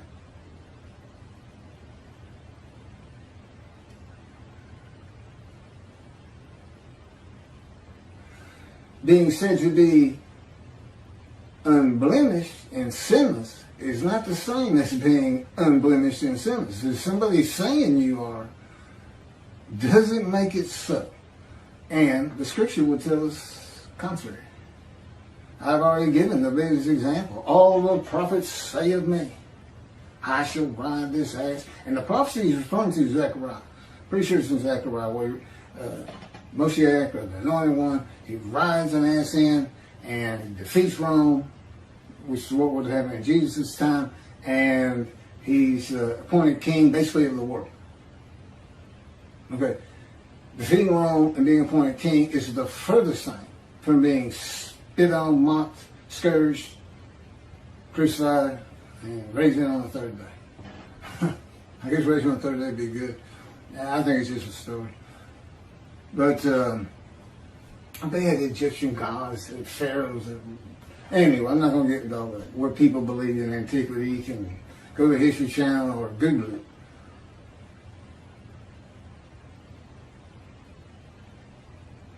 I found it. Zechariah chapter 9, verses 9 and 10. Good example of Jesus lying, being deceitful. Jesus changed verse 10 from defeating Rome to being executed by him. Verse 9. Rejoice greatly, fair Zion, raise a shout. Fair Jerusalem, lo, your king, the descendant of David, chapter 11, is coming to you. He is victorious, triumphant, yet humble, riding on an ass, on a donkey fouled by a she-ass. Now, I'm going to go to Jerusalem, and I'm not going to ride an ass in to fulfill and fit this verse. The fact is, I am a humble man. I'm not humble like Moses, but God says you never know at the end of your life what you might be. He's still working on me. I need to keep working, baby. That's the Holy Spirit. He can talk to me through me too. And you know, he and God, they're so close, so to speak. These two clouds, these different elements, and God created him, and whatever he wants, whatever picture he wants in my mind, he doesn't have power. These angels don't have power. God's the only power in the universe. And yeah, he doesn't make an angel that's got power. He said, why would I do that? He said, I got to keep an eye on him. Anyway, I'll do the power. That's why he killed the firstborn of all of Egypt. It's not the angel of death. I said, you pinned it on somebody else is what you did when you wrote it up. You know what he did? He told the spirit, he told the angel, hey, today I got to go down and kill all the firstborn in Egypt so I can get my people out. Israelites. And he said, today, your name is Angel of Death. And I'll tell you, it would have tickled him to no end. His personality.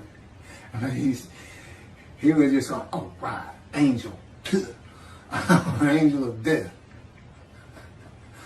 He does that just to be funny. I'm sure he's regal and statuesque and holy and everything else when he's not around me. But these kind of things make me laugh, and they live with me. So anyway, I do that a lot. Oh man, I don't want to do that. This is an old Texas thing. This is a cowboy thing. So here's 10. He shall banish chariots from Ephraim. That's the northern kingdom. This had three names: Israel, Ephraim, and the other name. And horses from Jerusalem. The warrior's bow shall be banished. He shall call on the nations to surrender. Jesus is supposed to ride that ass into there. And call on the nations, the Middle East, to surrender. And his rule shall extend from sea to sea and ocean to land's end. Zechariah chapter 9, 9 and 10. Now, he's one of these prophets. All the prophets say of me, when I ride this ass in, I get crucified.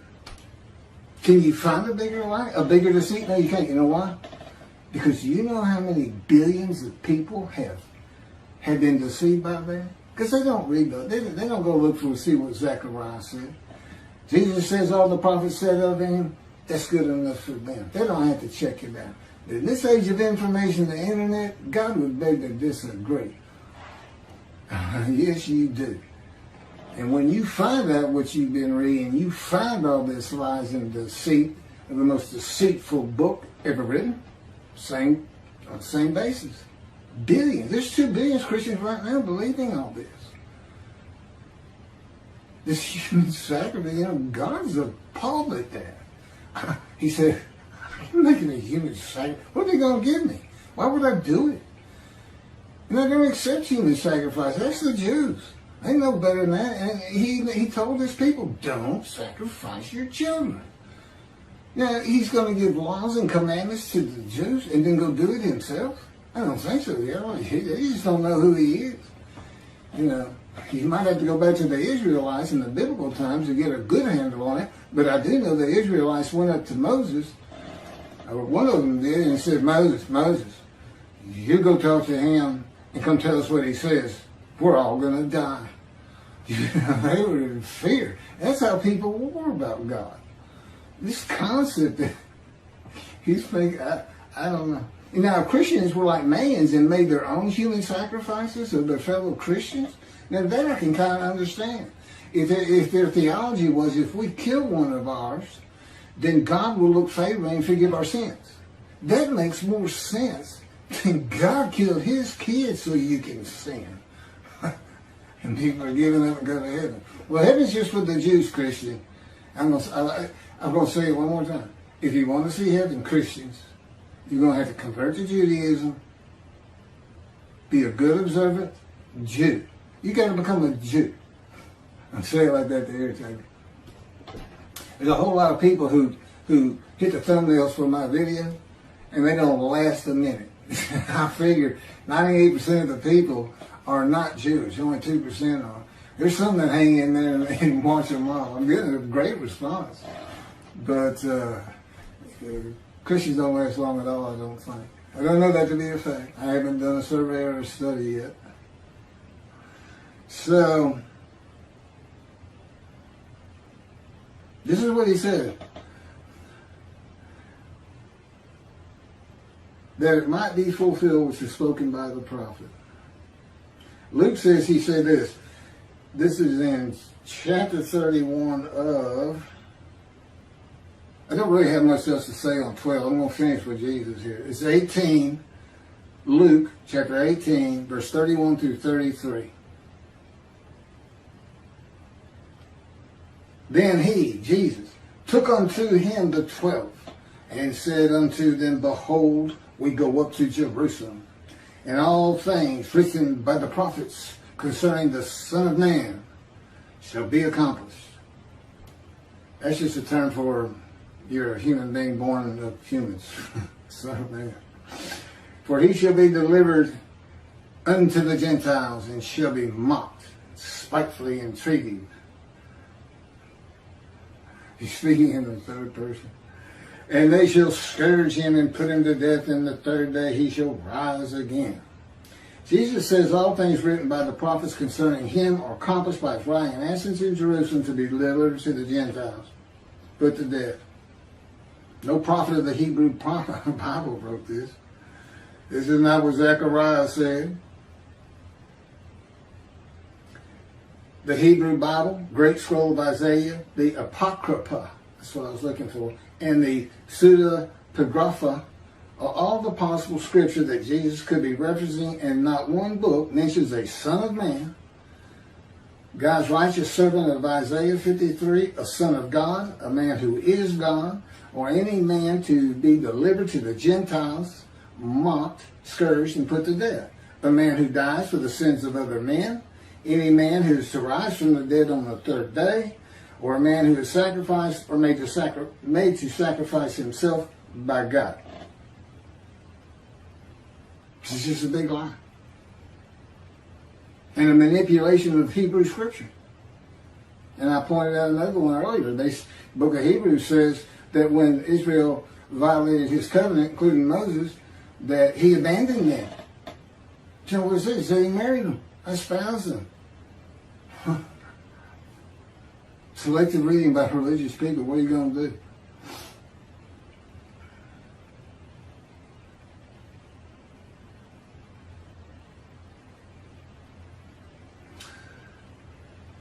Malachi.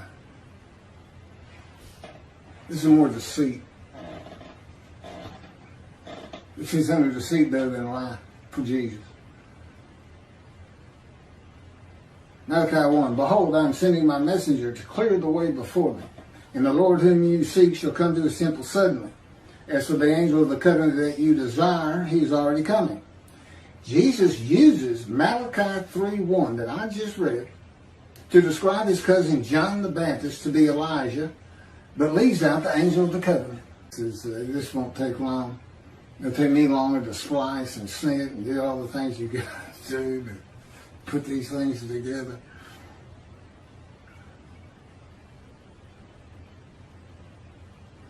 So Jesus uses Malachi 3:1 to describe his cousin John the Baptist to be Elijah, but leaves out the angel of the covenant.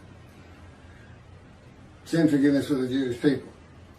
There are only two specific covenants, and anyway, I've gone through all that. Clearly, the angel has the new covenant, David's covenant of friendship. And God says, I'm going to grant it when David's here, and I'm going to appoint him to be a ruler amongst the flock. So you would imagine David is the one that delivers that. My appearance being Elijah. David, prophet like Moses, righteous servant, and Elijah is the messenger of the new covenant.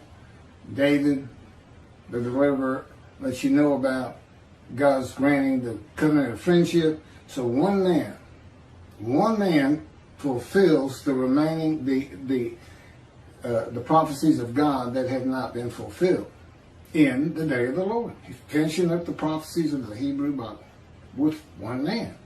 Yeah, all they needed was Moses. I know he used Aaron too, particularly early on, but it was pretty much Moses.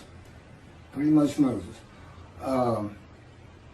Aaron was to be likened to a prophet to Moses, with Moses being God, symbolically speaking, and God was actually speaking through him to Aaron, and on and on and on.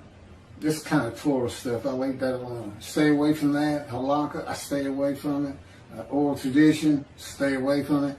But that has nothing to do with the end times and what the prophets are saying. Now I know, except, unless you go with the prophecies of the Messianic era.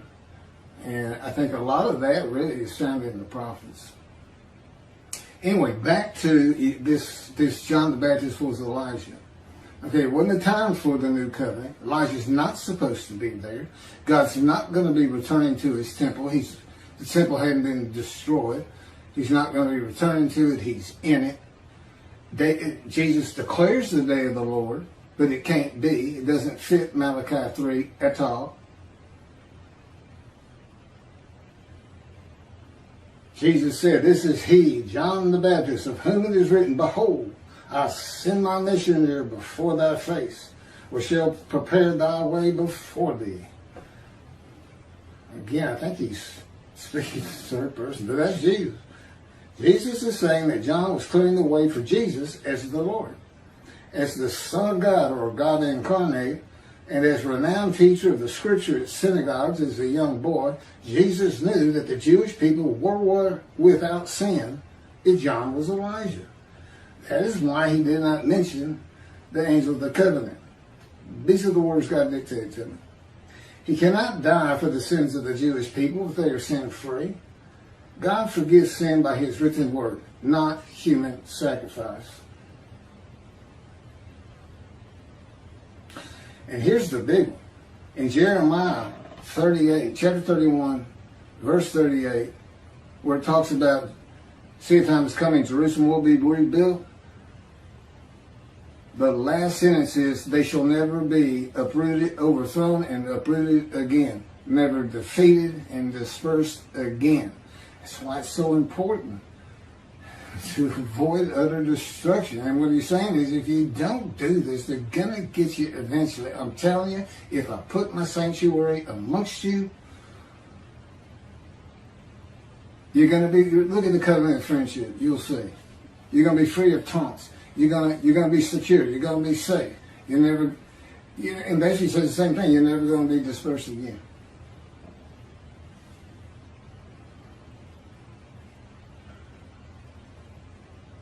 So, if Elijah's there, and he's supposed to have the covenant, it means it's the day of the Lord, and the Jews will never be defeated again. Well, what happened? Well, you had 3 revolts by the Jews against Rome, some 40 years later in 70 Common Era, and that's when the temple was destroyed. That was with the first revolt. There was 2 more after that.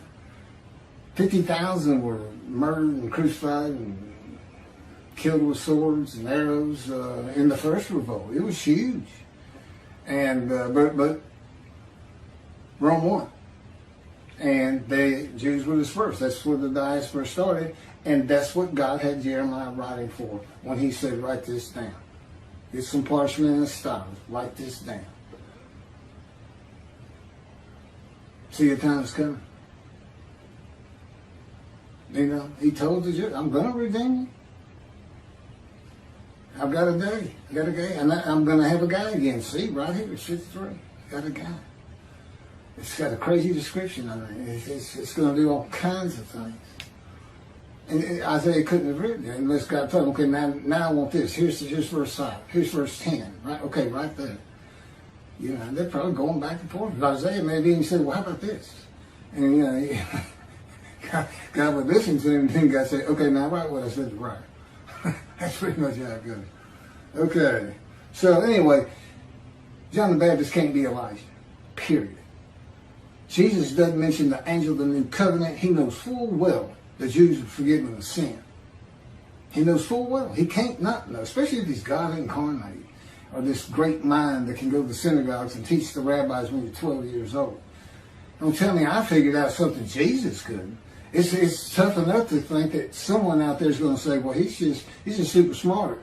Really? I'm smarter than your greatest sages and rabbis? I don't think so. I've never been considered, I'm a smart guy, but I got to work at it. Like, if I'm getting ready for a big test, I got to write it. I got to make a summary of everything I'm learning. It's the only way to make it stick in my head. You know, I'm not an intellectual, but like I said, I'm a lawyer. I did real well in the bar. I'm good at reading and comprehension. But I don't understand radio signals. I don't understand satellites. I don't understand TV. I'll read it and say, okay, that happens. I don't get it. It just won't sink in, and that's the one I let down. As far as believing, and again, it takes a long time, but even this, the great belief the Jewish people had that God's actually going to do what he says. But it's not familiar to you. It's not what you're expecting. But I told him after 2 years, we're out walking, and this and that's going on. And I said, you know, I know you're God. I feel your power. I see you teaching me things I'd have never known. But I still can't believe you exist. It just won't sink in. I can't believe there's a God. I can't believe this entity, this living being with this power and absolute knowledge and what he can do with my body and my mind. It's just, it's beyond comprehension. It's inconceivable. Holy Spirit loves me. This is a guy in some pirate show, I think it is. Inconceivable. He's always saying. Anyway, I think I'm done. Now here it is. Here's where Jerusalem's supposed to be built. This is my closing words on Isaiah 53.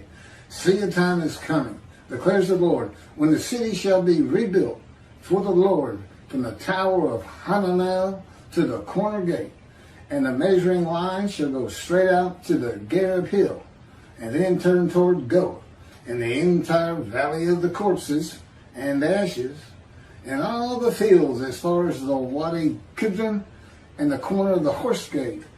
These shall be holy to the Lord. They shall never again be uprooted or overthrown. In my job as an oil, gas, and mineral law specialist, I would have to get deeds from 200 years ago and have to figure out things like it's beginning at the third stone by the big elm tree, which of course is long gone. And, you know, this is kind of like that, but God and I went through it as best we could, and he assures me Jerusalem is much bigger than the Jerusalem of antiquity that this is referring to. So, let's get a temple built, and let's never see the Jews defeated and dispersed again. Thank you for listening to all this, and this is my Midrash on 53. There's actually more to it, and there's a lot of other things which I believe we're going to be putting on YouTube here in the future. That's not focused in on 53, but still, it's about the Bible. It's just different things we can still